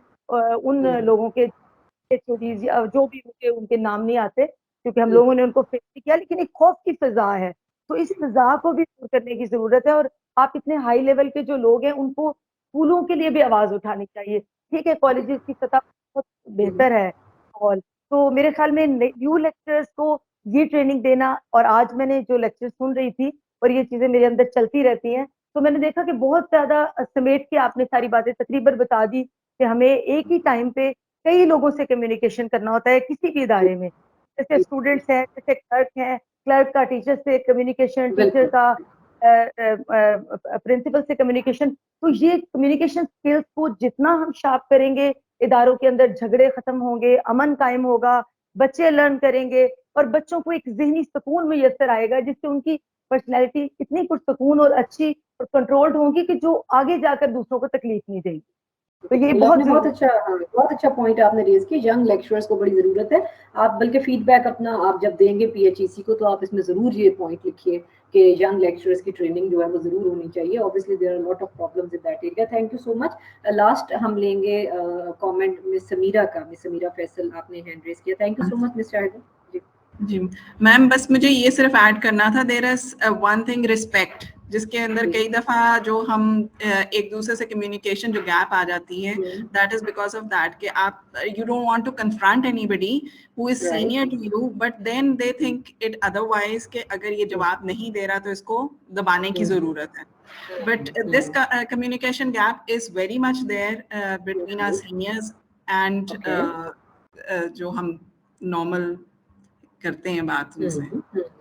Okay. Yeah, obviously I understand there are certain organizational politics which are everywhere in schools, colleges, universities. तो ये हमें हर जगह पे फेस करनी पड़ती है अनफॉर्चुनेटली। कुछ हेड्स ऐसे भी मैंने देखे हैं who are very good and जो बड़ा अच्छा रखते हैं, लेकिन बहुत कम हैं। जनरली हमारे यहाँ जो है वो काफ़ी प्रोफेशनल प्रॉब्लम्स हैं, और मेरा ख्याल है इसके ऊपर भी ट्रेनिंग होनी चाहिए बहुत ज़्यादा कि किस तरह से एक म्यूचुअल अच्छा इन्वायरमेंट रख के आगे चला जा सकता है। जी मिस नगमा, आप कुछ कहना चाह रही हैं? जी प्लीज। जी मैम, मैं एक बात शेयर करना चाह रही हूँ कि एक अहम बैरियर ये भी है कि क्लासरूम में स्टूडेंट्स की तादाद इतनी ज्यादा होती है। इफ देयर आर 100 स्टूडेंट्स तो बड़ा मुश्किल हो जाता है बच्चों एक बच्चे से कम्युनिकेट करना। बिल्कुल ठीक आपने कहा। अक्सर यूनिवर्सिटीज में भी और कॉलेजेस में भी, या मैंने भी ऐसी क्लास पढ़ाई जहाँ पे 70+ स्टूडेंट होता है, दे आर सिटिंग इन वो पोडियम टाइप रूम में बैठे हुए एक हॉल में, और आपको इवन आखिरी बच्चा भी नजर नहीं आ रहा होता है, and you are just talking in a mic. 120 students in first year, और अब वो सेकंड ईयर में आए हैं, और उन बच्चों को एडजस्ट करने में क्लासरूम में 10 मिनट गुजर जाते हैं। उनके लिए जगह बनानी है, बच्चों को कहने में कि उनको जगह दें, क्लोज हो जाएं, तो फिर हम क्या कर सकते हैं, बच्चों के मसाइल को जान सकते हैं। मेरा तरीका यही होता है कि मैं क्लोज रिलेशन रखती हूँ स्टूडेंट्स के साथ, उनके मसाइल को समझना, उनको कंपनसेट करना। लेकिन मुझे बड़ा तकलीफ से लगता है कि बहुत सारे बच्चे जो होते हैं सिर्फ क्लास में तादाद ज्यादा होने की वजह से इग्नोर हो जाते हैं। बहुत ठीक पॉइंट आपने रेज किया है, और डेफिनेटली ये तो एक बहुत बड़ा फिजिकल बैरियर है। घर बैठते हैं कि जी जगह नहीं है या कंफर्टेबल नहीं है, फिट हो जाते हैं क्लासरूम्स। और मैं लाहौर में हूँ, शादबाग कॉलेज से, और इस वक्त मेरा जो डिपार्टमेंट है, मैं ओनली वन हूँ, सेकंड वन जो थी वो रिटायर हो गई हैं, और इस वक्त सेकंड ईयर की तादाद तकरीबन 215 स्टूडेंट है। So government PHEC has to deal, अगर या तो सेक्शंस बना दिए जाएं या नई इंडक्शंस की जाएं, ताकि जो वर्कलोड बच्चों को, वो बच्चियां नहीं होती हैं और वो टाइम पास करती हैं, वो बच्चों की तरफ तवज्जो नहीं देते हैं। ये बहुत बड़ा प्रॉब्लम है कि बाज दफा वो पॉलिटिकल प्रेशर्स की वजह से, सोशल प्रेशर की वजह से हायर कर ली जाती हैं, वो इंटरेस्टेड नहीं होती हैं, उस तरह से रिस्पॉन्सिबिलिटी नहीं लेती हैं वो बच्चियां, वो टाइम पास कर रही हैं 8 महीने के लिए, 9 महीने के लिए। शाहिद इमरान साहब। जी सर, यस सर। जी शाहिद साहब मैं जी सर, शाहिद साहब मैं स्क्रीन शेयर कर रहा हूँ, तो आप मुझे कंफर्म कर दीजिएगा कि स्क्रीन मेरी शेयर हो गई है, ताकि मैं फिर अपना काम शुरू कर लूँ। जी ये मेरी स्क्रीन है। जी बिल्कुल, आपकी स्क्रीन सर शेयर हो रही है, बिल्कुल जी, हो थैंक रही यू है वेरी सर। मच। जब आप मुझे और हुक्म सर करेंगे ये मैं अपना काम। जी और ये सर, बैच ये जो वही है स्लाइड्स परसों हैं, वाला? ये ये बैच वही है मेरे परसों साथ भी वाला कि इनके साथ? नहीं सर, ये नया बैच है, ये नया बैच है। नया 3 बैच। पैरेलल चल रहे हैं। ये बैच फर्स्ट है, आपने गालबन 3rd बैच के अंदर सेशन डिलीवर किया था। और अगर सर ये मुझे आप मैंने ईमेल की थी, तो उस ईमेल के रिस्पांस में मुझे आप ये अपनी स्लाइड शेयर कर दें, ताकि मैं पार्टिसिपेंट्स के साथ शेयर कर दूं। जी बिल्कुल ठीक है, जी बिल्कुल ठीक है। जी मैं ओके इसके डियर बाद कर दूं पार्टिसिपेंट्स, इसके इसके बाद कर बाद दूं कर या दें पहले? सर। जैसे इसके सर बाद आपको आसानी है, जैसे आपको आसानी। मैं आपको भेज देता हूँ इसके बाद, ठीक जी है? ओके डियर पार्टिसिपेंट्स, मैं हमारे शुरू वर्दी करूँ फिर? Resource person professor doctor Khalid Mahmood साहब ने हमें ज्वाइन कर लिया। इससे पहले कि डॉक्टर साहब अपने सेशन का बाकायदा आगाज करें, मैं हमारे रिसोर्स पर्सन के बारे में एक मुख्तसर सा तारफ करवाता चलूँ। प्रोफेसर डॉक्टर खालिद महमूद साहब इस वक्त बतौर dean faculty of information and media studies university of the Punjab अपने फ़राइज़ सर अंजाम दे रहे हैं। इसके साथ साथ वो इंफॉर्मेशन मैनेजमेंट डिपार्टमेंट के चेयरमैन और प्रोफेसर के तौर पर भी फ़राइज़ सर अंजाम दे रहे हैं। इससे पहले dean faculty of economics and management sciences में भी बतौर डीन फ़राइज़ सर अंजाम दे चुके हैं। यूनिवर्सिटी ऑफ दमाम में भी बतौर आप प्रोफेसर अपने फ़राइज़ सर अंजाम दे सकें। इसके अलावा पाकिस्तान लाइब्रेरी एसोसिएशन के प्रेसिडेंट हैं, और California university of California Los Angeles में एज ए विजिटिंग स्कॉलर और विजिटिंग रिसर्चर हैं। तकरीबन 30 साल से ज़्यादा अरसे पे आपका जो करियर है वो मुहीत है, और लातदाद आपने एमफिल पीएचडी जो आपके स्टूडेंट्स हैं वो डिफरेंट जगहों पे काम कर रहे हैं। और आज हमने उनसे रिक्वेस्ट की थी कि आप लोगों के साथ वो इंटरेक्ट करें, और साथसा के अंदर तलबा के अंदर किस तरह से पढ़ाई की जो आदत हैं उनको डेवलप किया जा सकता है। इस मौजू पे आज आपसे बात करेंगे, हम कलाम होंगे। सर ओवर टू यू, आप अपने सेशन का जी बाकायदा आगाज कर शाहिद सकते साहब हैं। बहुत शुक्रिया। आप तो माशाल्लाह बड़ा अच्छा तारुफ कराते हो। आपका बहुत शुक्रिया। इतना अच्छा तारुफ तो हम खुद नहीं करा सकते अपना, लेकिन आपने माशाल्लाह बहुत सारे पॉइंट्स जो हैं वो इसमें हाईलाइट कर दिए। जी अस्सलाम वालेकुम dear participants, my topic today is developing reading habits among students. तो जब हम टीचर्स हैं कॉलेजेस में, तो टीचर्स किस तरह से अपना रोल प्ले कर सकते हैं, रीडिंग हैबिट्स है क्या, रीडिंग हैबिट्स जो है वो स्टूडेंट्स के अंदर हम कैसे डेवलप करेंगे, कैसे इसमें इम्प्रूवमेंट लाएंगे। तो इसका फॉर्मेट यूँ है कि मैं शुरू में एक प्रेजेंटेशन दूंगा, ये कुछ टाइम हमारा ये प्रेजेंटेशन ले जाएगी, और उसके बाद फिर आप सबको मौका दिया जाएगा कि आप इस पर कोई अपने क्वेश्चन पूछना चाहें, कोई आप कमेंट जो है वो करना चाहें, या अपना कोई एक्सपीरियंस शेयर करना चाहें जो सबके काम आए। तो आपको फिर इसमें मौका दिया जाएगा जो बाकी हमारे पास टाइम होगा। तो इसको हम शुरू करते हैं इस टॉपिक को। सबसे पहले तो ये है कि रीडिंग क्या है, रीडिंग की क्या डेफिनेशन है। तो रीडिंग ये है जी, is an active process of understanding meanings of words, कि हमारे पास जो वर्ड्स हैं, जो वर्ड्स की शक्ल में या राइटिंग की शक्ल में हमारे पास जो नॉलेज है, हमारे पास जो लिखा हुआ मवाद मौजूद है, उसके मीनिंग्स को अंडरस्टैंड करने का नाम जो है वो रीडिंग है। ये रीडिंग की ये डेफिनेशन जो है, इस पर आगे जाके मैं बात करूंगा कि आजकल जो है ये डेफिनेशन चैलेंज हो गई है और डेफिनेशन में चेंजेस आ रही हैं। तो रीडिंग के जो पर्पसेस हैं वैसे तो कई सारे हैं, लेकिन हम इसको दो हिस्सों में तकसीम करते हैं मेनली। एक है कि हम रीडिंग इसलिए करते हैं कि हम कोई इन्फॉर्मेशन चाहते हैं, हमारे जहन में कोई क्वेश्चन है, हमारे सामने कोई प्रैक्टिकल नेचर की प्रॉब्लम है, या हमारे जहन में कोई थ्योरेटिकल क्वेश्चन है या फिलोसॉफिकल क्वेश्चन है। उसका आंसर तलाश करने के लिए हमें एक ऐसी किताब की ज़रूरत है, एक ऐसे आर्टिकल की ज़रूरत है कि जिसमें से हमारे उस क्वेश्चन का आंसर मिल जाए। तो इस किस्म की तमाम किताबें जो हैं वो इंफॉर्मेटिव बुक्स या इंफॉर्मेशन बेस्ड बुक्स कहलाती हैं। और दूसरा जो एक मकसद है रीडिंग का, वो है प्लेयर, कि रीडिंग हम इसलिए करना चाहते हैं कि हमारे पास जो है वो टाइम है, और हम जो हमारा लेयर टाइम है उसे हम गुजारना चाहते हैं अच्छे तरीके से। उस लेयर टाइम को हम गुजारने के लिए अपने आप को एंटरटेन करना कह लें, अपने आप को जो रीडिंग के साथ जो एंजॉयमेंट के फेज़ में ले जाने के लिए हम रीडिंग करते हैं। तो रीडिंग या इंफॉर्मेशन के पर्पज से होगी या फिर ये प्लेयर के पर्पज से होगी, या हमारा जो लेयर टाइम है उसको गुजारने के पर्पज से होगी। कि रीडिंग हैबिट्स जो हैं, अब हम जब हैबिट की बात करते हैं तो हैबिट का मतलब होता है कि एक आदत की कि एक शख्स बगैर किसी एक्सटर्नल फोर्स के या बगैर किसी के कहे या बगैर किसी के फोर्स किए एक काम को करता है, और ये काम जो है वो रेगुलर बेसिस पे करता है। जैसे मिसाल के तौर पर एक काम को डेली बेसिस पे करना, या अगर डेली नहीं तो अक्सर दिनों में उस काम को करना, तो इसको हम आदत कहते हैं। तो ये आदत जो है ये एक दिन में कई दफ़ा भी हो सकती है, ये हर रोज़ भी हो सकती है, ये कुछ दिनों के वक्फे के बाद भी हो सकती है, लेकिन ये है कि बगैर किसी एक्सटर्नल फोर्स के, बगैर किसी के मजबूर किए, बगैर किसी के हुक्म दिए हुए हम एक काम करते हैं, तो ये हमारी आदत बन जाता है। तो जब हम रीडिंग हैबिट की बात करेंगे तो इसकी मीनिंग ये है कि रीडिंग को एक आदत के तौर पर अपनाया जाए और अपनी ख्वाहिश से जो है वो रीडिंग की जाए। इसके जो इसकी जो इम्पोर्टेंस है, इसके फ़ायदे क्या क्या होते हैं, इसके जो बेनिफिट्स हैं, उसकी एक लंबी लिस्ट है। ये मैंने एक पिक्चर आपके लिए किसी जगह से ली है, तो इसमें कुछ इसके बेनिफिट्स बताए गए हैं, तो कुछ आपके सामने यहाँ हैं, फिर इन्हीं में से कुछ पॉइंट्स जो हैं वो यहाँ आपके सामने हैं कि रीडिंग जो है वो हमें इस काबिल बनाती है कि हम कुछ लिख सकें। अच्छा, रीडिंग जो है वो एक बता दे कि बात कौन सी कहाँ तक थी।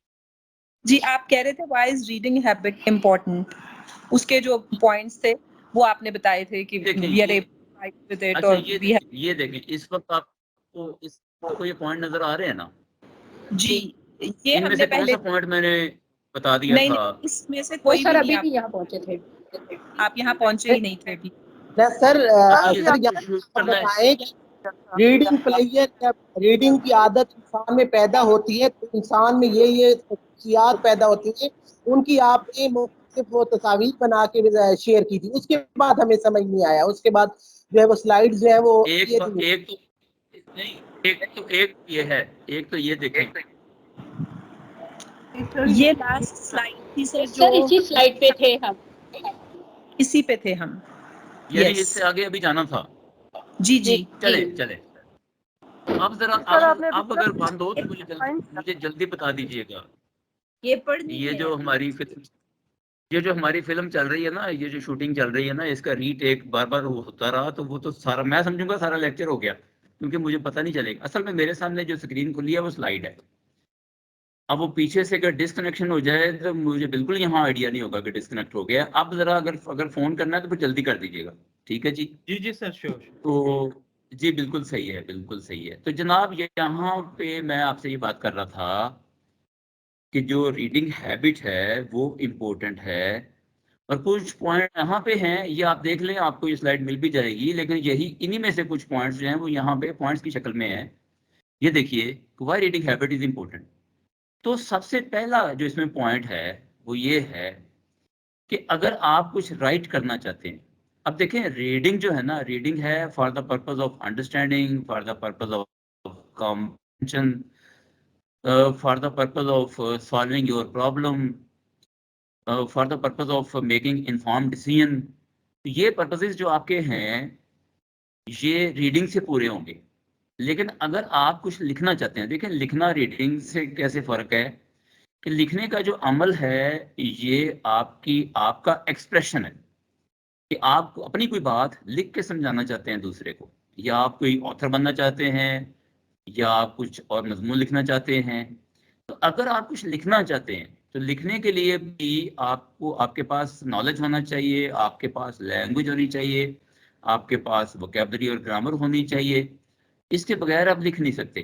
तो ये सारी चीज़ें सीखने के लिए लैंग्वेज किधर से सीखेंगे, वोकैबुलरी किधर से आएगी, नॉलेज किधर से आएगा, ये सारी चीज़ें आपको रीडिंग प्रोवाइड करेगी। तो अगर रीडिंग हैबिट होगी तो वो इंसान जो रीडिंग हैबिट अच्छी रखता है वो लिखने में आसानी महसूस करेगा। इसके बाद जो पॉइंट है वो ये है कि आप कोई अपना ओपिनियन बनाना चाहते हैं किसी भी मसले, दुनिया के किसी भी मौजू पर, अपना ओपिनियन बनाने के लिए, और अगर आप वो किसी ग्रुप के सामने, किसी कम्युनिटी के सामने एक्सप्रेस करते हैं, तो आप ओपिनियन को फिर डिफेंड करने के लिए। अब यहाँ डिफेंस का मतलब ये है कि वो आपसे सवालात पूछेंगे और आपने फिर उनको सेटिस्फाई करना है कि मेरा ये ओपिनियन किन बुनियादों पे बना है। तो इन दोनों मकासद के लिए, बनाने के लिए भी ओपिनियन और डिफेंड करने के लिए भी, आपकी अगर रीडिंग हैबिट अच्छी होगी तो आप ये काम ज़्यादा आसानी से कर लेंगे। इसके बाद है जी टू इंक्रीज नॉलेज, नॉलेज को इंक्रीज करने के लिए। अब होता है क्या है कि इंसान जो कुछ भी पढ़ता है उसे हम कह सकते हैं कि वो एक इंफॉर्मेशन की सूरत में इंसान के दिमाग तक पहुंचता है। हमारे जो हवासे खमसा हैं वो इंफॉर्मेशन को हमारे दिमाग तक पहुंचाते हैं। तो अगर हम पढ़ते हैं तो हमारी आंखों के जरिए से वो रीडिंग जो है वो हमारे दिमाग तक पहुंची, वो उसे हम एक काइंड ऑफ इंफॉर्मेशन कह सकते हैं। उस इंफॉर्मेशन में से बहुत सारी हम भूल जाते हैं, लेकिन बहुत सारी हमारे दिमाग के अंदर जो इंफॉर्मेशन का एक रेजर्वॉयर है, एक क्यूमुलेशन हुई हुई है नॉलेज की, उस नॉलेज का हिस्सा बन जाती है। और वो आइंदा से वो जो एक रेजर्वॉयर है उसका साइज बड़ा हो जाता है, हमारा एक्सपोजर बढ़ जाता है लाइफ के बारे में। तो हम जो कुछ भी पढ़ रहे होते हैं वो हमारे नॉलेज का, उसका बहुत सारा हिस्सा हमारे नॉलेज का हिस्सा बन जाता है और हमारे नॉलेज के उसकी बढ़ोतरी का एक जरिया बन जाता है। तो अगर हम अपना नॉलेज इंप्रूव करना चाहते हैं दुनिया के बारे में, तो इसके लिए रीडिंग जो है वो एक बेस्ट मेथड है। कि अगर रीडिंग की हैबिट अच्छी होगी तो नॉलेज हमारा पहले से बेहतर होता चला जाएगा। इसके बाद है जी कि देखिए, आप राइटिंग के भी काबिल हो रहे हैं रीडिंग से, आप अपना ओपिनियन मेकिंग कर रहे हैं और आपका नॉलेज बढ़ रहा है। तो इन सारी चीज़ों के नतीजे में आपका जो कॉन्फिडेंस लेवल है वो बढ़ रहा है। आप ज़्यादा कॉन्फिडेंस के साथ बात करेंगे क्योंकि आप नॉलेजेबल हैं, आपके पास नॉलेज है। आप ज़्यादा कॉन्फिडेंस से बात कर सकेंगे और ज़्यादा कॉन्फिडेंस से बात करने के फिर अपने फ़ायदे हैं कि आपकी जो पर्सनैलिटी है वो ओवरऑल भी बेहतर होगी। अब ये जो पर्सनैलिटी है, एक तो अपनी ज़िंदगी कैसे गुजारनी है, इसके लिए आपको गाइड रीडिंग प्रोवाइड करती है। आप अगर कुरान की मिसाल ले लें तो कुरान भी एक रीडिंग है। आप अगर मिसाल ले लें हदीस की तो वो भी एक रीडिंग है। आप अगर दुनिया के जितने बड़े बड़े फिलोसफर आए हैं जिन्होंने बड़ी पते की बातें की हैं, बड़ी हिकमत की बातें की हैं, हकीम लुकमान भी उनमें से एक थे, तो उनकी जो बातें हैं वो भी तहरीरी शक्ल में हमारे सामने मौजूद है। तो जो तहरीर हैं, जो कि रीडिंग है, वो हमारी पर्सनैलिटी को एक गाइडलाइन भी देती है और रीडिंग के नतीजे में जो कॉन्फिडेंस लेवल हमारा बेहतर होता है, नॉलेज बेहतर होता है, तो हमारी पर्सनैलिटी का वो भी हिस्सा बन जाता है और हम ज़्यादा अच्छी पर्सनैलिटी के साथ इस दुनिया में अपना छोड़ सकते हैं। कि अगर आप दूसरों से मुमताज़ होना चाहते हैं में, या दूसरों से बेहतर आप होना चाहते हैं और दूसरों को एक ग्रुप की सूरत में लीड करना चाहते हैं, तो लीडरशिप की स्किल्स को एनहेंस करने के लिए भी आपकी रीडिंग आपके काम आएगी। कि आपके अंदर जब कॉन्फिडेंस अच्छा है, आपकी पर्सनैलिटी बेहतर है, आप ज़्यादा नॉलेजेबल हैं, आपका ओपिनियन मेकिंग है वो ज़्यादा बेहतर है दूसरों से, तो आप फिर दूसरों को लीड कर सकते हैं। तो लीडरशिप की सलाहियतों को बढ़ाने के लिए रीडिंग जो है वो काम आती है। इसके बाद एक पॉइंट है जिसको इंसोम्निया, इंसोम्निया एक ऐसी बीमारी का नाम है, एक डिजीज है जिसमें इंसान को नींद कम आती है, नींद उड़ जाती है या नींद कम आती है। तो इस बीमारी के जो डॉक्टर्स हैं उनकी ये राय है कि अगर इंसान को रीडिंग पर लगा दिया जाए तो उसकी ये जो डिजीज है इसमें खतरा कमी आती है। तो नींद का शिकार है, नींद की कमी का, तो फिर रीडिंग उसमें भी हेल्पफुल है। इसके बाद एक पॉइंट है जी इमेजिनेशन का। इमेजिनेशन का पॉइंट ये है कि अगर आप कोई तालिब इल्म हैं या एज एन एजुकेटेड पर्सन, आप कोई भी मसले के बारे में आप कुछ मालूमात हासिल करते हैं, उस मसले को अपने जहन में रख के आप एनालाइज करते हैं, उसके बाद उस मसले का जो भी सलूशन आपके जहन में आता है उस पर अपने जहन में आप वर्किंग करते हैं और वर्किंग के बाद आप उसको, जी जी क्लियर है, मेरी आवाज़ क्लियर है, इसमें कोई मसला तो नहीं हो रहा? जी, आप में से कोई रिस्पॉन्ड करेगा? जी मेरी आवाज़ क्लियर है? जी जी सर, आपकी आवाज़ आ रही है। तो क्लियर है सर। यस जी क्लियर है। Yes sir. अच्छा जी जी चलें ठीक। चलें, ठीक हो गया, ठीक। नहीं, वो बीच में थोड़ा बोल रहे थे ना, तो मैं समझा कि फिर कहीं हम डिस्कनेक्शन की तरफ तो नहीं जा रहे। बस डिस्कनेक्ट हो तो ज़रा फिर जल्दी बता दीजिएगा। तो मैं बात कर रहा था कि एक तालिब इल्म के लिए अपने सबक को समझने के लिए, अपने काम को याद करने के लिए, क्योंकि उसने फिर रिप्रोड्यूस करना होता है कमरा इम्तहान में, या किसी भी पढ़े लिखे शख्स के लिए किसी भी लाइफ की प्रॉब्लम को एनालाइज करने के लिए, उसका सलूशन जो है वो अपने जहन में लाने के लिए, और उस सलूशन को फिर इम्प्लीमेंटेशन तो बाद में जाके होनी है, इस सारे अमल में उसको इमेजिनेशन की जो सलाहियत है उसकी बड़ी शदीद ज़रूरत है। तो इमेजिनेशन की सलाहियत भी रीडिंग से बढ़ती है। आप सब लोग इस बात को समझते हैं कि जब हम कुछ रीड कर रहे होते हैं तो हम जहाँ बैठे होते हैं, जिस कमरे में, जिस लाइब्रेरी में, अपने पेज से हम बिल्कुल बेखबर होके उस दुनिया को एंजॉय कर रहे होते हैं जो रीडिंग में हमें शो हो रही होती है, जो रीडिंग में ज़ाहिर हो रही होती है। तो उस दुनिया में वो रीडिंग हमें ले जाती है, और इसी को हम इमेजिनेशन कह रहे हैं कि आप एक इमेजिनरी वर्ल्ड में चले जाते हैं और वहाँ पे क्या कुछ हो रहा है उसी के बारे में आप सोच रहे होते हैं। और अगर किसी मसले को डिस्कस कर रहे हैं तो उस मसले का एनालिसिस अच्छे तरीके से हो सकता है, उसका सलूशन अच्छे तरीके से आप सोच सकते हैं। तो इमेजिनेशन की पावर इंसान के लिए इंतहाई ज़रूरी है। तो मैं तो अपने स्टूडेंट से ये कहता हूँ कि अगर आप में इमेजिनेशन की पावर की कमी है तो आप एक अच्छे तालिब इल्म नहीं बन सकते। इसलिए कि हमने तो जगह जगह कहना है कि suppose you are a doctor, suppose you are a lawyer, suppose you are this and that. तो एक बंदा कहता है जी मैं कैसे सपोज कर सकता हूँ, मैं वकील हूँ। तो अगर वो सपोज नहीं कर सकता तो इट मीन्स कि वो इमेजिनेशन के उस फेज में नहीं जा सकता, तो वो एक अच्छा तालिब इल्म फिर नहीं हो सकता, सीखना उसके लिए मुश्किल हो जाता है। तो इमेजिनेशन को इम्प्रूव करने के लिए भी रीडिंग हैबिट्स जो हैं वो हमारे काम आती हैं। अगला जो काम है वो ये है हमारा कि रीडिंग की डेफिनेशन हमने देख ली, रीडिंग की इंपॉर्टेंस के बाद अंदाजा हो गया।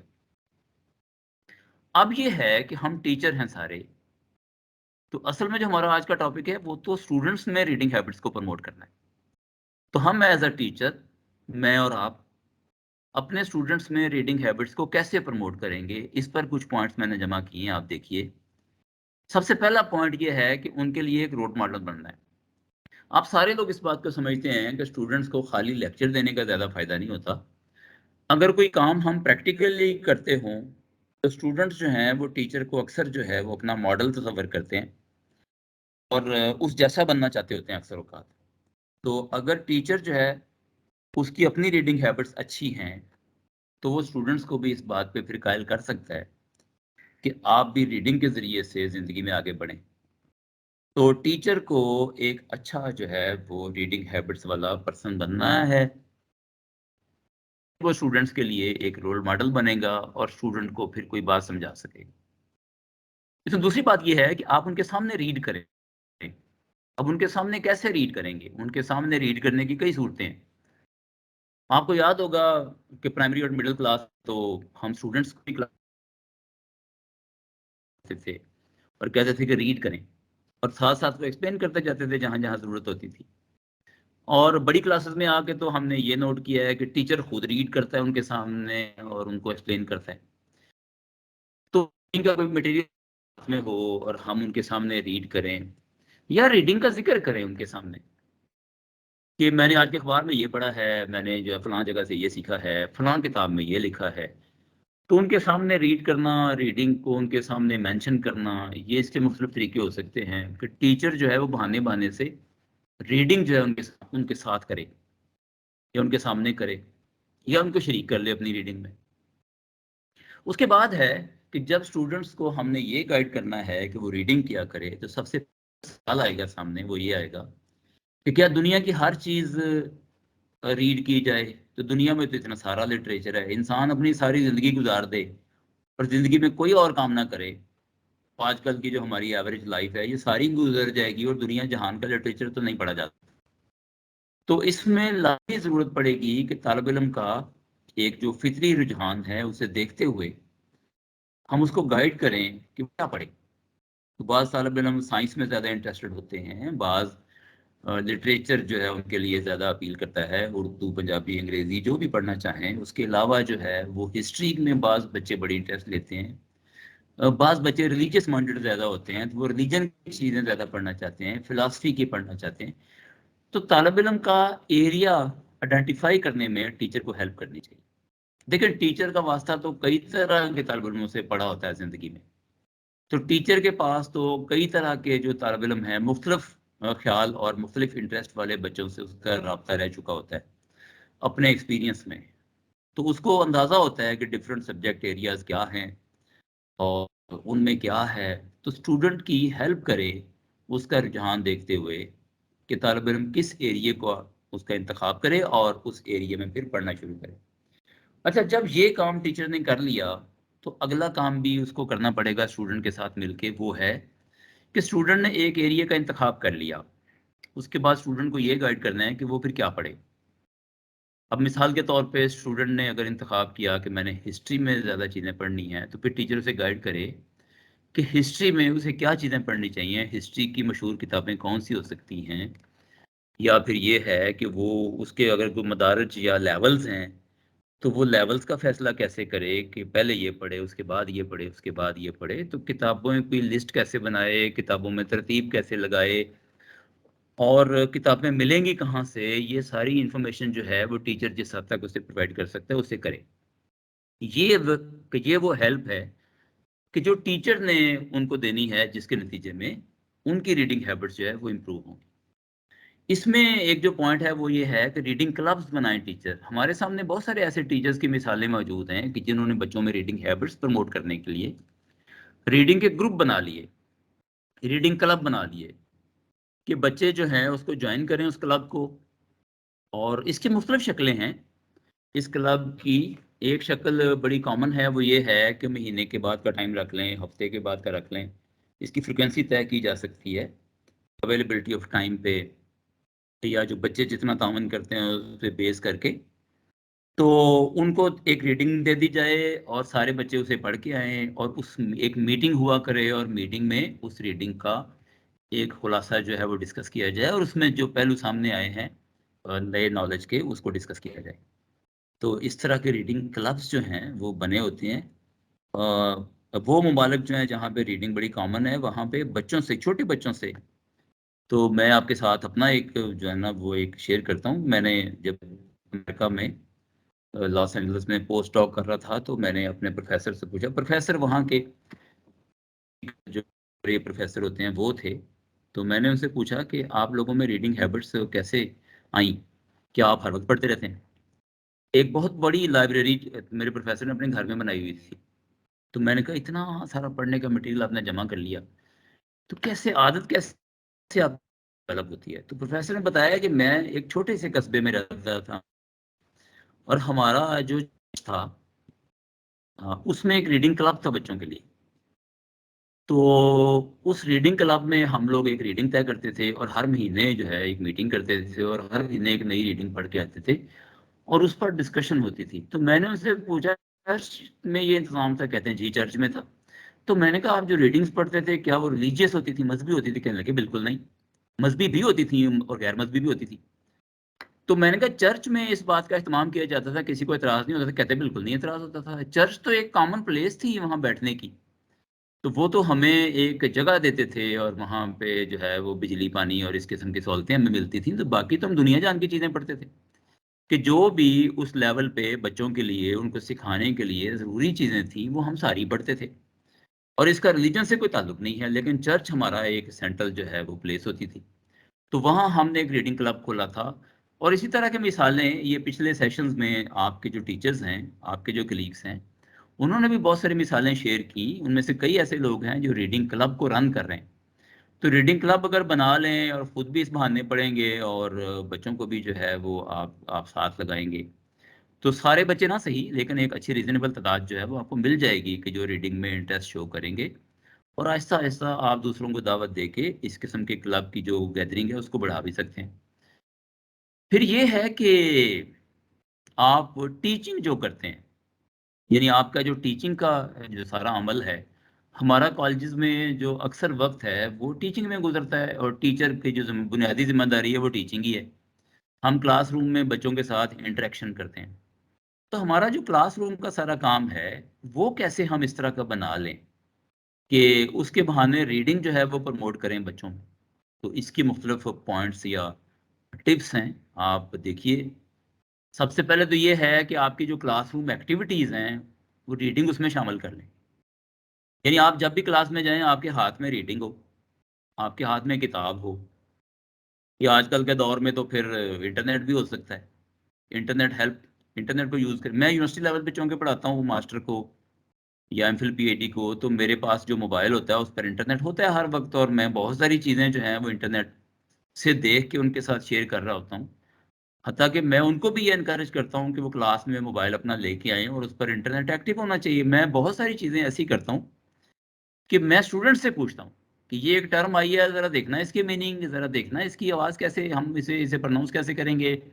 ये एक कंसेप्ट आया है, ज़रा देखना इसको, इस कंसेप्ट को कैसे लिखा हुआ है। ये एक क्वेश्चन आया है हमारे सामने हमारा लेक्चर में, तो आप ज़रा देखना इसकी क्या मीनिंग है इंटरनेट पे। तो मैं बहाने बहाने से अपनी क्लास को इंटरनेट का यूज़ और वहाँ से नॉलेज कैसे सीखना है मैं सिखाता रहता हूँ। तो मेरी क्लास में लाजमी जो है मैं स्टूडेंट्स को ऐसे काम बताता हूँ जिसमें उन्हें कुछ ना कुछ वहाँ से पढ़ना पड़ता है, सर्च करना पड़ता है। तो रीडिंग आपके पास हो और आप उनको बच्चों को भी पढ़वाएं, खुद भी पढ़ें, तो आप जो है वो अपनी एक्टिविटीज़ को इस तरह से बना लें। जैसे एक एक्टिविटी ये हो सकती है कि आप जो असाइनमेंट्स देते हैं, जो क्विजेस देते हैं, वो रीडिंग बेस्ड हों, कि आप जाएं लाइब्रेरी में या फलां जगह से किताब डाउनलोड करें, उसको पढ़ें और उसकी बेसिस पे हम आपकी असाइनमेंट करेंगे। तो दूसरा ये है कि आप रीडिंग की बातें किया करें। जैसे मैंने पहले आपको मिसाल दी थी कि आप बच्चों को ये बताएं कि आज के अखबार में ये था। आप तभी बता सकेंगे जब खुद अखबार पढ़ के क्लास में जाएंगे, या आप उन्हें बताएं कि मैंने फलां वेबसाइट से ये चीज़ पढ़ी है, तो आप भी पढ़ें, आप भी देखें उसकी तफसील, आप मज़ीद पढ़ें। तो बच्चों को काम दें, बच्चों के सामने रीडिंग करें, रीडिंग करें कि फलां ऑथर नई किताब आई है, बड़ी ज़बरदस्त है, सुना है, तो आए ज़रा ढूंढें वो कहाँ से मिलेगी और उसको मिलके ज़रा पढ़ते हैं। Talk about listening to music and reading lyrics. अच्छा, ये जो है ना ये रीडिंग है, ये म्यूजिक और जो हमारे पास इस तरह की चीज़ें होती हैं, मतलब म्यूजिक तो उसकी एक मिसाल है ना, ये हमद और नात भी हो सकती है अगर आप म्यूजिक में नहीं इंटरेस्टेड तो उनको लिरिक्स का भी बताएं कि जिस बात को आप सुन रहे हैं या देख रहे हैं उसके लिरिक्स भी नेट से मिल जाते हैं, लिरिक्स भी पढ़ें ताकि आप साथ साथ पढ़ना भी सीखें।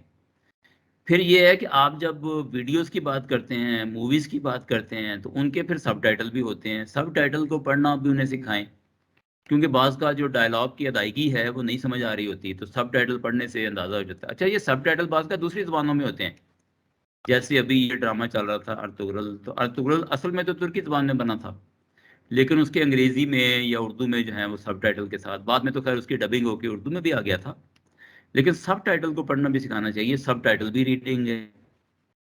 फिर ये है कि जब आप उनको रीडिंग का काम दें, उनकी हौसला अफजाई के लिए आप उनको ग्रेड्स भी दें। अगर आपके पास मैसेज सिस्टम है तो क्लास में ग्रेड देना आसान होता है। जो ये किताब रीड करके आएगा इसकी समरी क्लास में डिस्कस करेगा, उसको मैं इतने मार्क्स, या कोई प्राइस दें उनको। बात हम छोटे छोटे प्राइस से मैंने नोट किया बच्चे खुश हो जाते हैं। मतलब मेरे पास अगर कोई डायरी पड़ी हो तो जो बच्चा क्लास में टॉप करता है मैं उसको डायरी दे देता हूँ अपने ऊपर नोट लिख के कि ये आपके इनाम के तौर पर मैंने डायरी दी है। छोटा सा पेन दे दें, अगर टीचर छोटी सी बॉल पेन भी दे दे जो बड़ी सस्ती सी है, तो इसके लिए बहुत ज़्यादा फंड्स खर्च नहीं होते, लेकिन बच्चे बड़ा एजाज समझते हैं इस बात को कि टीचर ने बड़ी क्लास में मेरी तारीफ भी की है और मुझे छोटा सा गिफ्ट भी दिया है। तो आपके दिए हुए जो 10 रुपए हैं, आपका दिए हुए जो 10 रुपए का पेन है छोटा सा, वो भी एक हौसला अफजाई का बायस बन सकता है। तो उनको आप शाबाश के साथ साथ कोई टेंजिबल किस्म के भी आप अगर गिफ्ट देंगे तो ये उनकी हौसला अफजाई के लिए होगा कि वो रीडिंग हैबिट्स जो हैं उसको प्रमोट करें। तो क्विज़ असाइनमेंट की बात पहले भी हो गई कि आप अपने असाइनमेंट्स इस तरह की बनाएं कि उनको पूरा करने के लिए रीड करना पड़े। इसके बाद है जी कि आप अपने स्टूडेंट को, यानी ये टिप्स वो पिछली टिप्स से मुख्तलिफ इस तरह से हैं कि वहां तो ये था कि आप खुद रोल मॉडल बने, और उसके बाद मैंने आपके साथ ये शेयर किया कि आपका जो क्लासरूम का वर्क उसे आप रीडिंग से कैसे जोड़ें। ये पॉइंट्स मैंने आपके ये बनाए हैं कि आपका कोई भी स्टूडेंट आपसे आके ये पूछता है कि I want to become a good reader, तो मुझे कुछ टिप्स दें कि वो कौन सी हों। यानी वो अच्छा रीडर बनना चाहता है तो आप अभी गाइड करें, आपके पास एक सेट ऑफ गाइडेंस होना चाहिए, सेट ऑफ टिप्स होना चाहिए कि आप उन्हें बता सकें कि भाई मेरे ख्याल में तो ये तरीके हैं जिससे आप बन सकते हो। तो ये कुछ टिप्स हैं, आप देखिए। इन टिप्स को इसमें सबसे पहला जो पॉइंट्स है वो है कि अपने घर में वो तालिब इल्म या जहाँ कहीं भी वो रहता है, हॉस्टल में जहाँ भी रहता है, तो रीडिंग स्पेस क्रिएट करें। देखिए रीडिंग में एक बड़ी काम एंड क्वाइट जगह चाहिए जहाँ वो डिस्टर्ब ना हो। ये रीडिंग स्पेस लाइब्रेरी में हो सकती है, घर में हो सकती है, हॉस्टल में हो सकती है, घर का कोई कमरा मखसूस कर ले। ये हमारे, मुझे तो याद है हम लोग देहाती बैकग्राउंड के रहने वाले थे तो घर में तो इतना इंतज़ाम नहीं होता था। तो मुझे तो याद है कि मैं तो खेतों पे जाके दरख्तों के नीचे भी पढ़ता रहा हूँ, जहाँ पे छाँव होती है, कुछ हवा भी होती है और ज़्यादा गर्मी महसूस नहीं होती। या फिर सर्दियों में जो है वो तो बाहर जाके जो है वो रास्तों के किनारे पे और जो खेतों के किनारे होते हैं उस पे बैठ के हम लोग पढ़ा करते थे और बाज़ का ग्रुप स्टडी करते थे, बाज़ का अकेले बैठते थे धूप में सर्दियों में। तो रीडिंग स्पेस की ज़रूरत है, एक ऐसी स्पेस जो काम एंड क्वाइट हो, जहाँ पे आपको कोई डिस्टर्ब करने वाला ना हो, जहाँ मुनासिब लाइट हो, जहाँ पे जो है वो आपको एक एनवायरनमेंट ऐसा मिल जाए कि आप कुछ टाइम वहाँ गुजार सकें। स्पेस का जब इंतज़ाम हो जाए तो फिर आपने कोई टाइम रखना है। ऐसा कौन सा टाइम है आपके 24 घंटे में या हफ्ते के जो दिन हैं उसके दिनों में आप ऐसा कौन सा दिन है कि जिसमें आप रीडिंग कर सकते हैं। तो उसको ये गाइड करें स्टूडेंट को कि भाई रीडिंग के लिए टाइम रखें। बाज़ लोग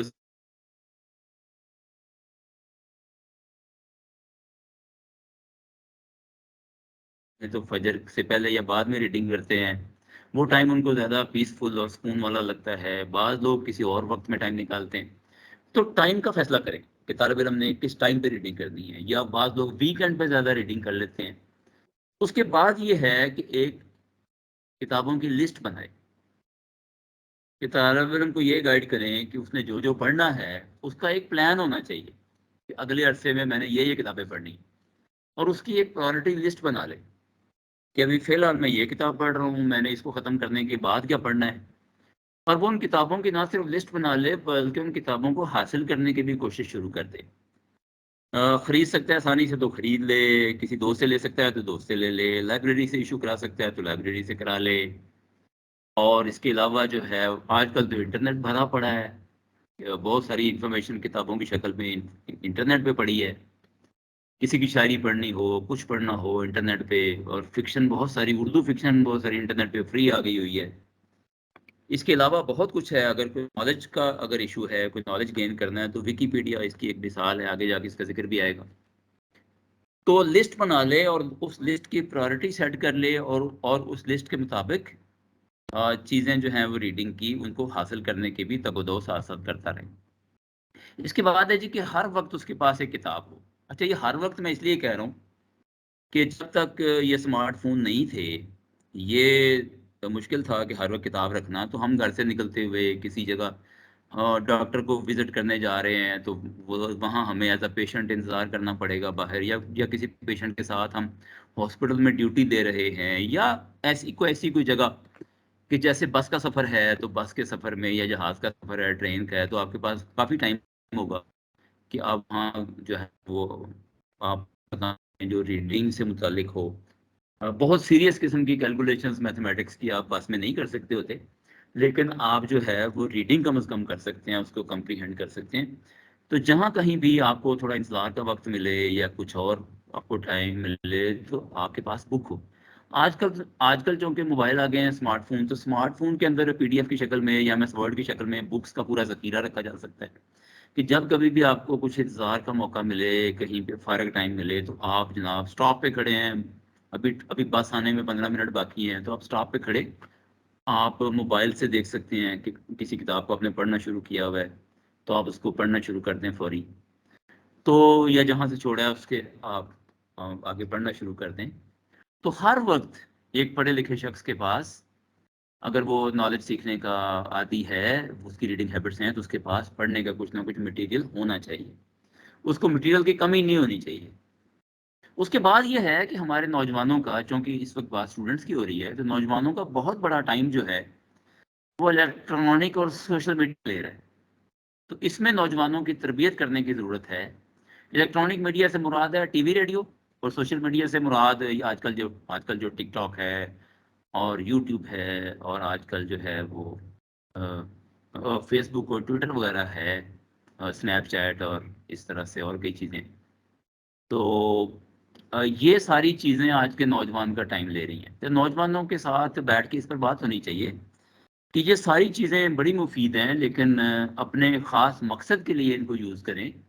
खाम खा इनको खोल लेना और कई कई घंटे फिर पता ही ना चलना कि मैं क्या देख रहा हूँ, और वहाँ से जो इन्फॉर्मेशन आ रही है वो उसको कहते हैं पुश इन्फॉर्मेशन, पुश टेक्नोलॉजी। तो वो पुश है हमारे लिए, यानी हम वो देखने के लिए बैठे नहीं थे, लेकिन हमें देखनी पड़ रही है। तो टाइम वेस्ट होता है उसमें, और बहुत सारी तो उसमें डिसइन्फॉर्मेशन आ रही है और फेक न्यूज़ आ रही हैं।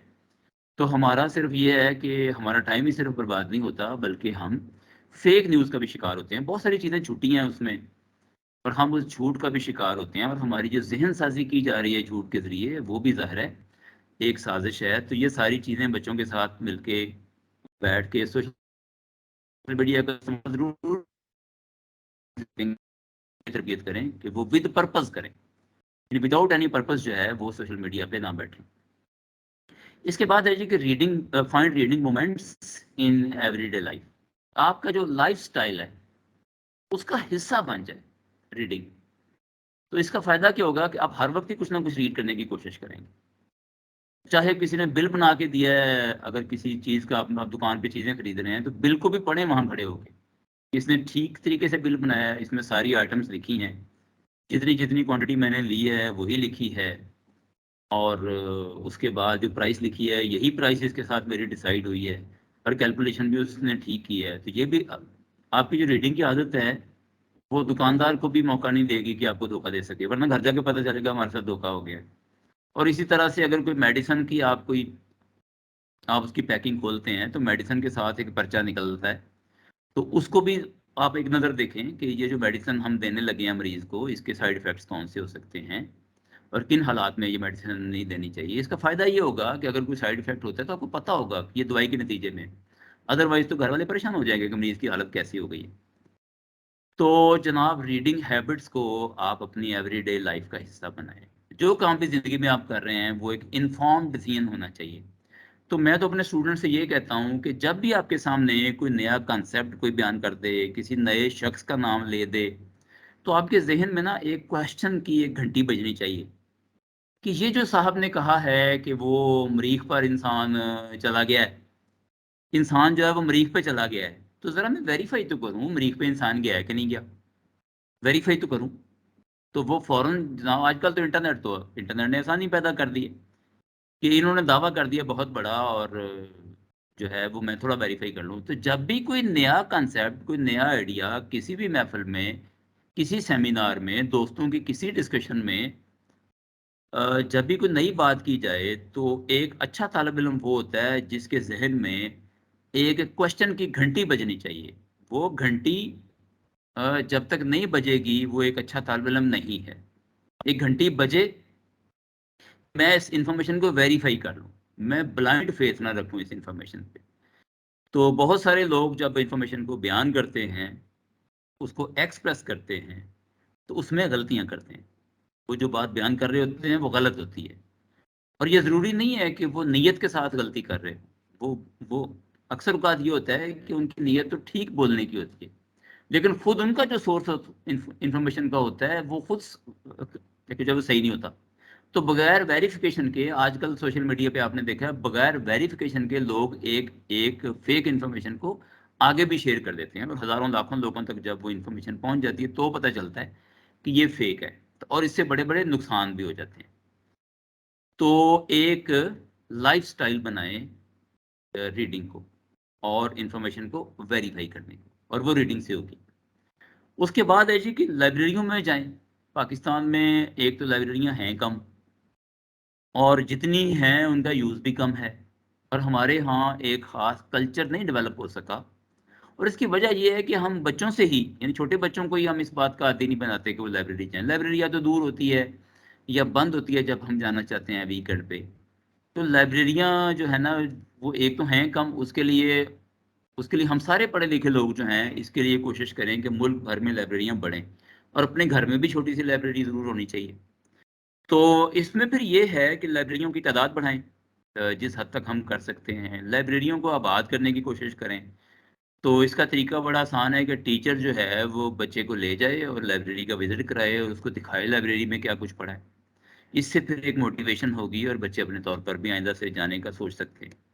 इसके अलावा ये कि बुक फेयर्स होते रहते हैं हमारे यहाँ लाहौर में। तो एक्सपो सेंटर में हर साल बुक फेयर लगता है, और कई जगहों पे बाज़ तालीमी इदारे हैं जो बुक फेयर्स का इंतजाम करते हैं। और जिस दिन बुक फेयर होता है अपने अपने दरवाजे खोल देते हैं, कोई आउटसाइडर भी आ सकता है, अपनी फैमिली को भी ला सकता है। तो बुक फेयर्स होते रहते हैं। बुक फेयर्स का फ़ायदा क्या है? बुक फेयर्स का फ़ायदा ये है कि एक ही छत के नीचे बहुत सारे बुक सेलर्स जो हैं वो अवेलेबल हो जाते हैं, अपनी किताबों की एक पूरे पूरे ढेर उठा के ले आते हैं, उसका डिस्प्ले करते हैं, स्टॉल लगाते हैं। और एक तो एक जगह पे वैरायटी ऑफ नॉलेज आ जाता है। दूसरा ये है कि वो कंसेशन भी ऑफर करते हैं कि 40% कंसेशन में दे देंगे, हाफ प्राइस पे दे देंगे, और 25% तो अक्सर ही होती है। तो आप अगर सस्ती किताबें लेना चाहते हैं और वैरायटी ऑफ बुक एक जगह से लेना चाहते हैं तो बुक फेयर का खुद भी दौरा करें, बच्चों को भी गाइड करें। और मैं तो ये भी कहूँगा कि आपके अपने जो बच्चे हैं, मतलब आपके जो बायोलॉजिकल चिल्ड्रन हैं, उनको भी ज़रूर लेके जाएं, उनको आदी बनाएं, थोड़ा बहुत बजट इसके लिए रखें कि भाई आप यहाँ से किताबें पसंद करें और हम ये खरीदते हैं। तो बच्चों को आदत पड़ेगी कि किताबें भी कुछ चीज़ें ज़िंदगी में जो है वो इम्पोर्टेंस के लिए। इसके बाद है जी कि यूज बुक्स की शॉप्स होती हैं, हर शहर में होती हैं यूज बुक्स की। तो ये पता होना चाहिए, हमारे यहाँ पे अनारकली में ऐसी ऐसी दुकानें हैं जहाँ से पुरानी किताबें मिल जाती हैं। पुरानी किताब बिल्कुल औने पौने आपको सस्ते दामों मिल जाएंगी, और किताब के अंदर तो इन्फॉर्मेशन की वैल्यू तो वही है जो है, लेकिन वो किताब पुरानी होने की वजह से आपको सस्ती मिल जाएगी। तो वहाँ का विजिट करें, बच्चों को कहें कि वहाँ जाया करें। इसके अलावा एक पॉइंट ये है कि एक्टिव रीडिंग आप बच्चों को सिखाएं। एक्टिव रीडिंग ये होती है कि आप खाली पढ़ते ही ना जाएं, बल्कि उस पर अपना रिप्लाई भी दें, अपनी रिफ्लेक्शन भी दें आप, और आप उसमें जो आइडियाज़ दिए हुए हैं उनको चैलेंज भी करें। और वहाँ भी आप अंडरलाइन करें, क्वेश्चन मार्क लगाएं कि ये चीज़ मैंने वेरीफाई करनी है, इस पर मुझे शक है। तो आमतौर पर हम जो रीडिंग करते हैं वो पैसिव रीडिंग होती है। एक्टिव रीडिंग पर अलग से भी मेरी एक इस पर प्रेजेंटेशन है, वो आप देख लीजिएगा, मैं आपके साथ शेयर कर लूँगा कि एक्टिव रीडिंग कैसे करते हैं।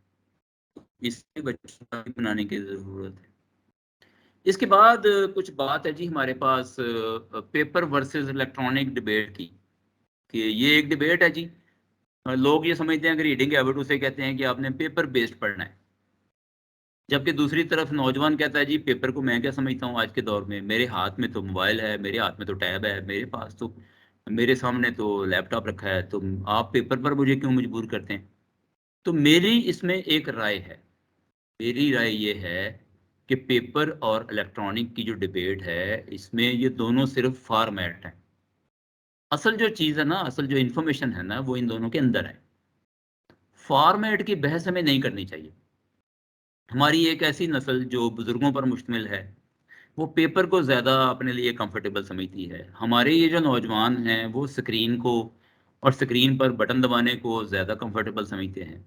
तो इस डिबेट में ना पड़ा जाए, यानी हम ये कोशिश ना करें कि बच्चे हमारे इलेक्ट्रॉनिक छोड़ के तो पेपर पर ही आएँ। भाई पेपर पर क्यों आएँ जब उन्हें इलेक्ट्रॉनिक के अपने कुछ फ़ायदे नज़र आते हैं। तो अगर वो पेपर को छोड़ के इलेक्ट्रॉनिक डिवाइस पे पढ़ना चाहते हैं तो उन्हें पढ़ने दें, उनकी बल्कि हौसला अफजाई करें, उनको कोई अच्छी डिवाइस लेके दें अगर आप अफोर्ड करते हैं तो, कि वो उस पर पढ़ें। बजाय इसके देखना आपने उनको मोबाइल ले दिया और वो उस पर फेसबुक देख देख के अपना टाइम वेस्ट करते हैं। तो आप उन्हें ये गाइड करें, भाई ये स्मार्टफोन है, इसमें कुछ किताबें डाउनलोड करो और पीडीएफ में बैठ के पढ़ो। तो पढ़ने की नहीं है, उनको इलेक्ट्रॉनिक्स से छुड़वाना नहीं है। और जो पेपर पे पढ़ना चाहता है उसे ये मजबूर नहीं करना चाहिए कि वो इलेक्ट्रॉनिक की तरफ ज़रूर आए। जी आप बाबा जी पुराने हो गए हैं, पुराने ज़माने के, तो आपको जनाब इस नई दुनिया का पता नहीं है। भाई अगर वो नहीं आना चाहते इलेक्ट्रॉनिक पे तो उनको पेपर बेस्ड किताब दे दें, वो पेपर बेस्ड है, उस पर पढ़ें। तो जो घर में रिटायर्ड लोग हैं, जो हमारे बड़े बूढ़े हैं, हमारे दादा नाना हैं, हम अल्लाह ताला उनको ज़िंदगी और दे और सेहत वाली ज़िंदगी दे, तो वो अगर कोई रीडिंग करना चाहते हैं तो आप नौजवान उनको ये इसरार करें कि पढ़ लो जी, ये तो है इंटरनेट पे है, तुम पढ़ लो। भाई वो बाबा जी इंटरनेट में नहीं कंफर्टेबल फील करते, उन्हें आप किताब खरीद के ला के दें या लाइब्रेरी से किताब इशू करा के ला के दें, ताकि उनकी कंफर्ट के मुताबिक उनको। तो ये जो डिबेट है ना, ये डिबेट नहीं होनी चाहिए मेरी राय। इसके बाद है जी डिवाइसेस।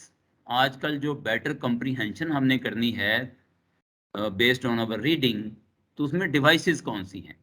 तो डिक्शनरी होनी चाहिए हर घर में जी। ये तो आप एज टीचर सारे इस बात को समझते हैं कि डिक्शनरी होनी चाहिए। डिक्शनरी, अब जैसे मेरे घर में इंटरनेट वगैरह तो बाद में आया है, लेकिन मैंने अपने बच्चों के इस्तेमाल के लिए उर्दू की लुगत, English to English dictionary, English to Urdu dictionary, और एक मैं मुनासिब साइज की ले आया था उर्दू टू इंग्लिश डिक्शनरी, कि अगर उर्दू का लफ्ज़ ज़हन में आता है तो उसकी अंग्रेज़ी कहाँ से देखनी। ये 4 किस्म की डिक्शनरीज मैंने अपने घर में रखी हुई हैं, और मैंने अपने बच्चों को इसका इस्तेमाल भी सिखाया है कि इसमें से लफ्ज़ कैसे ढूंढना है। तो छोटे छोटे बच्चे मेरे, यानी मेरे बच्चे प्राइमरी लेवल पर मैंने उनको सिखा दिया था कि डिक्शनरी का इस्तेमाल कैसे करना है। तो आजकल जो है, आजकल दौर है कंप्यूटर का, ऐसी फ्री ऐप्स मिल जाती हैं जो डिक्शनरी की हैं। गूगल के ज़रिए ऑनलाइन तो मिल ही जाती हैं, लेकिन ऐसी ऐप्स भी हैं कि अगर आपके मोबाइल पे इंटरनेट नहीं चल रहा तो आप फिर भी बच्चे को जो है वो गाइड कर सकते हैं कि बच्चा जो है वो अपने उस पर ले आए मोबाइल का। अगर इंटरनेट बंद है तो वो ऐप जो है वो चलती रहती है, वो चूँकि डाउनलोड हो जाती है उसकी सारी वोकैबलरी, तो आप नेट की गैर मौजूदगी में भी आप वहाँ से मीनिंग देख सकते हैं। और आजकल की डिक्शनरियाँ तो बड़ी स्मार्ट है ना। आजकल की डिक्शनरी में तो आप आवाज़ भी सुन सकते हैं, जो पहले पॉसिबल नहीं था। यानी पेपर बेस्ड डिक्शनरी में आवाज़ कैसे सुने, तो किसी लफ्ज़ को प्रोनाउंस कैसे करना है, ये मुश्किल काम था। वो प्रोनाउंसिएशन की देखनी पड़ती थी, और की को समझना एक बताते खुद एक दर्द सर था।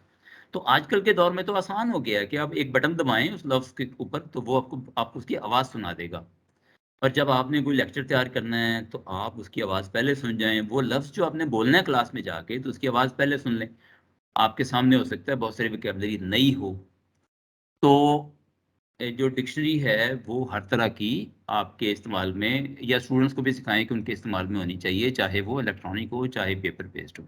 उसके बाद ग्लॉसरी का एक कंसेप्ट है। ग्लॉसरी भी आपको पता है, जो सिनोनिमस अल्फाज जो हैं या एंटोनिम्स होते हैं वो ग्लॉसरी में होते हैं। तो ग्लॉसरी भी एक अच्छी सी होनी चाहिए।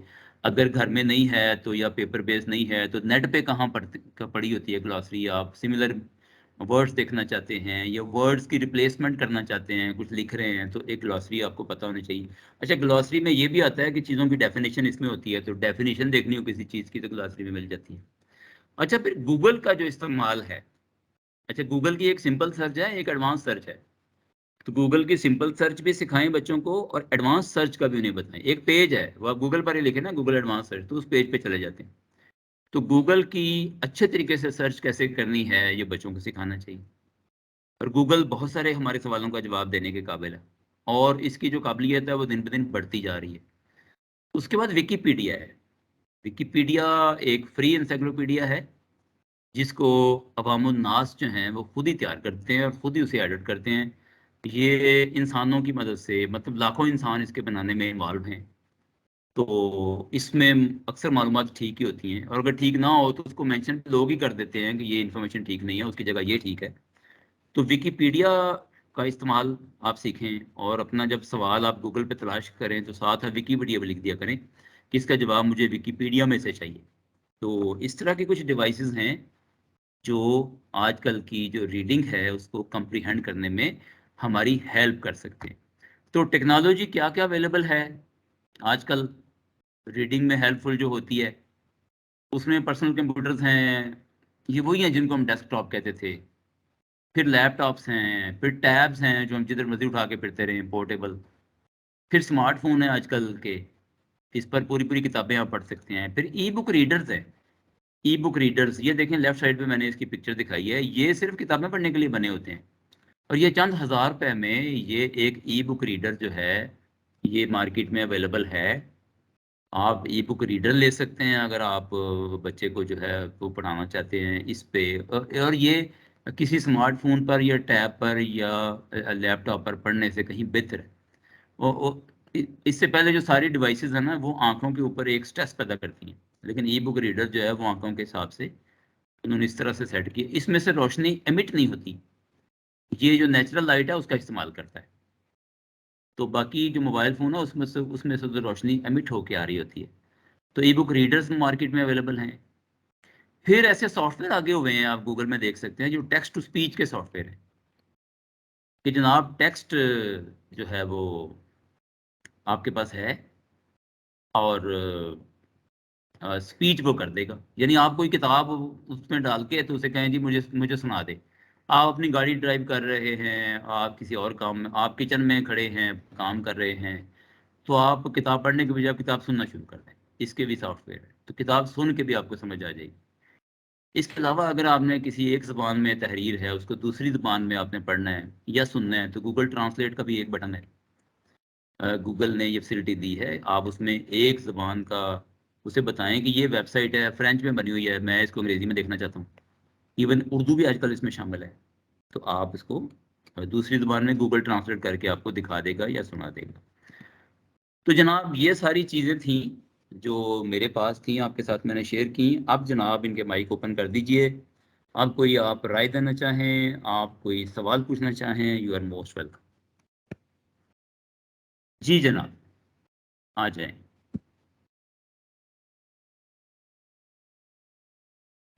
जी अस्सलाम वालेकुम सर। जी जी वालेकुम अस्सलाम। डॉक्टर सलमा है। जी जी जी सर मेरे जी पास डॉक्टर सलमा बात करें। जी मैं बात कर रही हूँ। मेरे पास वेबस्टर्स की सबसे पुरानी डिक्शनरी मौजूद है जिसको मैंने अभी बाइंड करवाया है, अगर किसी को चाहिए हो तो मोस्ट वेलकम। ये कहीं पे अवेलेबल नहीं है वेबस्टर्स की डिक्शनरी जो कि मेरे पास इस वक्त है। प्रॉब्लम ये है कि बच्चों को जब इतने अच्छे और कीमती गैजेट्स मिल जाते हैं तो अब फिर उनके लिए मुश्किल होता है किताब को खोलना। ठीक हो गया। एक तो ये चीज है, और दूसरा ये है कि हाँ अगर हम रेस्ट्रिक्ट करें अपनी क्लास में कि जी आज की क्लास में कोई गैजेट यूज नहीं होगा, सिर्फ बुक्स होंगी, तो फिर पॉसिबल है। और दूसरे मैंने अपने ही कोलीग्स और मेरे जैसे स्टाफ मेंबर्स से मैंने ये कहते सुना कि ये किताब तो मतरूक हो चुकी है, तो मुझे बहुत बुरा लगा। मैंने कहा किताब कभी मतरूक नहीं होती। और ये ठीक है। हाँ, इस चीज़ की मैं एक सेकंड एक्सप्लेनेशन यूं दूंगी कि डॉक्टर इकबाल ने कहा था कि देखें उनको जो यूरोप में तो दिल होता है सी पारा। तो ये है कि तमाम जो हमारी पुरानी बुक्स हैं उन्हीं को उठा के उन्होंने रिसर्च कर करके उनकी पब्लिकेशंस उन्होंने जी आगे वो जो इल्म के मोती किताबें अपने आप आकी जो देखें उनको यूरोप में तो दिल होता है सी पारा। जी और हम कहते हैं कि नहीं ये क्या उठाया हुआ है, ये छोड़ो परे, ये तो अब मतरूक हो चुकी है और अब नई चीज लाओ। I mean, किताब मतरूक नहीं होती। और मैंने ये देखा है कि जो लैंग्वेजेस पिछली किताबों में हैं, अब आप देखें ब्रिटिश और अमेरिकन इंग्लिश में भी there is a vast difference. जी उनके एक्सप्रेशन में फर्क है। और फिर ये है कि अगर किसी बच्चे को किसी जगह आसान वहां से समझ आती है तो मोस्ट वेलकम। मैं अगर टीचर ऐसी टीचर हूँ कि मैं उसको मुझे वही चाहिए जो मैंने उसको दिया है, तो फिर मैं टीचर नहीं हूँ। आई एम सॉरी टू से। ठीक। और अगर वो किसी तो आसान मैं आपकी बात पे कमेंट करूं, या अभी नहीं? अभी आपकी बात मोस्ट वेलकम। जी मैं आपकी बात पे कमेंट करता हूँ। देखिए आपने बात की है कि जब उनके पास गैजेट्स आ गए तो फिर वो किताब को क्यों हाथ लगाएंगे। आपने देखें अपने पॉइंट ऑफ व्यू से बिल्कुल सही कहा, लेकिन मेरा आप मौक़िफ़ सुनिए। मेरा मौक़िफ़ है कि किताब की डेफिनेशन क्या है। आप अभी मैंने यहाँ बोला था कि किताब जो है वो सिर्फ पेपर बेस्ड बुक को नहीं कहना चाहिए। ऐसा हर वो रिजर्वायर ऑफ इंफॉर्मेशन जिसमें इंफॉर्मेशन रखी है, जिसमें इंसान ने अपना नॉलेज स्टोर किया है, उसको किताब माने। देखें किताब की हैं शक्लें। मैं अगर आपसे एक सवाल पूछूं कि ये किताबुल्लाह है, भला किसे कहते हैं किताबुल्लाह? बताएं किसे कहते हैं? जी कुरान पाक को कहते हैं। आप में से कोई मुझे बता सकता है कि जो किताबें आजकल हमारे हाथ में हैं, कुरान पाक जिस शक्ल में हमारे हाथ में है, इस शक्ल में अल्लाह ताला ने नाज़िल किया था? नहीं जी, ये तो वदियत हुआ है, वही की फॉर्म में वदियत हुआ है। नबी के दिल पे, नबी की ज़बान से ये जारी हुआ और लोगों ने अपने तौर पर मुख्तलिफ चीज़ों पे लिखा, किसी ने पत्थर पे, किसी ने अपने जानवरों की छाल पे, उसकी खाल पे, किसी ने पत्तों की उस पे, किसी ने दरख्तों की छाल पे, और बाद में इसको कंबाइन करके तो खुलफाए राशिदीन के दौर में इसको कंबाइन करके तो ये वाली किताब जो आज हमारे हाथ में है ना, इस शक्ल में लाया गया। इसका मतलब ये है कि जो शक्ल हमारे हाथ में है, हम जिसे किताब समझते हैं, ज़रूरी नहीं कि यही किताब हो। सही। असल में वो इंफॉर्मेशन जो नॉलेज अल्लाह ताला की तरफ से इंसान को वदीयत हुआ, असल में किताब वो है। इसका मतलब है नॉलेज किताब है, उसका जो फॉर्मेट है ना वो किताब नहीं है। फॉर्मेट आप ऐसा करें, आप किताब की डेफिनेशन चेंज करें। एक ऐसी ऑडियो कैसेट कि जिसमें कोई इंफॉर्मेशन बयान की गई है बयान के अंदाज में, उसे किताब माने। सही। एक खतीब साहब ने एक तकरीर की है 2 घंटे की, और वो हमारे पास ऑडियो टेप में आ गई या वीडियो टेप में आ गई, उसे किताब माने। अच्छा, क्या ये जरूरी है कि वो तहरीर लिख के देंगे तो किताब होगी? अल्लाह के नबी ने कहाँ लिख लिख के दिया है? सल्लल्लाहु अलैहि वसल्लम। डॉक्टर लेकिन साहब एक्चुअली कि आपने जो मेंशन किया ना, आई एम सॉरी फॉर इंटरप्शन, आपने आप मेरी बात सुन लें पूरी। मैं कहता हूँ कि जिस नबी ने हमें लिख लिख के नहीं दिया जी जी, और जिस तरीके से दिया, उसे अल्लाह ताला खुद कह रहा है कि ये किताब है। ज़ालिकल किताब, ज़ालिकल किताब ला रैब फीह, यानी किताब का लफ्ज अरबी का लफ्ज है और उस मटेरियल के लिए यूज हुआ है, इंफॉर्मेशन मटेरियल के लिए, जो नबी की ज़बान से अदा हुआ। सही। अच्छा, नबी की ज़बान से अदा होने वाले वो जो आयात थी वो किताब करार पाई। तो मैं कहता हूँ कि आज अगर एक साहब सारी इंफॉर्मेशन को बोल दें तो वो किताब कैसे नहीं है? क्या वो लिखी जाएगी तो किताब होगी? मैं कहना चाहता हूँ कि किताब की जो डेफिनेशन है ना, इसे हम अपने जहनों में चेंज करें, हम चेंज करें। और ये चेंज में ऑडियो, वीडियो और तहरीर, ये सब कुछ, और वो चाहे पेपर पर हो, वो चाहे किसी कंप्यूटर फाइल में हो, वो चाहे किसी टेप पर हो, वो चाहे किसी, जो आपको याद है वो ग्रामोफोन रिकॉर्ड होते थे एक ज़माने में। भाई मेरे ज़माने का कोई बंदा आप में है कि नहीं? सारे नए हो। मेरी एज का कोई है? तो कोई मेरी एज का है? अच्छा, मैं ये कहना चाहता हूँ एक ज़माने में हमारे वो जो गाने चलाते थे ना, तो वो एक काले रंग का तवा नुमा होता था जिसको ग्रामोफोन रिकॉर्ड, तो उसमें अगर कुछ रिकॉर्ड हुआ है तो वो भी किताब है। अगर ऑडियो या वीडियो कैसेट में है वो भी किताब है, अगर सीडी में है वो भी किताब है, अगर पीडीएफ की फाइल में है वो भी किताब है। तो आप गैजेट से ना घबराएं, आप बच्चों को उसी गैजेट में आप किताब दें। बच्चे, आपके हाथ में सारा दिन मोबाइल फोन होता है, आप रखो, लेकिन इस मोबाइल फोन ये भी पढ़ो या सुनो, इससे तुम्हारे नॉलेज में इजाफा होगा। उसे पेपर बेस्ड किताब की तरफ लाने की कोशिश करेंगे ना, तो आप बड़ी बुरी तरह नाकाम होंगे। ये काम इस नई नस्ल के साथ ना करें। ये पेपर बेस्ड किताब अगर नहीं पढ़ना चाहते तो ना पढ़ें, यहाँ पर इलेक्ट्रॉनिक फॉर्म में किताब, ये मेरा कमेंट है। दूसरी जो आपने बात की है ना, नहीं होती या मतरूक नहीं होती, मैं आपके बस एग्री करता हूँ कि किताब के पुराने होने से मतरूक नहीं हो जाती ना। अब कुरान पाक जो है, हम सारे मुसलमान हैं, कुरान पाक जो है 1400 साल पहले उतरा था नबी पे, तो क्या आज मतरूक हो गया खुदा न खास्ता? ये तो कभी भी मतरूक नहीं होगा। तो बात ये है कि कोई भी किताब पुराने होने से मतरूक नहीं होती, और हर वक्त जो है ना वो चेंज में लगे रहना और नई चीज़ में लगे रहना ज़रूरी नहीं होता। मैं आपकी बात से 100% एग्री करता हूँ। जी, आप में से कोई और बात करना चाहें? जी डॉक्टर साहब, आपने एक दो पॉइंट्स बहुत ही अच्छे बताए। जैसे इसमें ये था कि आपने कहा कि प्रायोरिटी लिस्ट बना लें बुक्स की, और वो भी सही है कि ताकि हमें पता हो एक किताब खत्म हुई है तो उसके बाद हमारी लिस्ट में और कौन सी बुक्स हैं। तो जो आपने ये बात की वो बहुत ही वैलिड थी कि ऑलवेज कैरी अ बुक। आमतौर पे ऐसा होता है कि जब हम ऐसी जगहों पे जाते हैं जहाँ पे हमें इंतजार करना पड़ता है, तो हम वहाँ पे मोबाइल खोल लेते हैं। अब जब सोशल मीडिया में हम इंगेज कर लेते हैं अपने आप को, तो फिर वो डिस्ट्रैक्ट हो जाते हैं उन चीज़ों से। यानी बहुत सी चीज़ें हमें जो है वो ऐसी हम देखना शुरू कर देते हैं जो हमारी रिक्वायरमेंट नहीं होती, जो हमें कोई इन्फॉर्मेशन नहीं दे रही होती, जो हमें कोई अच्छी चीज़ नहीं बता रही होती, लेकिन हमारा टाइम बहुत सा ले रही होती है। तो ये 2-3 चीज़ें जो हैं बहुत ही अच्छी लगी। दूसरी ये कि आपने एक पॉइंट कहा कि find reading moments in everyday life. ये भी बहुत ही वैलिड पॉइंट था कि जब हम कोई बिल लेते हैं दुकानदार से, बस ऐसे ही उसको लेते हैं, अपने बैग में डाला और आ गए।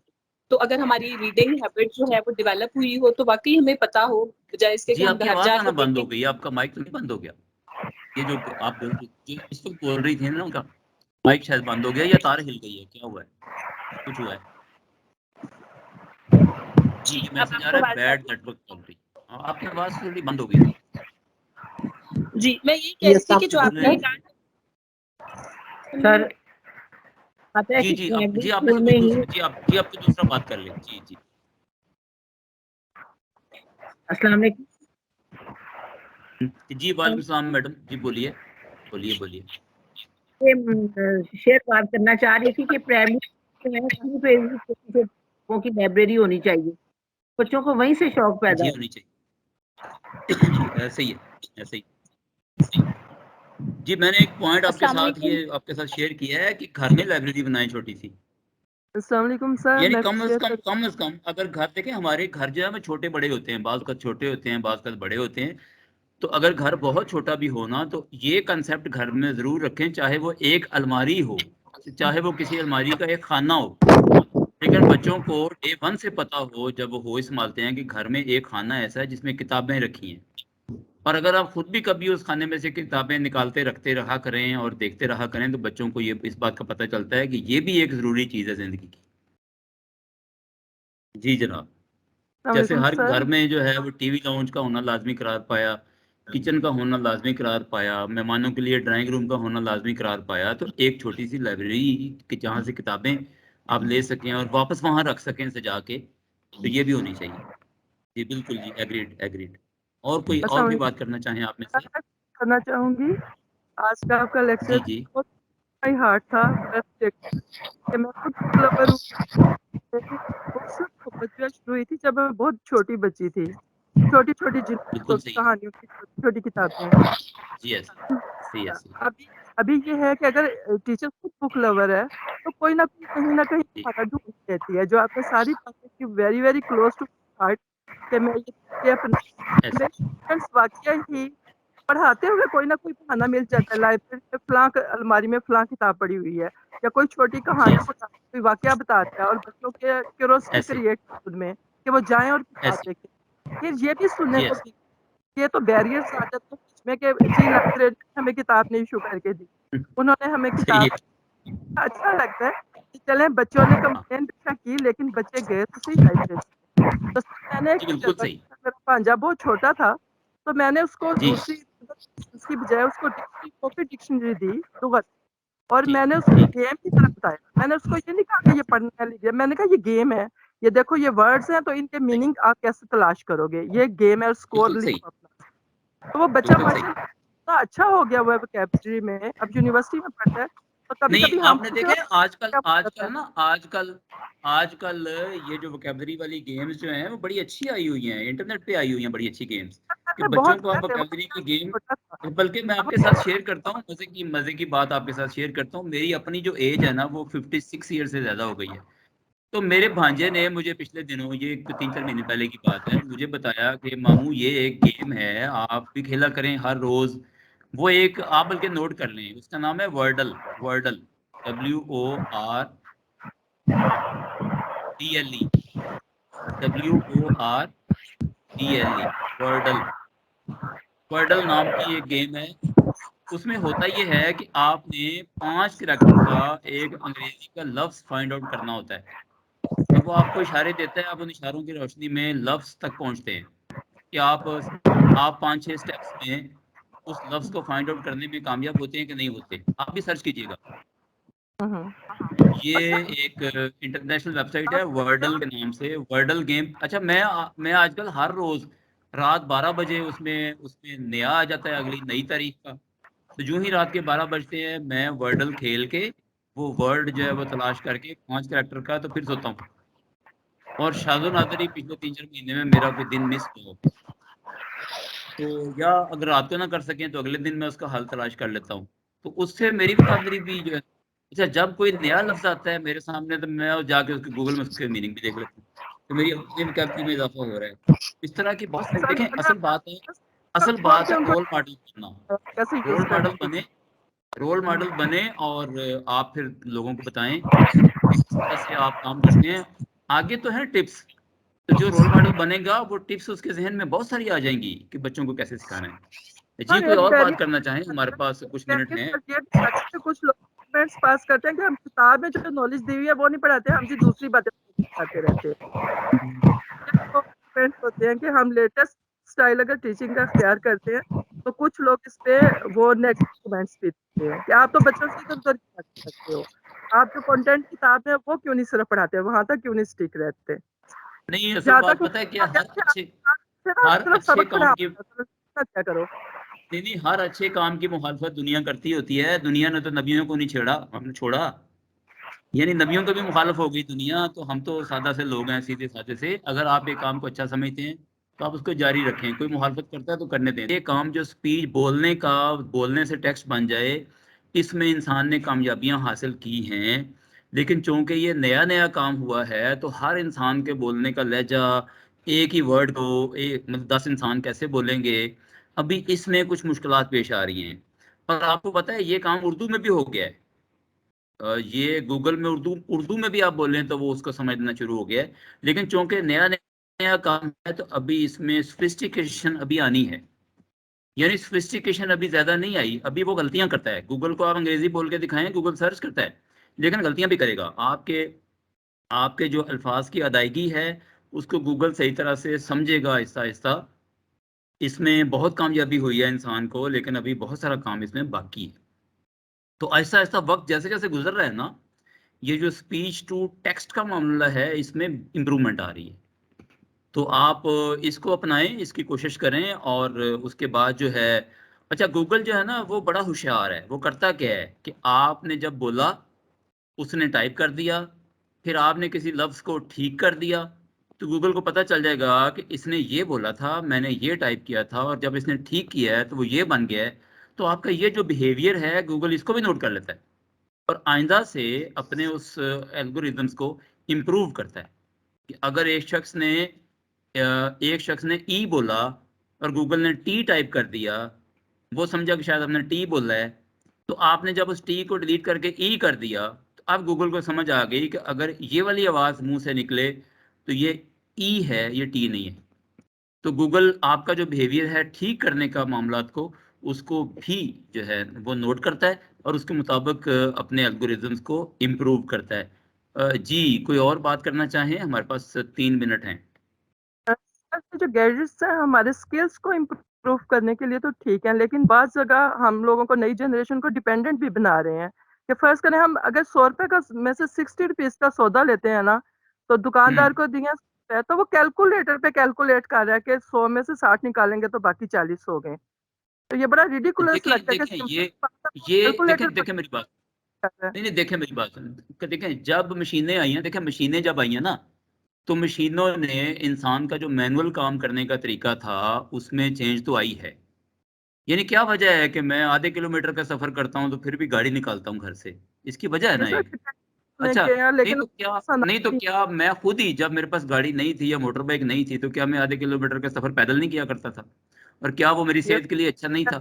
लेकिन आजकल हम अपनी आसानी के लिए, टाइम बचाने के लिए, और आपकी बात सही है कि चलने की वो आदत भी नहीं रही, तो हम लोग आधे किलोमीटर का सफर भी गाड़ी पर ही करते हैं। इसकी वजह यह है कि हम इन चीज़ों के आदी हो जाते हैं। आपकी बात बिल्कुल सही है कि हमारा जब बचपन था तो हम पहाड़े याद करते थे। अच्छा हमारे बड़ों ने बताया कि वो 1.5 और 2.5 और 1.25 का पहाड़ा भी याद करते थे, लेकिन मुझे अपने बचपन में नहीं याद कराए गए। आज के बच्चों को टेबल्स याद ही नहीं होते, वो हर छोटी छोटी ज़रब तकसीम भी जो है वो कैलकुलेटर से करते हैं। तो ये मशीन का ओवरऑल बिहेवियर है। जब मशीन हमारे पास आ जाती है तो हम जो हमारी मैनुअल स्किल्स हैं उसको बुला देते हैं। तो इसका मेरा नहीं ख्याल कोई हल है, इसका कोई हल है। कि जो स्टूडेंट्स हैं उनको खुद से कंसंट्रेट करने का मौका जो है बड़ा बड़ा कम मिलता है। कॉलेज में आते हैं तो माएँ उनको अकेडमियों में भेज देती हैं, तो मैं उनको बड़ा इस बात पे मोटिवेट करती हूँ कि आप खुद डीप रीडिंग करा करो और खुद उसको जो उसमें थ्योरीज दी गई हैं या नजरियात हैं उनको खुद अंडरस्टैंड करने की कोशिश करो, उन पे क्वेश्चन करो। जो आप चीज देखते हो उस पे क्वेश्चन करो, फिर उन क्वेश्चंस के आंसर तलाश करो, तो फिर ही स्टूडेंट जो है वो कुछ सीखेंगे। वरना कॉलेज में और कॉलेज से अकेडमियों में तो बस नंबरों की दौड़ जो है उससे बाहर निकलना पड़ेगा। ये बात आपकी सही है, ये जो नंबरों की दौड़ है ना, इसने हमारी जो रीडिंग हैबिट्स हैं उसको खराब किया है। और जो फोकस है ना वो नंबरों पर है कि किस तरह से एमसीक्यूज तैयार करने हैं, किस तरह से रटल गाना है। और जो जनरल रीडिंग हैबिट्स हैं वो इससे ख़राब हुई हैं, इससे डिक्रीज हुई हैं। आपकी बात बिल्कुल सही है। अब ये जो हमारे एजुकेशन सिस्टम के मसाइल हैं, खराबियां हैं, इन पर भी तवज्जो देने की ज़रूरत है और ये ऐसे बनाए जाएं कि जो रीडिंग की तरफ के जो बच्चे को लेकर देखो ना। वेस्ट में जो सिस्टम है बच्चों को पढ़ाने का, वो तो रीडिंग के बगैर बच्चा आगे नहीं चल सकता। यानी हर बच्चे को असाइनमेंट्स मिलती हैं, हर बच्चे को लाइब्रेरी जाना पड़ता है, हर बच्चे को जो है वो रीडिंग करनी पड़ती है। लेकिन यहाँ पे बगैर प्रॉपर रीडिंग किए बच्चा आगे चलता चला जाता है सिवाय रटा लगा के। और उसके वालिदैन भी यही चाहते हैं कि ये दौर ऐसा है जैसे एफएससी है, जैसे ये जो लेवल होता है उसमें कहते हैं बच्चे नंबर ले लो कि बाकी पढ़ते रहना सारी उम्र, नॉलेज अपना इंप्रूव करते रहना। अभी नॉलेज की बजाय हमें नंबरों की ज़रूरत है। तो ये एक इशू है, बिल्कुल आपकी बात सही है। लें जी, 4 बज गए और आपके बैच के साथ इंशाल्लाह किसी वक्त जो है वो किसी दूसरे टॉपिक की सूरत में बातचीत जारी रहेगी। तो आपका बहुत शुक्रिया। तो इंशाल्लाह जो है ना फिर आपसे मुलाकात होगी। अल्लाह हाफिज़। सर बहुत शुक्रिया।